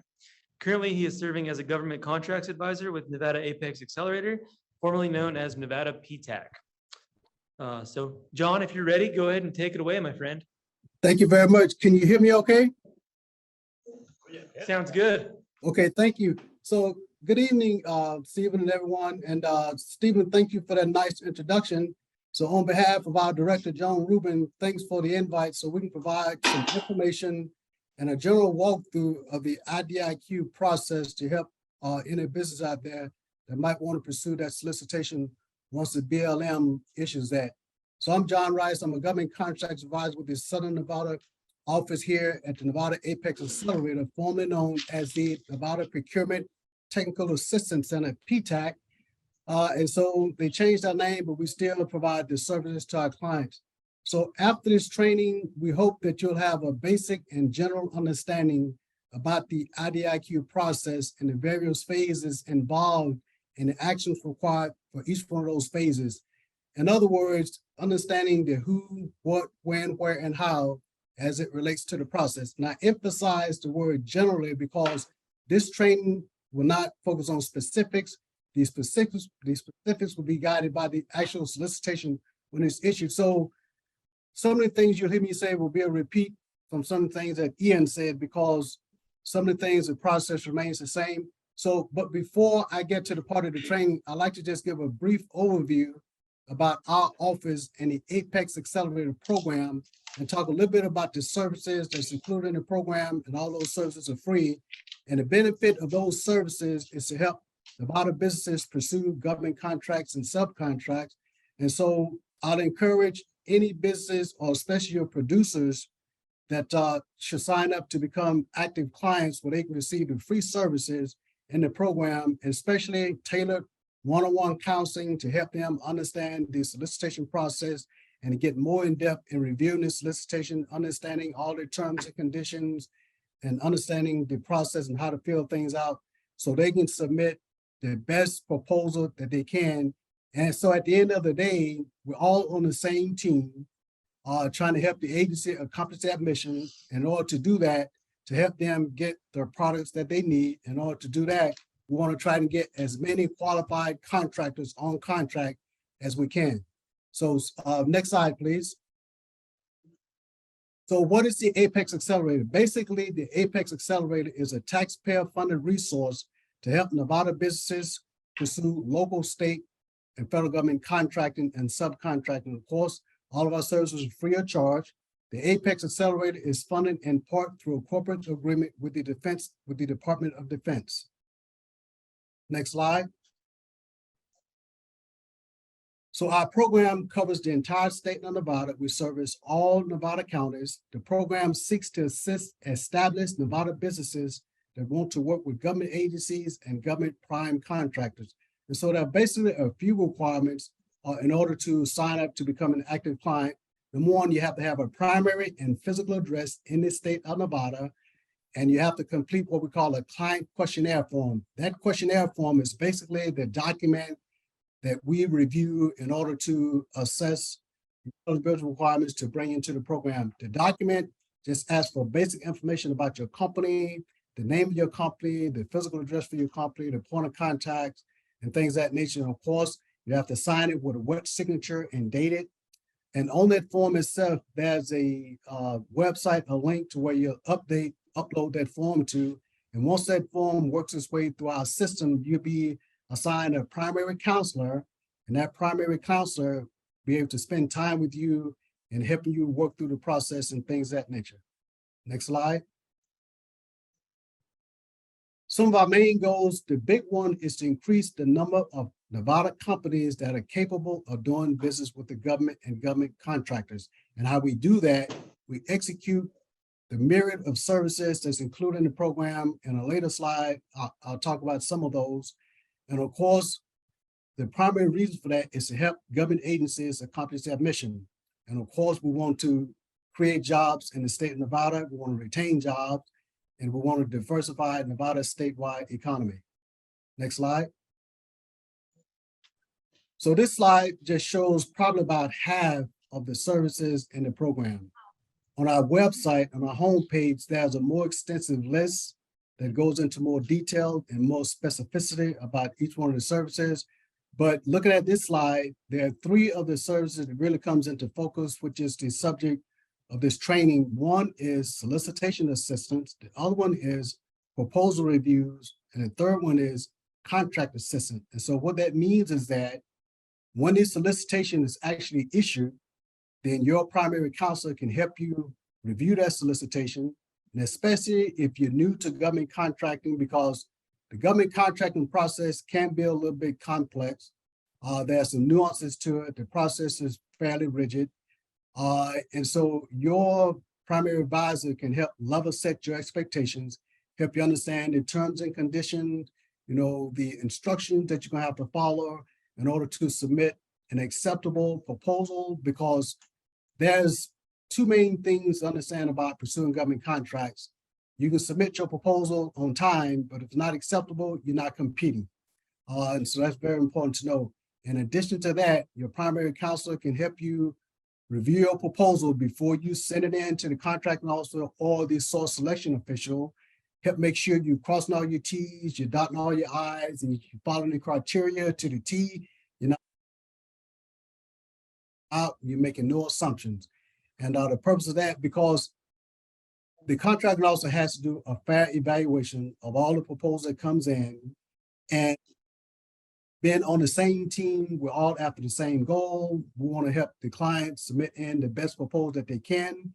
And that helps saves the contracting officer's time when they got to do the evaluation. So they're expecting to receive proposal in that in compliance with the solicitation and these solicitation requirements. Next slide. So these next 3 slides, not going to spend a lot of time on them. It's basically giving information about the amount of money that the government spends in contracting every year. The federal government spends approximately $637 billion in FY21 on government contract, and that was an increase of $54 billion over FY20. And of course, we all know about COVID, the government spent a lot of money during the COVID pandemic and things of that nature. Next slide. And continuing on, this slide just details the amount of money that the government spent on small businesses, $154 billion. And that was an $8 billion increase over FY20. And of course, the federal government exceeded its 23% small business statutory requirement goals for FY21. Next slide. This slide details the amount of money that the government awarded to subcontracts for small businesses. And so it's a sizable amount as well. All right. And again, if you combine the federal government, state governments, and local education market, that's approximately $1.5 trillion market of government contract spent annually. Next slide. Okay, you can skip that slide. Next slide. So this slide details our colleagues where I sit in our Southern Nevada office. with the director and the deputy, and we have an office at the state capitol in Carson City. We have two counselors up there, Ken DuBose and Bruce Coney, and they provide the service and assistance for clients in our northern area. So for any of your producers or small business that wants to sign up to become active clients, they'll be assigned counselors with either Ken DuBose or Bruce Coney. And so we highly recommend that you reach out and you click on this link that'll take you to our landing page, our website. On our website, there's going to be two documents on there. One document is going to be an information document, like I said earlier, that details all of the services in the program and kind of identifies and talks about how we provide those services to stay in scope. And there's going to be a second document that call it client questionnaire. That is the document that you have to complete, fill out, then sign it and date it and upload to the site. Within a few business days, you'll be contacted by one of those counselors, and they get you started where they can give you counseling, one-on-one counseling to help prepare you to pursue the IDIQ contract. So next slide.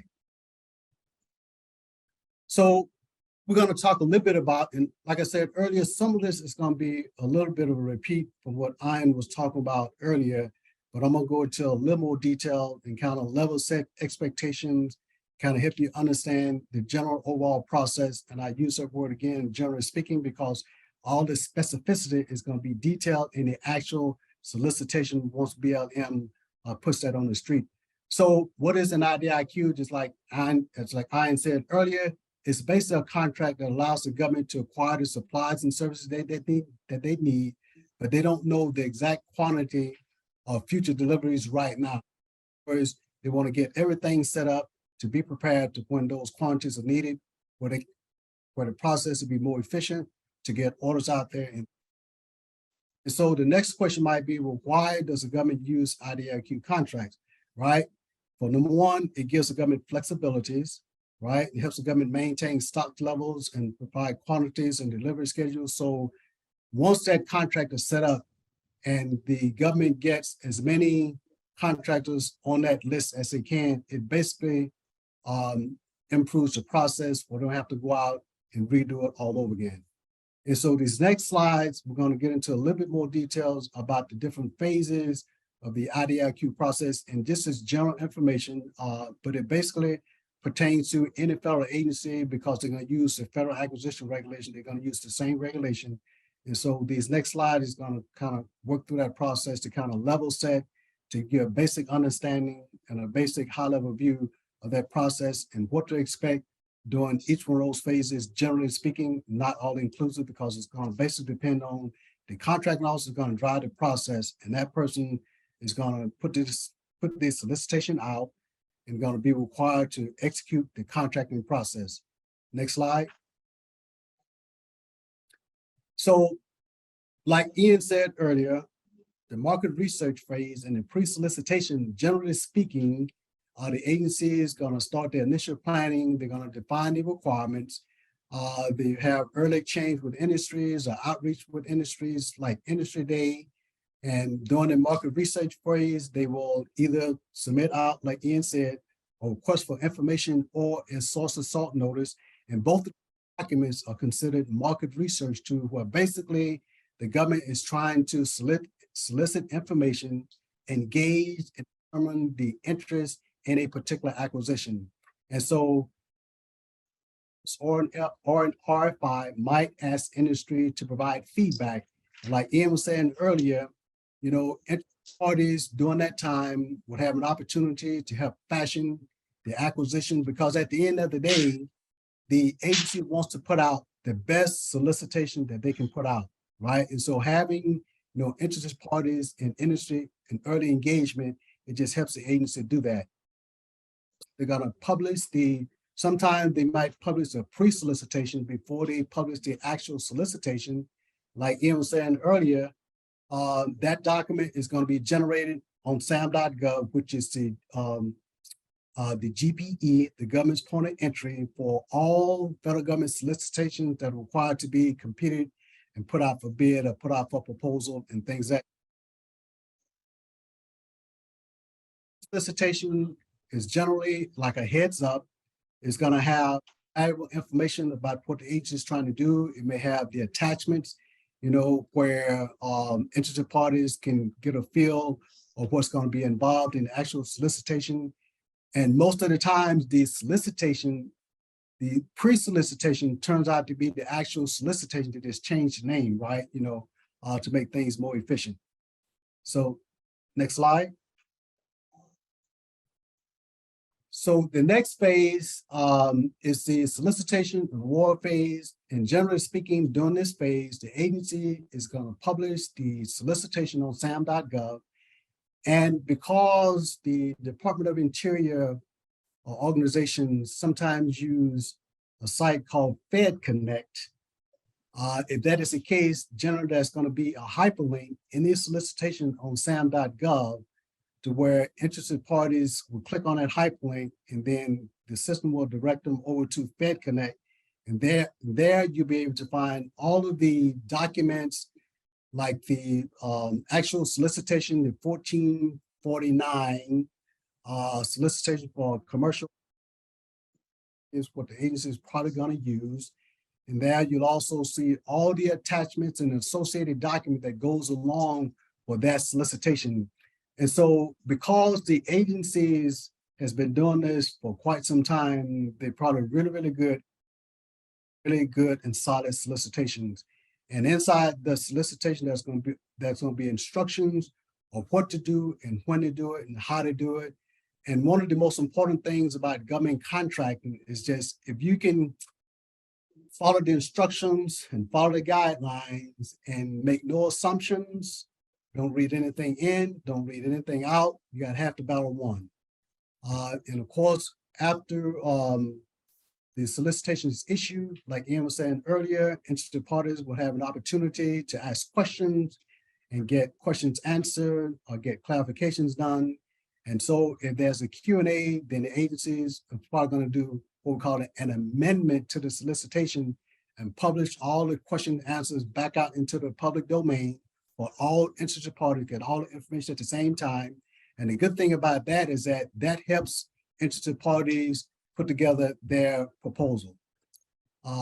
And so the contracting officer can extend the proposal due dates if they decide that that's necessary. And then interested parties will receive proposal from interested parties. And so one of the most important things that has to be done is that they're going to have to complete the System for Awards Management registration. That is a requirement for any business that wants to do business with the government. And SAM registration is somewhat complex, and especially if you've never been through SAM before. But that's where your Apex Accelerator comes in, and your counselor can help you understand what you're going to have to do in order to get your SAM registration completed.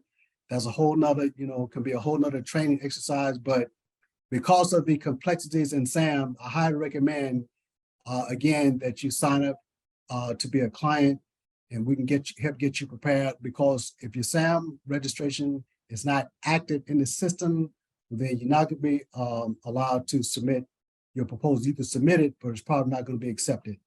And so during the solicitation review, you're going to need to thoroughly review the solicitation, and that's going to be including all the attachments and associated documents, and follow the instructions to the T. And again, submit your questions and get answers and clarifications where it can help you put together your proposal. And submit your proposal on time by the due date. Late is late, which the work and the resources and time to put together a proposal on time. And I can almost guarantee you, if it's not on time, it's going to be rejected. It's not going to be acceptable. And the reason for that is that the contracting officer has to execute the process legally, not give preferential treatment to any potential offers. And so if they accept your proposal outside of the due date, they just probably violated the rules. So you're probably not going to do that. Next slide. So during the receipt of proposal, evaluation of proposals, and award, generally speaking, the agency will receive the proposals as they come in, and then acceptability to make sure that they comply with the requirements and the criteria stated in the solicitation. And if they don't, it's probably going to be rejected. And so now you're not competing.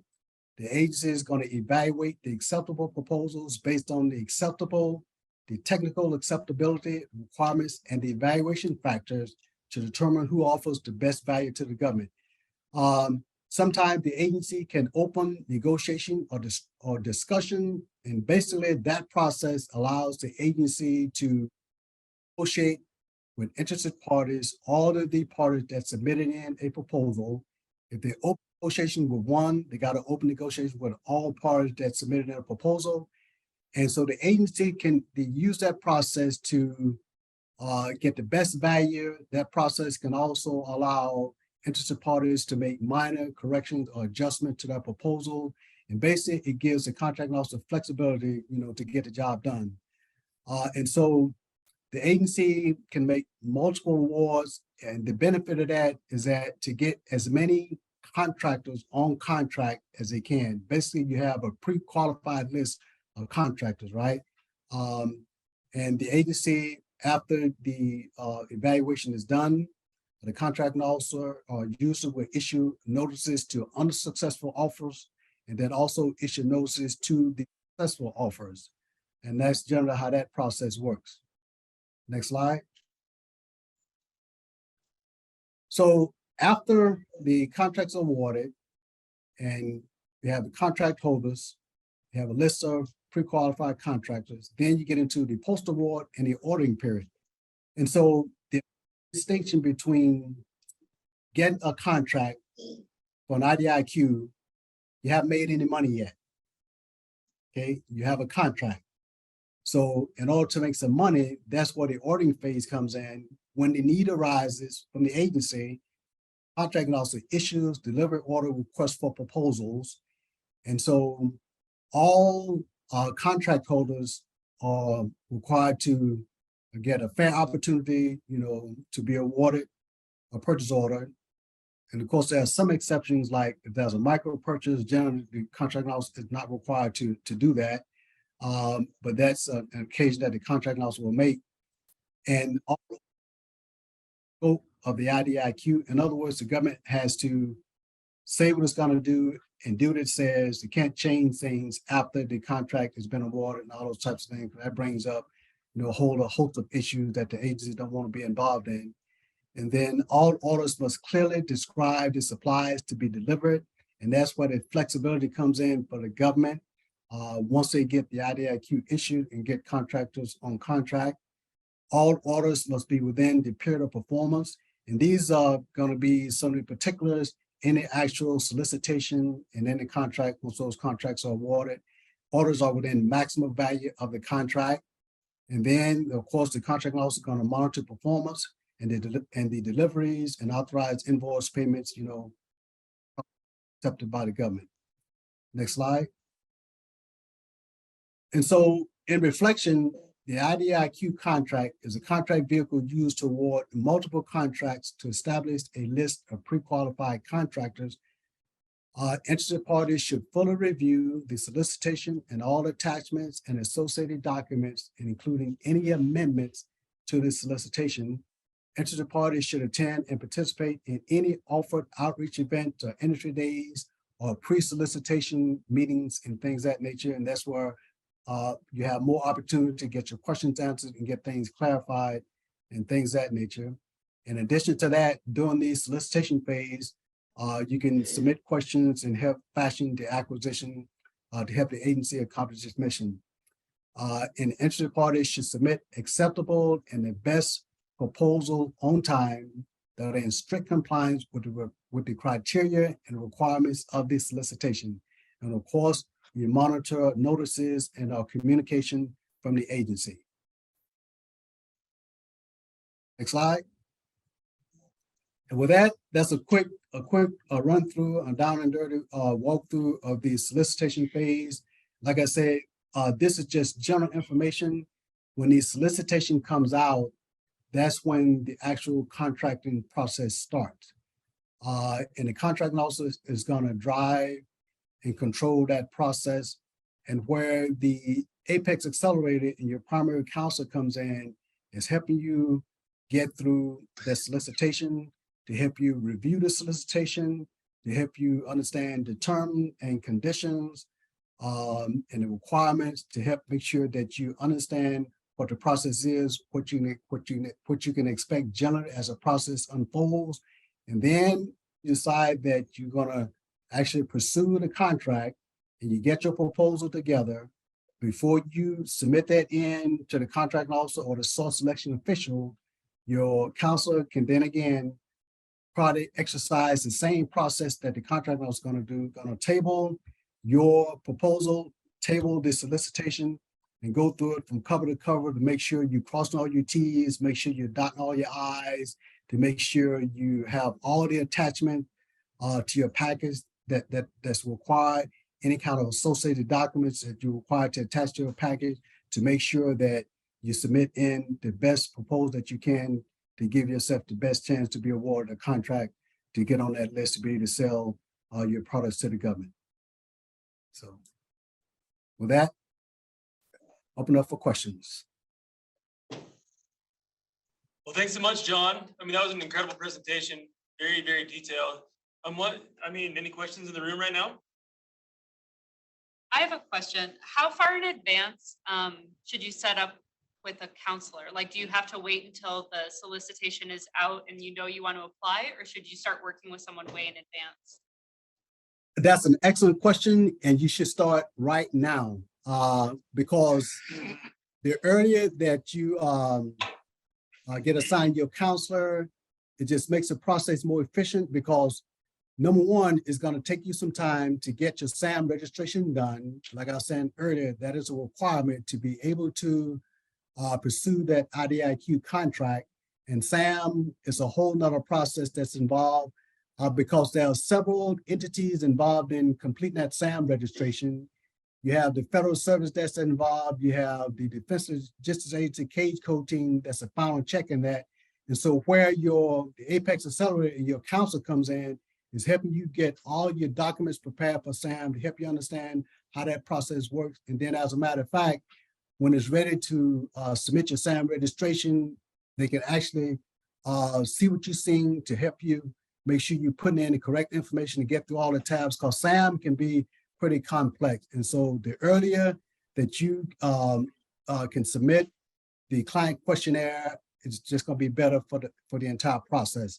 And the other good benefit of that is that you can start asking those contracting questions and get familiar with what is going to be happening during that process.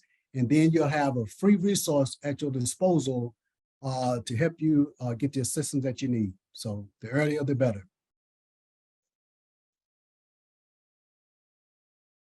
I have another question. Thank you, John. So you're Absolutely. for Nevada, you're for Nevada specifically, but is there a counterpart in every state? That's an excellent question. And yes, there are, as a matter of fact, there are 95 Apex accelerators across the continental United States. And that's including, we have one in Guam, and our territories in Guam, Hawaii, and Puerto Rico. And every state has an Apex accelerator because the procurement outreach program is a DoD funded program, okay? And so that's why the requirements for a client to sign up for our program, their business has to be physically located in the state of Nevada. So if a business is located in Utah, they would contact the Utah Apex Accelerator program to receive the counseling. But either way, small business can get the assistance that they need regardless of what state that they're in. Thank you. Yes. Yeah, I think it's a wonderful service. I mean, it's incredible that we have you guys available for us, especially these rural folks. I mean, do you guys schedule any sort of home appointments, or appointments only scheduled really in office in Reno or in Vegas? So it all depends. We do outreach events. So with regards to assisting clients, so we can either go to the client's facility, or we can have a client, come to our office. It all depends on, what the client's needs are and availability.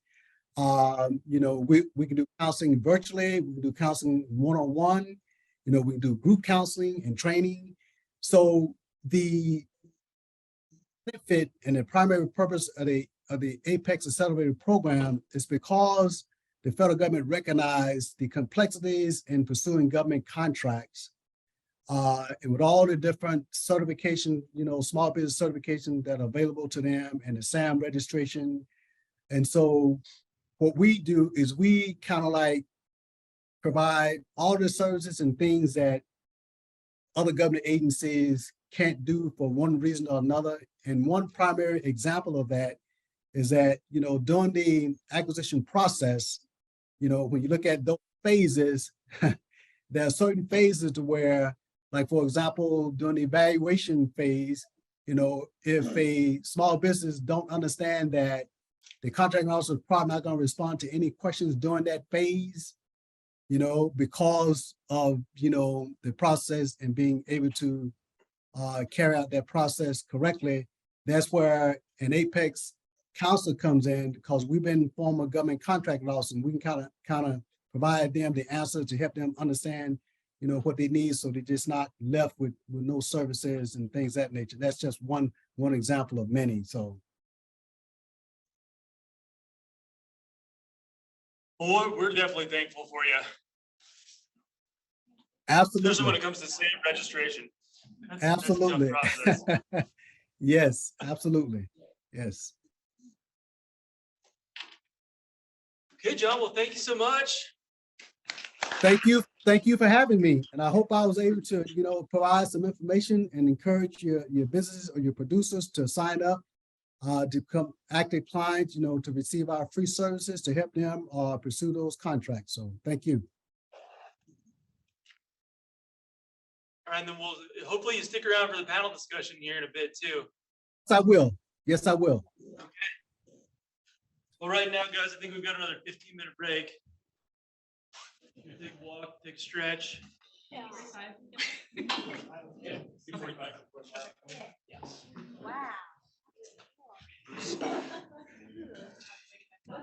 I've got to get that look forward. Yeah.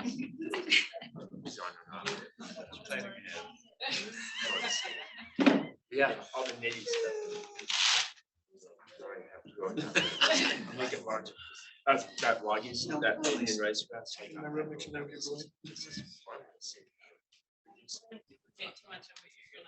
No, it's, I'm really happy to talk about a lot. Well, that's why.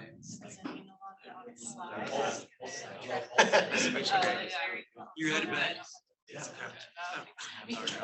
always hard to know like what's gonna be repeated. We do a lot of the same stuff.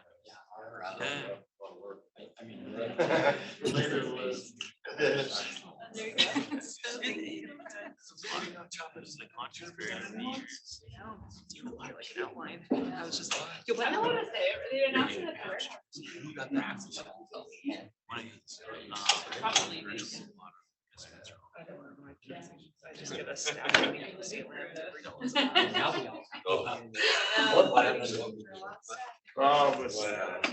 You know anybody?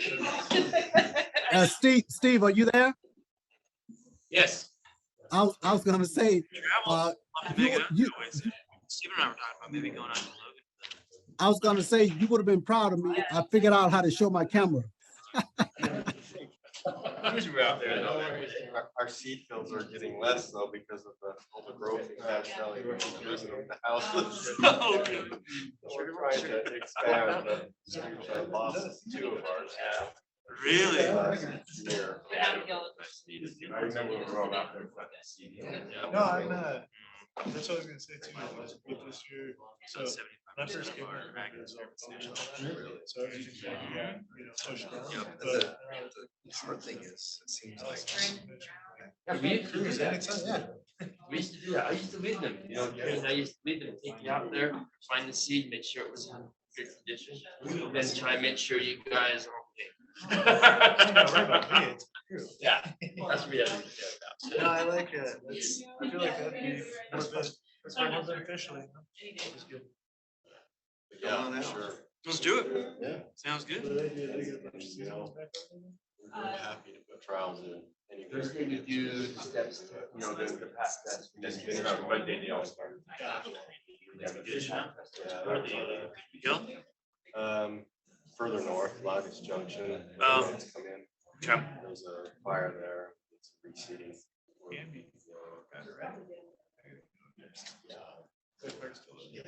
Definitely get much interested in that.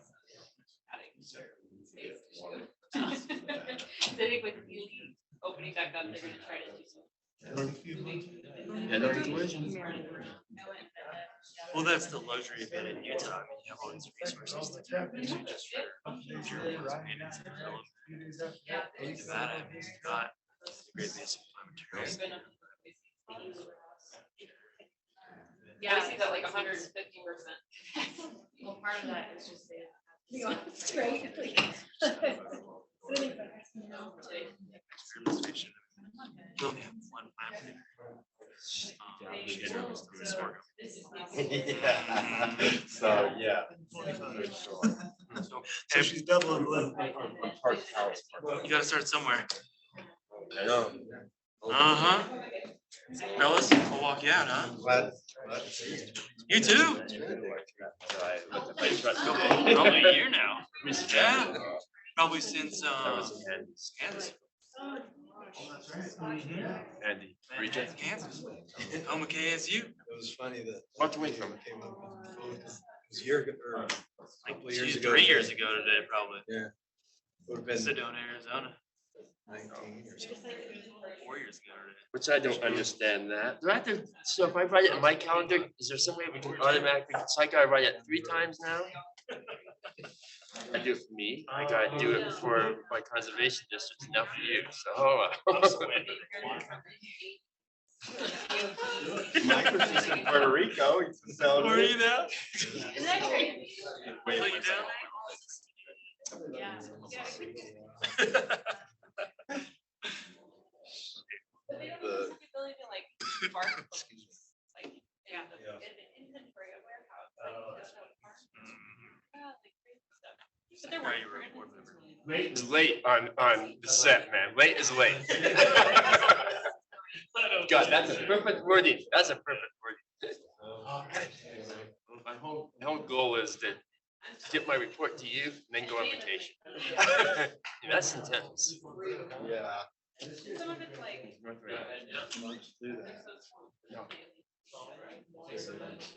I've never been to North Rim, so. Yeah. Getting us over here. Yeah, if y'all wanna. What it is. Or we're gonna post it on our YouTube channel. In case you want.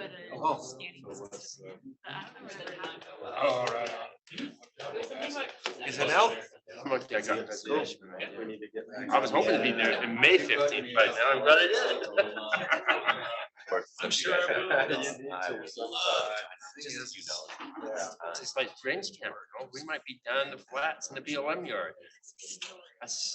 That was interesting to see if we get to the seed job. I applied for that job, not lately, but when I worked for the BLM. But he was fantastic. I always want somebody from Nipsey, and I applied for it. Well, we got a guy, Jim. So I sent him down there. Get from between the lines. They turned right around. I got that road assist. Who's driving? Are you leaving? Yeah. Oh, I see. You got a favorite song? I know. You guys gotta meet. in DC. That's one we Yeah. use now. Yeah. And then we work together because I cruise in Utah and they get their seats. Well, it's just not that available. But yeah, I saw you walking out in Timbuktu. I said, where are they going to? Mason Mayo is your counterpart for Utah. That's really good. Really? Mason, I always forget his name. The what?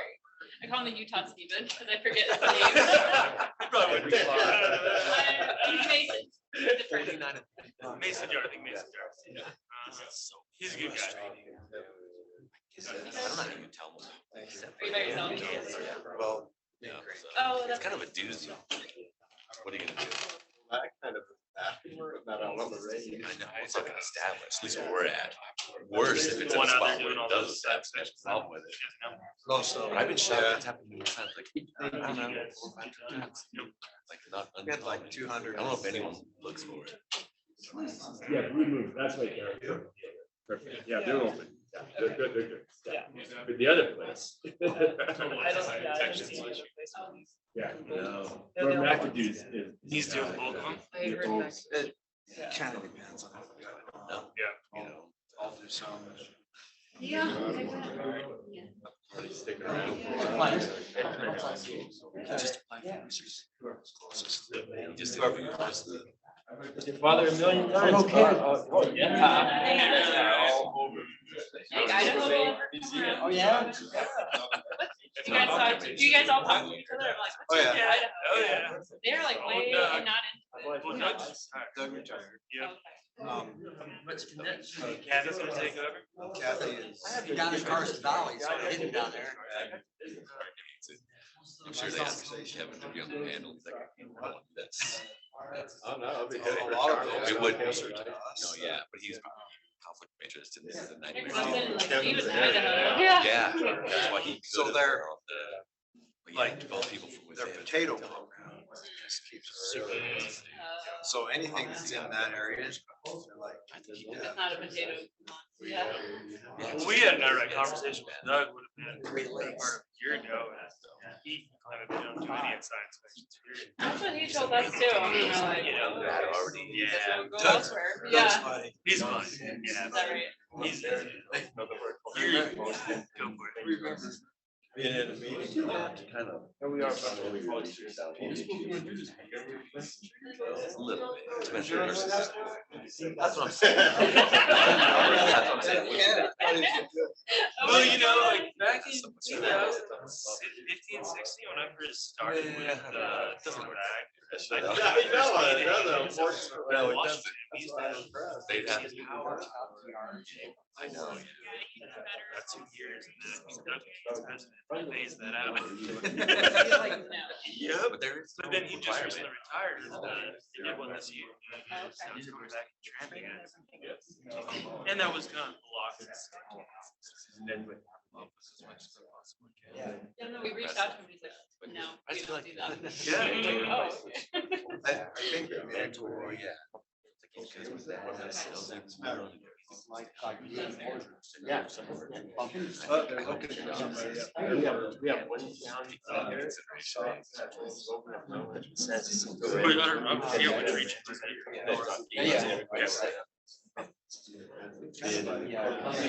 I mean, you know. Those poker units that water. Coeur d'Alene. Pretty country. Yes. This time of year.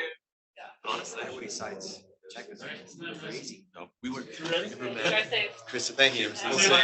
Okay, I always get trying to get my. Late. You guys know the GMC. But good opportunity. Right on, man. Have a good trip. Maybe. I had a whole game.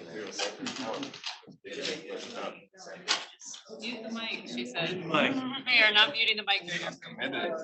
Right, yeah, I know at this point, it's like, what are you gonna get done? We have a train, we have a swim train or water right. Okay. Okay, Timothy, I see we've got you live there. That's good work. Cool. Yeah. Can you all hear me? Yeah, sounds great. Okay, guys, so we're into the final round here, the seed forum. So I'm gonna go ahead and introduce our next speaker, Timothy Jacobs. So Timothy Jacobs began his career in AmeriCorps, where he worked on native plant restoration and invasive species management with various nonprofit and government agencies across California.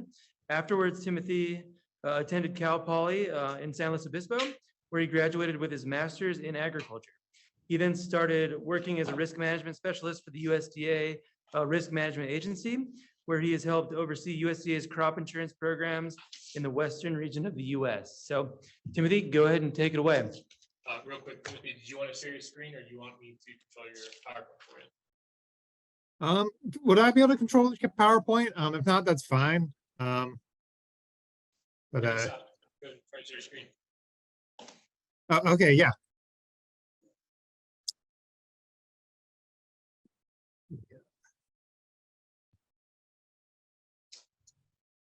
Let's see, share screen. Sorry, I'm not particularly familiar with Zoom. No problem. There it is. Great.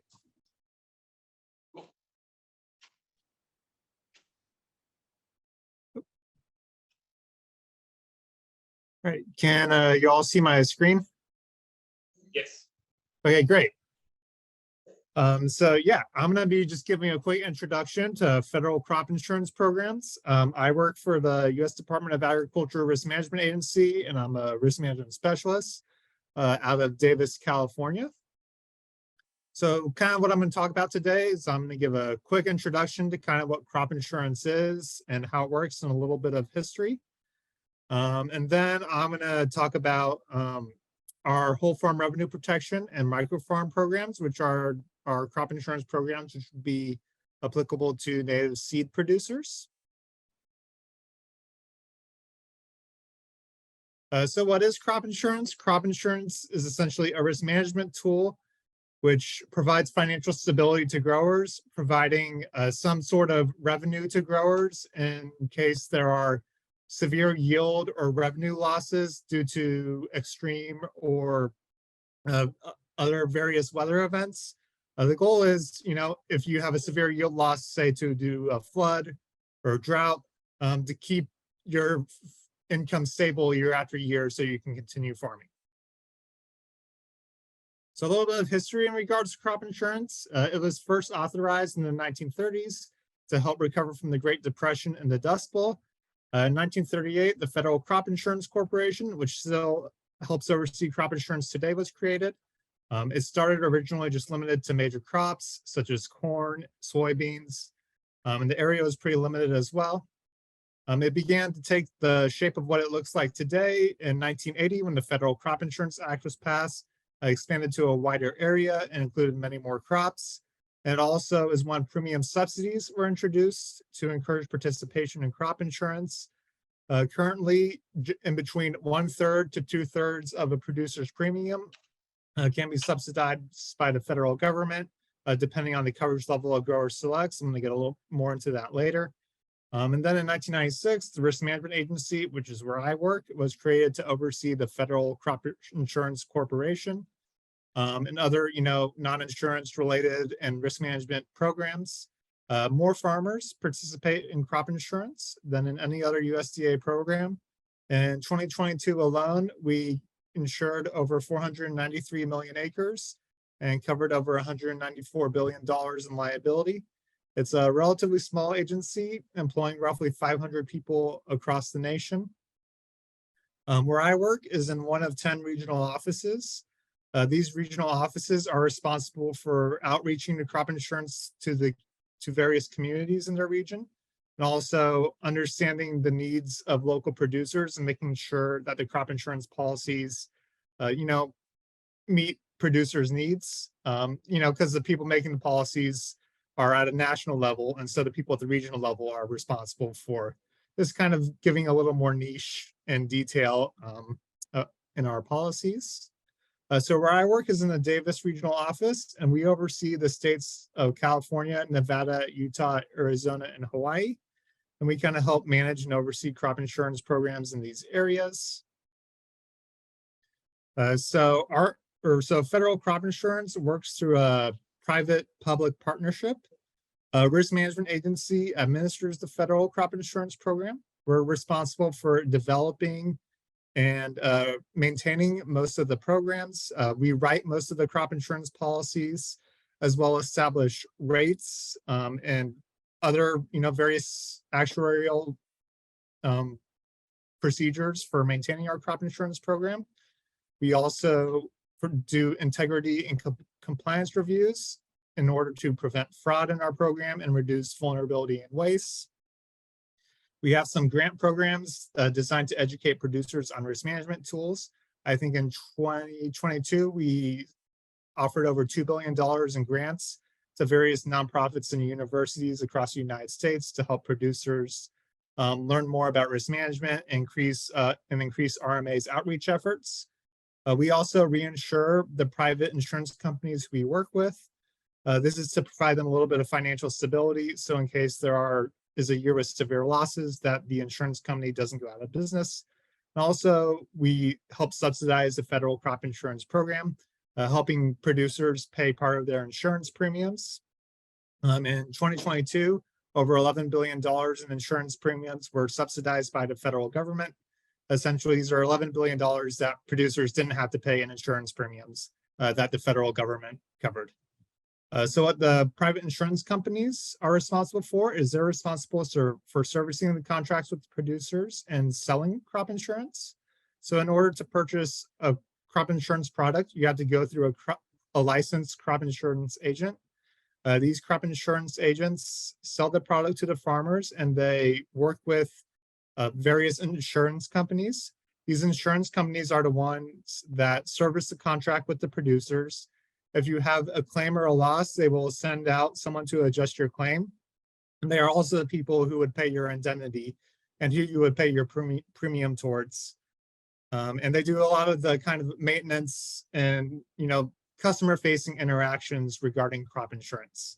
And they report to RMA, and we kind of help oversee and manage them to ensure that they're doing everything fairly and correctly.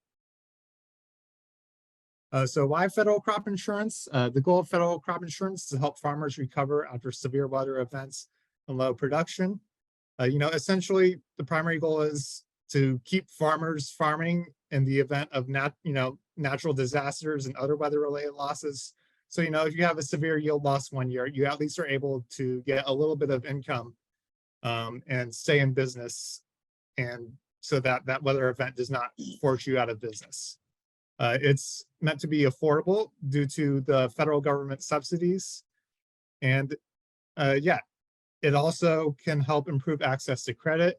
For some banks and lenders, you actually do need to have crop insurance in order to receive a loan. So what are some of our insurable crops? Most of our crop insurance programs are multi-peril crop insurance policies or revenue protection policies. Multi-peril crop insurance policies are designed for specific crops, like say alfalfa seed, barley, corn. Each one of these will have an individual policy, and they're generally yield-based, based off a producer's historic yield production. There are also revenue-based products, which will cover a producer's revenue. And that revenue-based products are the only thing that is applicable to native seed producers. Native seed does not have an individual policy for crop insurance. However, crops that don't have an individual policy can be insured through whole farm revenue protection and microfarm programs. So I'm going to be spending the rest of this talk talking about those two programs and how to apply and a little more information about them. So whole farm revenue protection was first offered in 2015, and microfarm was first offered in 2022.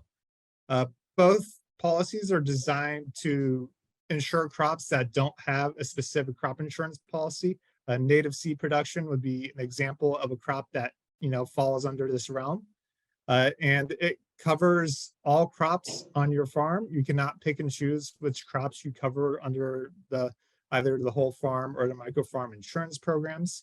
It relies on Schedule F tax records to determine your approved revenue, and also to determine if you will have a loss or a claim for your for each various year. And it's available in every single state and every single county. And I think it's the first insurance program that is available in every single county. So the goal of whole farm revenue protection is to provide coverage for diversified producers. It can cover up to $17 million. Essentially, how it works is you're covered based on your maximum approved revenue. As you can see, that can vary from roughly $10 million to $17 million. And that depends on your coverage level. So the coverage level is essentially your inverse deductible. Essentially, say you have a coverage level of 85% and your maximum approved revenue of $10 million. That means your essentially insurable liability, what is covered under insurance, would be $8.5 million. So you would need to have revenue below $8.5 million in order to receive a loss payment for any cause of loss. So as you can see with the coverage levels, they're all, depending on the coverage level, the maximum essentially insurance that would be covered is $8.5 million after you apply the coverage level to the maximum approved revenue. So post-production costs are not included under whole farm revenue protection. So this would include any processing costs used to produce a commodity. Your expected values are generally focused on third-party sources. What that means is your production, historic production, yields, and revenue. They're going to be based on, say, tax records, or production records, say you get from contracting with a seed company that process your yields, or and there are also procedures for direct marketing as well. The expected yields and revenue are based on a 4-year historical average. And for whole farm revenue, you're able to purchase additional individual crop policies when applicable. So you say you can insure something like alfalfa seed, which we have an individual policy for. You can insure that with both whole farm revenue protection and then have an individual policy for it as well. But these individual crop policies must be bought at the buy-up coverage levels, and indemnities from these policies would count as revenue towards essentially your liability. So microfarm is it's very similar to our whole farm revenue protection program, but it is focused towards small scale farmers. It is limited to producers with under $350,000 in revenue for the initial year and $400,000 in revenue for carryover year. It has less paperwork requirements and is more mainstreamed than our whole farm revenue protection program. Another difference is post-production and value-added costs, say any processing costs that you incur in producing your crop or commodity can be included in your approved revenue. Additionally, as opposed to whole farm revenue, which your value and yields are based on a 4-year history, with microfarm, your value and yields are based on your past 3-year history. Because of this, it requires less records. And unlike whole farm revenue, you cannot purchase an individual crop policy when this is applicable. So what do whole farm and microfarm cover? They cover revenue from all commodities produced on a farm, including industrial hemp and animal products, as well as any commodities purchased for resale. The only things that are excluded are timber and forestry products, as well as animals planted or animals sold for sport, show, or pets. For whole farm revenue protection, you can get replant costs insured. So what a replant cost is essentially if you plant your crop, then you have, say a large rainstorm or any other weather event which wipes out your crop right away, and it's still practical to replant and produce the crop. You can be paid essentially however much it costs to replant through your insurance program, essentially covering the costs of replanting your crop. However, this is not available under microfarm, but it is available under whole farm revenue protection. So in terms of coverage level options, so a coverage level, as I said before, essentially determines the amount of your historic revenue that will be covered under crop insurance, essentially determining, how much revenue loss you have to incur to receive an indemnity or insurance payout. So the levels vary, in 5% increments from 50 to 85%. A producer can select any coverage level in that range. However, the 80 and 85% coverage levels are limited to producers who produce 3 commodities or more, or for producers who have microfarm coverage. I also want to mention that your premium subsidy varies depending on your coverage level, as you can see in the chart below. So essentially, the higher your coverage level, the lower the premium subsidy you'll get, meaning you'll be responsible for a higher percentage of the crop insurance premium, and the federal government will pay a less percentage of your crop insurance premium.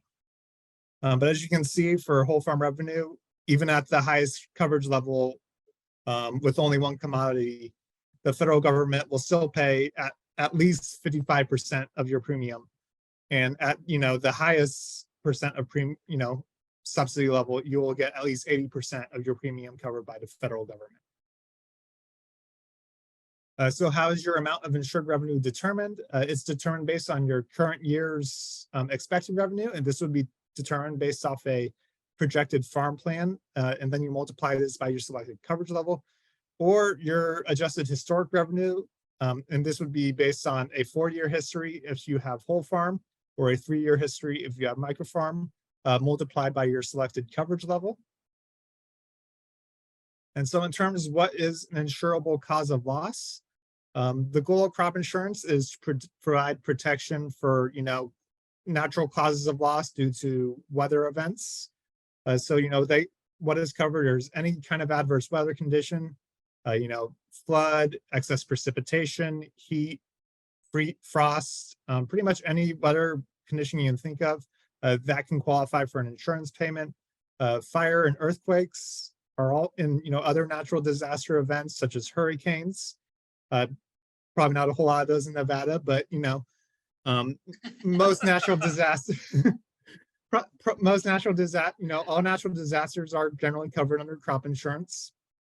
Damage due to insects and plant disease is covered as well, so long as you use good farming practices and appropriate control measures, and that insect or plant disease damage is not due to a neglect in trying to control the disease. But essentially, if you do all your normal pest control measures, or you do everything you can to try to reduce that insect and plant disease damage, but you still end up receiving a significant loss, that is covered. In Nevada, failure of irrigation water supply is another insurable cause of loss. Essentially, in order to be insured, a producer needs to have an expectation that they will have irrigation. But what a failure of irrigation water supply is say that when your insurance period begins, you think you will have water, but then later in the year, your water allocation gets decreased or, completely cut off, which has happened in recent years, and that is covered by insurance. However, if your water allocation gets eliminated before the insurance period begins, then you would not be eligible for crop insurance, or not eligible for a loss payment. And also, in terms of revenue protection, you can also receive a loss due to a decline in market price. And so what determines your losses is your tax records, both your approved revenue and also, your essentially your revenue that is seen on a year-to-year basis is based off of your taxes. So taxes do have to be filed before you will receive a payment. Essentially, what your payment would be what is called a revenue to count, which is essentially however much revenue you had in a year where you had any kind of loss. And this would be deducted from your insured revenue. So your coverage level multiplied by your revenue history, or the revenue based on your projected projected revenue via your farm records. Whatever that difference is would be your loss payment. And so what information is required to qualify for whole farm revenue and micro farm programs? You would need 5 years of tax forms. So if you're looking to apply for the 2023 crop year, you would need tax forms from every year from 2017 to 2021, or 2016 to 2020 if you're a late fiscal year filer. The exception to this is if you're a veteran or you're a beginning farmer or rancher. So if you're beginning farmer or rancher, that means you're someone who's just starting out farming. You would only need 4 years of tax forms. And micro farm producers, so those producers with less than $350,000 of revenue, you only need 3 years of tax forms. In terms of what qualifies as an early or late fiscal year filer, an early fiscal year filer is anyone who files their taxes from February through August. And a late fiscal year filer is anyone who files their taxes from September through December. Other information you might need is essentially any information about what will be produced on the farm during the insurance period. This would be used to complete an intended farm operation report, which is essentially just a form detailing what you will be producing and generally how many acres of it you'll be producing during, any year you're receiving insurance or applying for insurance. Other information that might be applicable would be an organic certification, any inventory accounts receivable information, any third-party yield or revenue records that can support your historic yields and revenue. Those are other things that might be applicable records that you would need for crop insurance as well. So important dates. Unfortunately, the sales closing date, which is the date you have to have your insurance application in by, have already passed for the 2023 crop year. But these dates will remain the same for the 2024 crop year. For Arizona and California, the sales closing date is February 28th. And for Hawaii, Nevada, and Utah, the sales closing date is March 15th. If you're a late fiscal filer, your sales closing date would be November 20th. And your revised farm operation report, which is essentially your farm operation report, kind of after you've figured out what you're planted, because, obviously things can change for farmers. What they plan to plant and what they end up planting can be different depending on a variety of things. But you have to kind of have your finalized farm operation report due by July 15th. Also, another important date is the contract change date. So RMA makes changes to programs every year with the goal of improving the program to better meet the needs of producers. In the year, we essentially have to publish those changes to the public, or the date that we had to publish those changes to the public is called the contract change date. And that is the October 31st before the crop year, that insurance is being sold for. So for the 2023 crop year, the contract change date was October 31st, 2022.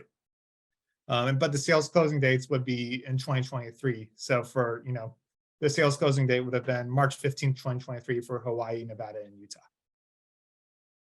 So what is the coverage period? The coverage period is essentially the time period during which you are eligible to receive a loss on your crop due to, any various weather event or natural disaster. It starts when the crop is planted, or if you've already planted your crop when you apply for insurance, within 1 day of when your application is approved for coverage. It ends when you complete harvest, when some crops have a harvest date beyond which they aren't insurable anymore. This is applicable to areas where it freezes in the winter. For annual crops, that are vulnerable to freeze, they aren't going to cover, like corn, during December in like Minnesota. So, for some crops, they do have a harvest date beyond which it is not eligible for insurance. And also you aren't covered after the abandonment or destruction of the crop. More or less, if you have a perennial crop, you're generally covered year round. If you have an annual crop, coverage starts when you plant that crop and it ends when you harvest that crop. Loss reporting requirements. So in order to receive a payment, you have to submit a notice of loss within 72 hours after you've essentially discovered that your revenue could be affected for your crop year, or any kind of weather event happens that could affect your revenue. Sometimes, depending on the loss, the insurance agency might send out a claims adjuster to inspect your field and determine the damage. However, for whole farm revenue and microfarm, the losses are based off of the tax records and the difference between your approved revenue and then whatever your tax records show you received for the year you are insured. And so that's kind of most of my presentation. I'm just going to quickly go over a couple of resources that are useful for producers. So this is our website, www.rma.usda.gov. It contains information on all our insurance policies and all the crops we insure. It contains information that is specific to various states and various regions and commodities. We also has a lot of tools that are helpful to producers, a few of which I'm going to show you now. And we also have a lot of frequently asked questions on our website, on our topics page, which can kind of give you kind of more information on kind of what I've talked about today. So this is a very useful website to visit if you're more interested in crop insurance. So the three tools I'm going to talk about are the agent locator, our actuarial information browser, and our cost estimator. So this is an example of our actuarial information browser. The actuarial information browser contains, a lot of information on our crops, such as various dates that are applicable for each crop, information on the commodities that are insurable, rates, and some other, the subsidy factors, so how much subsidy you will receive for your crop. So this is something that's a kind of a quick way to view a lot of insurance information in kind of an accessible manner for, every single crop that we can insure. You kind of just go through each of the, I guess, there's a couple of, fill down bars that you can use to, kind of select your crop and then your state and your county.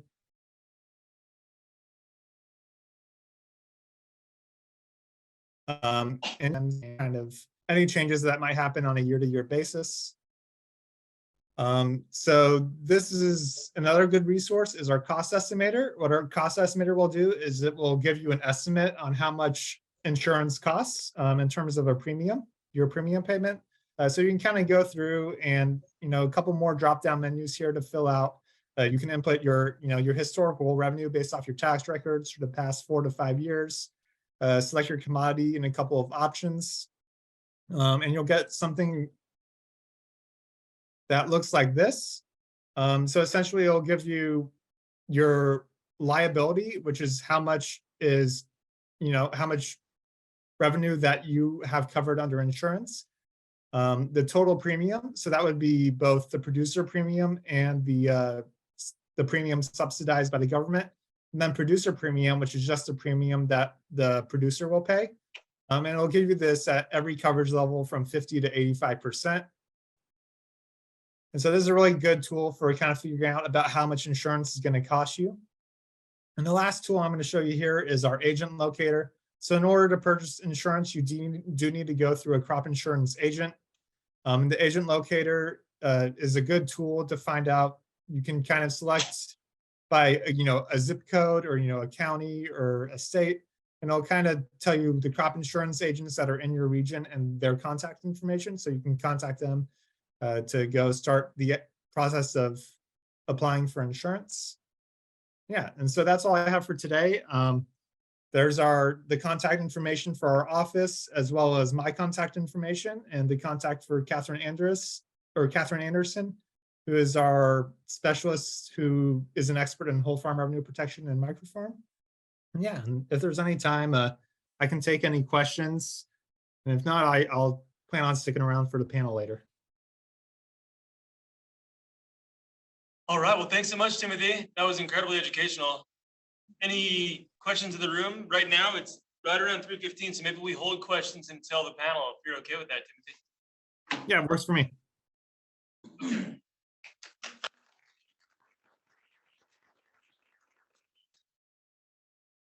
Insurance in what, 30 minutes. Crop insurance. Wow. Corian? Do you have crop insurance? Is Corey on? I'm not- Well, yeah, I don't know anything about it.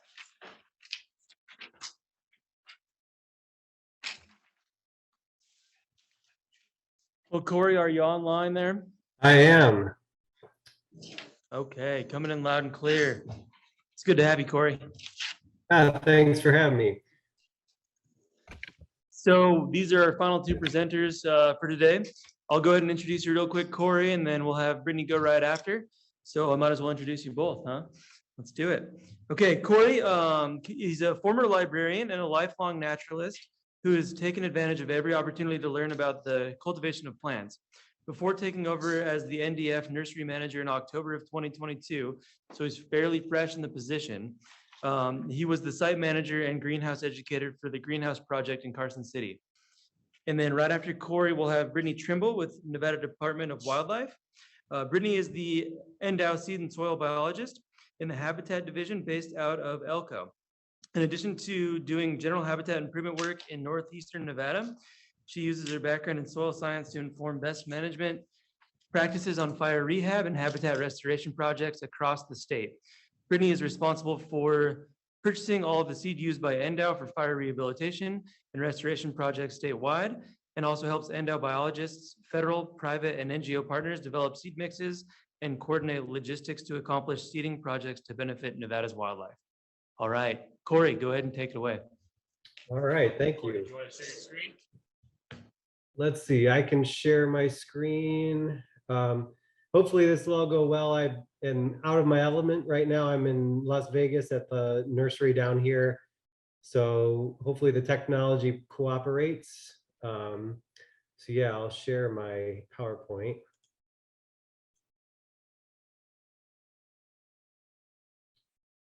Can everybody see that all right? Not quite yet, Corey. All right. Hold on. Like I said. Okay, Steven, do you have it on backup? Oh, here it comes. there we go. Okay, Cool. excellent. I don't have a huge presentation today. As Russ said, I'm very new in this position. I've only been here about 6 months.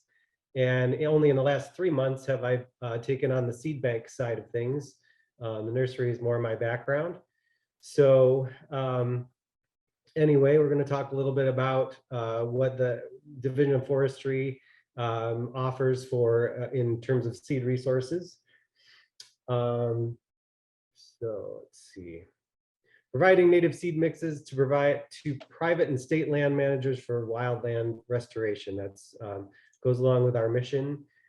So yeah, basically I'm out there at the Washoe Tree Nursery in Washoe Valley, just south of Reno. And so I manage that nursery as well as oversee the operations at the Southern Nevada Nursery. And all of these are under the resources side of things with the Division of Forestry. So that includes the nurseries, the seed bank program, and our forest products and biomass program, all part of that. And so basically, you know, we're really focusing on the natural resources, making sure that we have what we need out there in the landscape for restoration purposes and for conservation. So a little overview of the seed bank program. Like I said before, provide seed mixes for private state managers for wildland restoration. So we primarily contract with a couple of different places, companies to purchase seed and get it to where it needs to go on the landscape. We do some collection of native seed for propagation, especially at both nurseries, but also in our restoration work for fire rehab, work like that. And our seed collection has definitely gone to the back burner for a little while, especially during COVID. We had a little bit, quite a bit less resources to devote to it. I should say that we utilize conservation crews, inmate crews to help us with our work out in the landscape, and that includes seed collection. So COVID was a really big hindrance to all of that. We weren't able to get out in the landscape at all, use that resource. So we're picking it up back again. And you know, this year I'm really going to be pushing so that we can ramp that up again. We have different folks in different parts of the state that are gearing up for it, hoping that we can get those crews back out on the landscape for that purpose. Knowing that this year is going to be hopefully a big year for seed production out there, but also it's going to be a big fire year. So those same crews are going to be doing both of those things. Hopefully we'll have a lot more seed collection to do than fire suppression, but we'll see how that goes.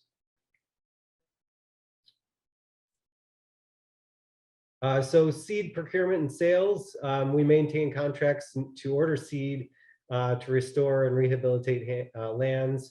whenever there's funding available for that. So that's internal with the Division of Wildlife or Division of Forestry, as well as externally other state agencies like Department of Wildlife and conservation groups around the state.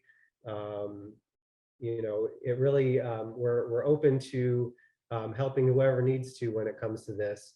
So private landowners certainly can take advantage of our programs.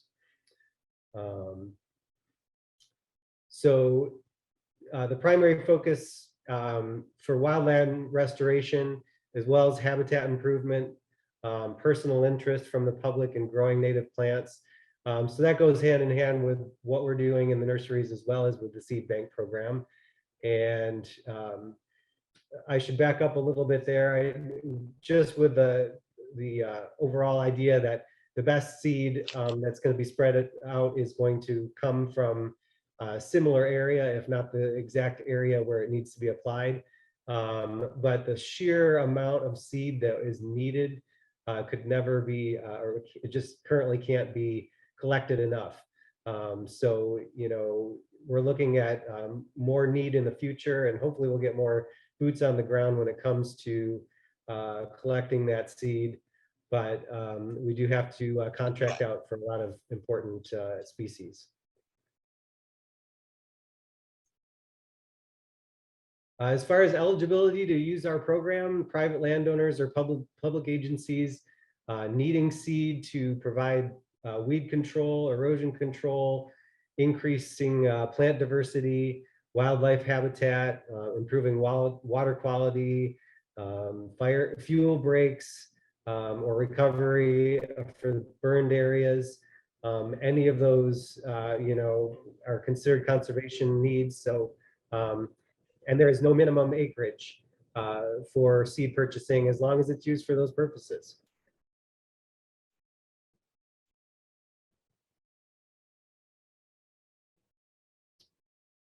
In terms of the resources that we have available with NDF, we have seeding machinery that can be for rent. Some of our equipment is for rent, including seed drills and broadcast seeders. We have a storage facility just next to the Washoe Nursery in Washoe Valley. It's not 100% climate controlled, so depends on what we need to store in bulk, but we do have the capacity to store about 30,000 pounds, as well as some cold storage available, very limited basis at the nursery itself. And in Southern Nevada at our other nursery, we also have some cold storage. So we're very mindful of that, of course. We want to make sure that any efforts for seed collection or seed purchasing, that seed is taken care of. And I'd say more often than not, if it's seed that we're purchasing it close to the time that it's going to be broadcast. So it's not going to be sitting around for a very long time. We also have some seed cleaning equipment and mixing equipment. So we have those capabilities at the Washoe Nursery and Seed Bank there.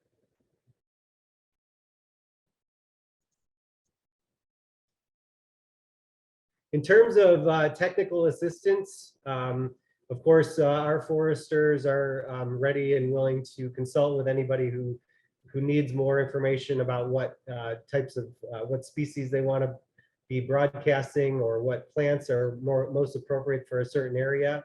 And that covers all three major regions of Nevada: the north, the south, and the western regions. If it's a lot of these things, a lot of these questions that come up, I'm not as familiar with. I haven't spent as much time out in the landscape as I have in the nursery. So, but we do have the expertise in-house, as well as some other agencies, both statewide and federal agencies, that can help consult with folks that need some extra help. But it's important to maintain all these partnerships. After all, we're in this together, and we really want to make sure that we're taking care of our landscape and all the resources on that landscape.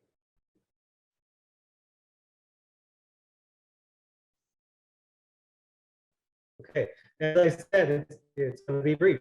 So, I'll stick around for the question and answer period. Please reach out to me individually if you have any questions. There's my contact information there. Usually you can find me at the Washoe Nursery or at the seed bank there. And yeah, I'll wait around for the question and answer period. And I believe with Brittany, she's going to talk a little bit more about the how to become a vendor with the state, how to become a resource for the state, so that your seed can be purchased and utilized as well. So I guess with that, I will pass this on to Brittany Trimble.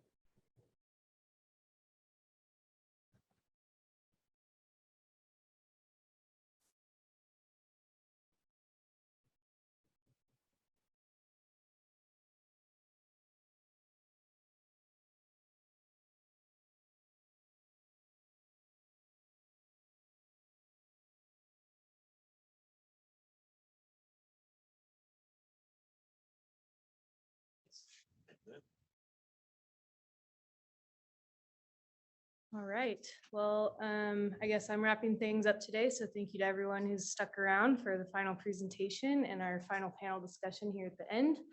As Russ mentioned, my name is Brittany. I'm the seed and soil biologist for Endow statewide. And today I'm going to talk about Endow's seed needs and purchasing. And I'm in this awkward phase of my life where I'm changing my last name. So Trimble was my maiden name. It's soon to be Allen officially, but you should still be able to contact me with that information listed. So to start, why do we buy seed? About 70% of the seed that we purchase is purchased in a reactive manner for wildfire rehab. We work a lot with our federal and private partners to restore wildlife habitat across the landscape after fire. A lot of times this involves cost sharing, where maybe one of us will pay for the application of the seed, the other will pay for the seed, or maybe Endow might purchase the seed that might be a little more important for wildlife habitat as opposed to stabilization. So on, but a big piece of this is us having these partnerships to help make these treatments more continuous across land ownership boundaries and these larger fires that we've been experiencing. And as we all know, some years are worse than others when it comes to fire. So in years like 2018, where we burned over 1 million acres statewide, most, if not all of the seed that we purchased that year did go towards wildfire rehab and was very reactively purchased as opposed to proactive purchasing, which a couple people have talked about today. But in recent years, we have been prioritizing more proactive seed purchasing by purchasing seed to have in our reserves for future rehab. And we've developed some standardized seed mixes for different ecological types and habitat types across the state that kind of help us forecast our seed needs into the future. I'll have the species that we typically have in those mixes up later, but this has kind of helped us stock up on the seed that we need to have it more available in a reliable manner instead of having to rely on market availability each year. And then it also helps us take advantage of better timing, especially for drill seeding in the fall, as opposed to having to wait for some seed that might not be available until December or January sometimes. We also purchase seed for different types of habitat restoration projects that might not be as related to fire in a reactive sense. These include pinyon and juniper removal, where we might seed before we go in, especially with mastication. In areas where the understory might need a little bit more help in recovering, we'll broadcast seed and then send the masticator in on top of it, help push that seed into the ground and also provide a nice mulch layer over the seed. In other areas where invasive annual grasses may have taken over, we will spend some time trying to get rid of those grasses. Either cheatgrass or Medusa head is becoming more common as well. And then when we get to a point where the invasive annual grasses are knocked back enough, we might go in and follow up with some seeding to try to restore that desirable seed bank. Also, we might work with BLM or Forest Service or private landowners to go in on some older burn scars that maybe didn't recover as well the first time around. if we have the time and the resources available to be able to go back in and kind of give those areas another chance, especially in areas that are very important for wildlife habitat. In the past, we've also cost shared seed for field breaks and green strips with the BLM. With the big income or big increase in funding coming in, that might not be as popular of a thing that we use to purchase seed, but we do see it as a very important type of management to help protect existing habitat, especially with the increasing trend in wildfire occurrence and spread. And then we also use these field breaks and green strips to protect past investments where we have put in a lot of resources and it is important for wildlife. We also have wildlife management areas across the state, commonly referred to as WMAs.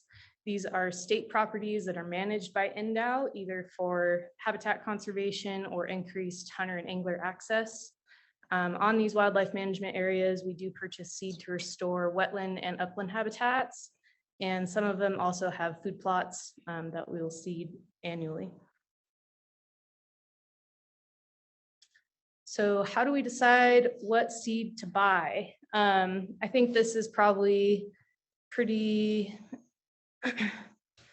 what's the word I'm looking for? This describes how we decide to purchase seed after fire especially, but also for other restoration projects across the state. First of all, we look at the characteristics of the site. Are there specific habitat designations within the site that we're trying to seed?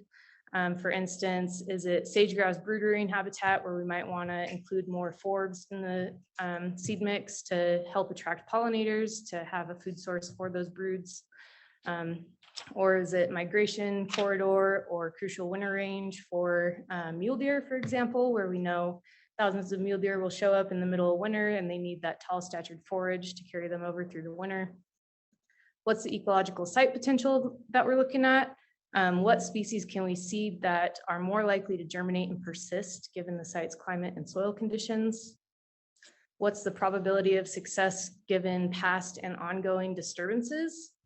Do we need to include species that are more fire tolerant if we know that we're seeding in an area that's more prone to frequent fires? Species that might be more grazing tolerant if there's heavy grazing by either horses, cattle, or wildlife? Is it a heavy recreational area? So on and so on. And then also, what's the topography of the site? And how does that influence the accessibility and what application method we need to use to get that seed on the ground? Not only does the application method vary on pricing of the actual paying for application, but it will also determine the application rates that we use. For aerial seeding, we tend to increase rates because the seed to soil contact isn't as good, but it might also influence what species we include in the mix. Some species are not amenable to being broadcast seeded, and then on the same side, other species aren't very amenable to drill seeding. Who are the stakeholders in the project? What agencies are we working with and what are their respective policies when it comes to seeding? Are there private landowners or permittees that need to be involved and have a stake in the project, or does the public have a stake in the project? And this is just a basic list. Obviously, there are many stakeholders in every project, but just to give you an idea of who might be involved. Sometimes we are limited financially based on how big the project needs to be. In a project like the Martin Fire that burned over 400,000 acres, might not be able to seed all 400,000 acres in 1 year, so we kind of have to break it up, maybe triage a little bit, what areas are more important than others, what species are available and how much do they cost. And then again, the application method. Obviously, seeding by a helicopter is much more expensive than seeding with a drill seeder or fixed wing aircraft. This is a figure showing our average annual expenditures here at NDOW. So it's breaking down by plant type. And this is just for seed. So grasses, forbs, and shrubs are shown on the left-hand axis, and it's further broken down. The orange bars represent the non-native species, and the green bars represent the native species. And you can see grasses are by far what we purchase the most of, similar to the BLM, as Allison presented. We do tend to spend more money on natives for each plant type. This doesn't always translate into the quantity of pounds for these plant types that we purchase, which I'll show in my next slide. But I just wanted to highlight, just at Endow for seed purchasing each year, we spend on average $1.1 million on seed. And while that sounds like a lot, and it sure feels like a lot when you're the one signing the check every year, it really does not even compare to the BLM offices here in Nevada. Casey Addy, the ESR lead here in Elko, is here. Do you have just kind of an idea of how much you guys might spend annually? A couple million, probably. Yeah, I think we were talking quantities earlier, and you guys probably purchase at least double what we do on an annual basis. Yeah, here in Elko, the last 5 years, we've averaged 153,292 pounds a year. Okay, and we tend to purchase closer to around 100,000 pounds a year. So yeah, almost double what we spend. And that's just one district office here in Nevada. So, I mean, spread that across the whole state. There is clearly a demand for native seed. And of course, we want to use natives as much as we can. That's what we know wildlife can use. We know it'll grow, but as Allison kind of touched on earlier, a lot of the natives available aren't necessarily adapted to our climate all the time, but I'll touch on that a little bit more later as well. So for the purposes of this forum and native seed production, I wanted to break out the grasses and forbs to take a little bit of a closer look. So these two pie charts, I also like pie charts, Allison. They show they break down not native versus non-native pounds of both grasses and forbs that we've purchased since 2018. And so you can see most of the grasses that we purchase are native. We do like to use natives as much as we can. Sometimes we do have to rely on non-natives, as I mentioned. But then for forbs, you can see that over 50% of the forb seed that we purchase is non-native. And this is because you can see that even though we only 43% of the pounds of forb seed that we purchase are native, 71% of the money that we spend on that seed is for the native species. So that's also shown here with the average cost per pound of these native versus non-native grasses and forbs. And, Craig and Allison were talking earlier as well. There's a reason why these forbs cost more, and Ed touched on it too. They are a lot harder to produce, but there is a huge need. We would buy more if we could. Unfortunately, are limited financially a lot of the time. But I think that's all I wanted to say. So this is a list of the native grasses that are typically available for us to buy. This is not an exhaustive list by any means. These are just the ones that we tend to look at when it comes to adding wildlife value and kind of reliability when we use them. The ones underlined in blue are those that are more commonly purchased by us. These are the species that are in a lot of our standardized mixes across the state. And yeah, feel free to take a picture if you want this list later. I mean, this presentation will be online, but you can also reach out to me directly if you do want a better list of these species. So I sorted these by the minimum precipitation required by each species there on the left, or the right, sorry.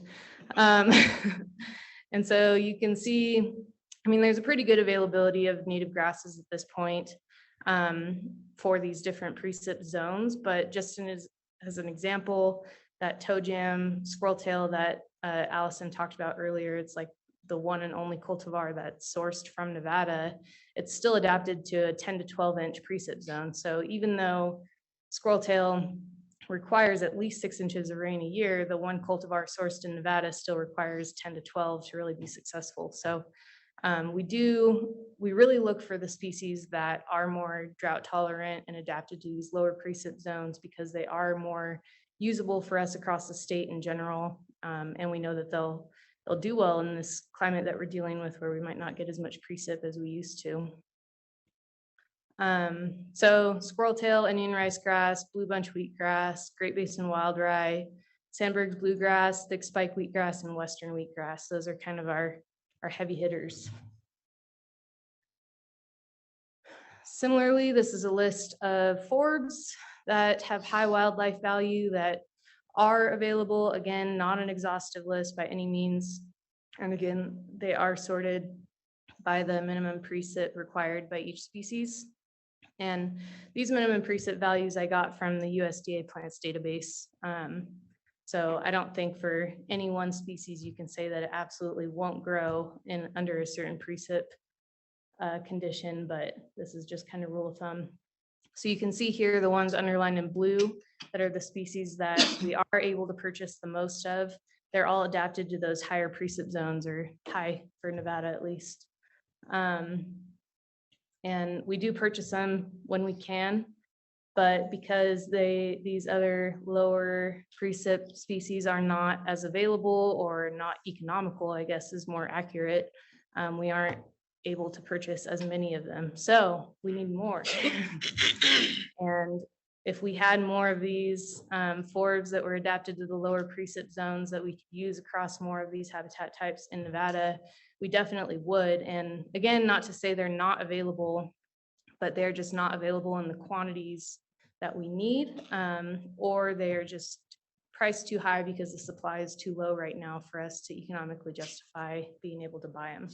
But hopefully with a lot of these new funding sources that are becoming available, the infrastructure bill and the bill and IRA, I don't remember what they stand for all the time. But hopefully we can work with the BLM to kind of be able to prioritize purchasing more of these species that we haven't been able to purchase in the past, and kind of make that need known, as Allison was talking about earlier. So how do we purchase seed? We have a few different options here at Endow. We purchase a majority of our seed through the BLM consolidated seed buys that are held in spring and fall each year. So if you have the ability to sell seed through BLM, we can purchase it that way. We also work with the Nevada Division of Forestry Seed Bank program to purchase seed, as Corey was just talking about. We have the option to purchase seed through conservation districts across the state. And then we also have the option to purchase directly from seed companies or producers who are vendors with the state. We are slightly limited on purchasing directly like this. It is an option. And if it's something that you're interested in, please talk to me and we can kind of figure out how to make that work for both of us. And I want to say too, that the funds that we use here at Endow to purchase seed, they do not come out of our general state funds, and they do not come out of our tag and license sales through Endow. Most of the money that we use to purchase seed comes through Pittman-Robertson funding, which is a federal tax on outdoor goods. So if you buy any type of outdoor goods, thank you, you're helping us buy our seed. And then we also have agreements with BLM and Forest Service, different district offices across the state. And then we also have agreements with U.S. Fish and Wildlife Program, or we have project-specific funding through different funding sources like the Heritage Fund, Dream Tag, or some of our special reserve accounts here at Endow, like Habitat Conservation Fee, Upland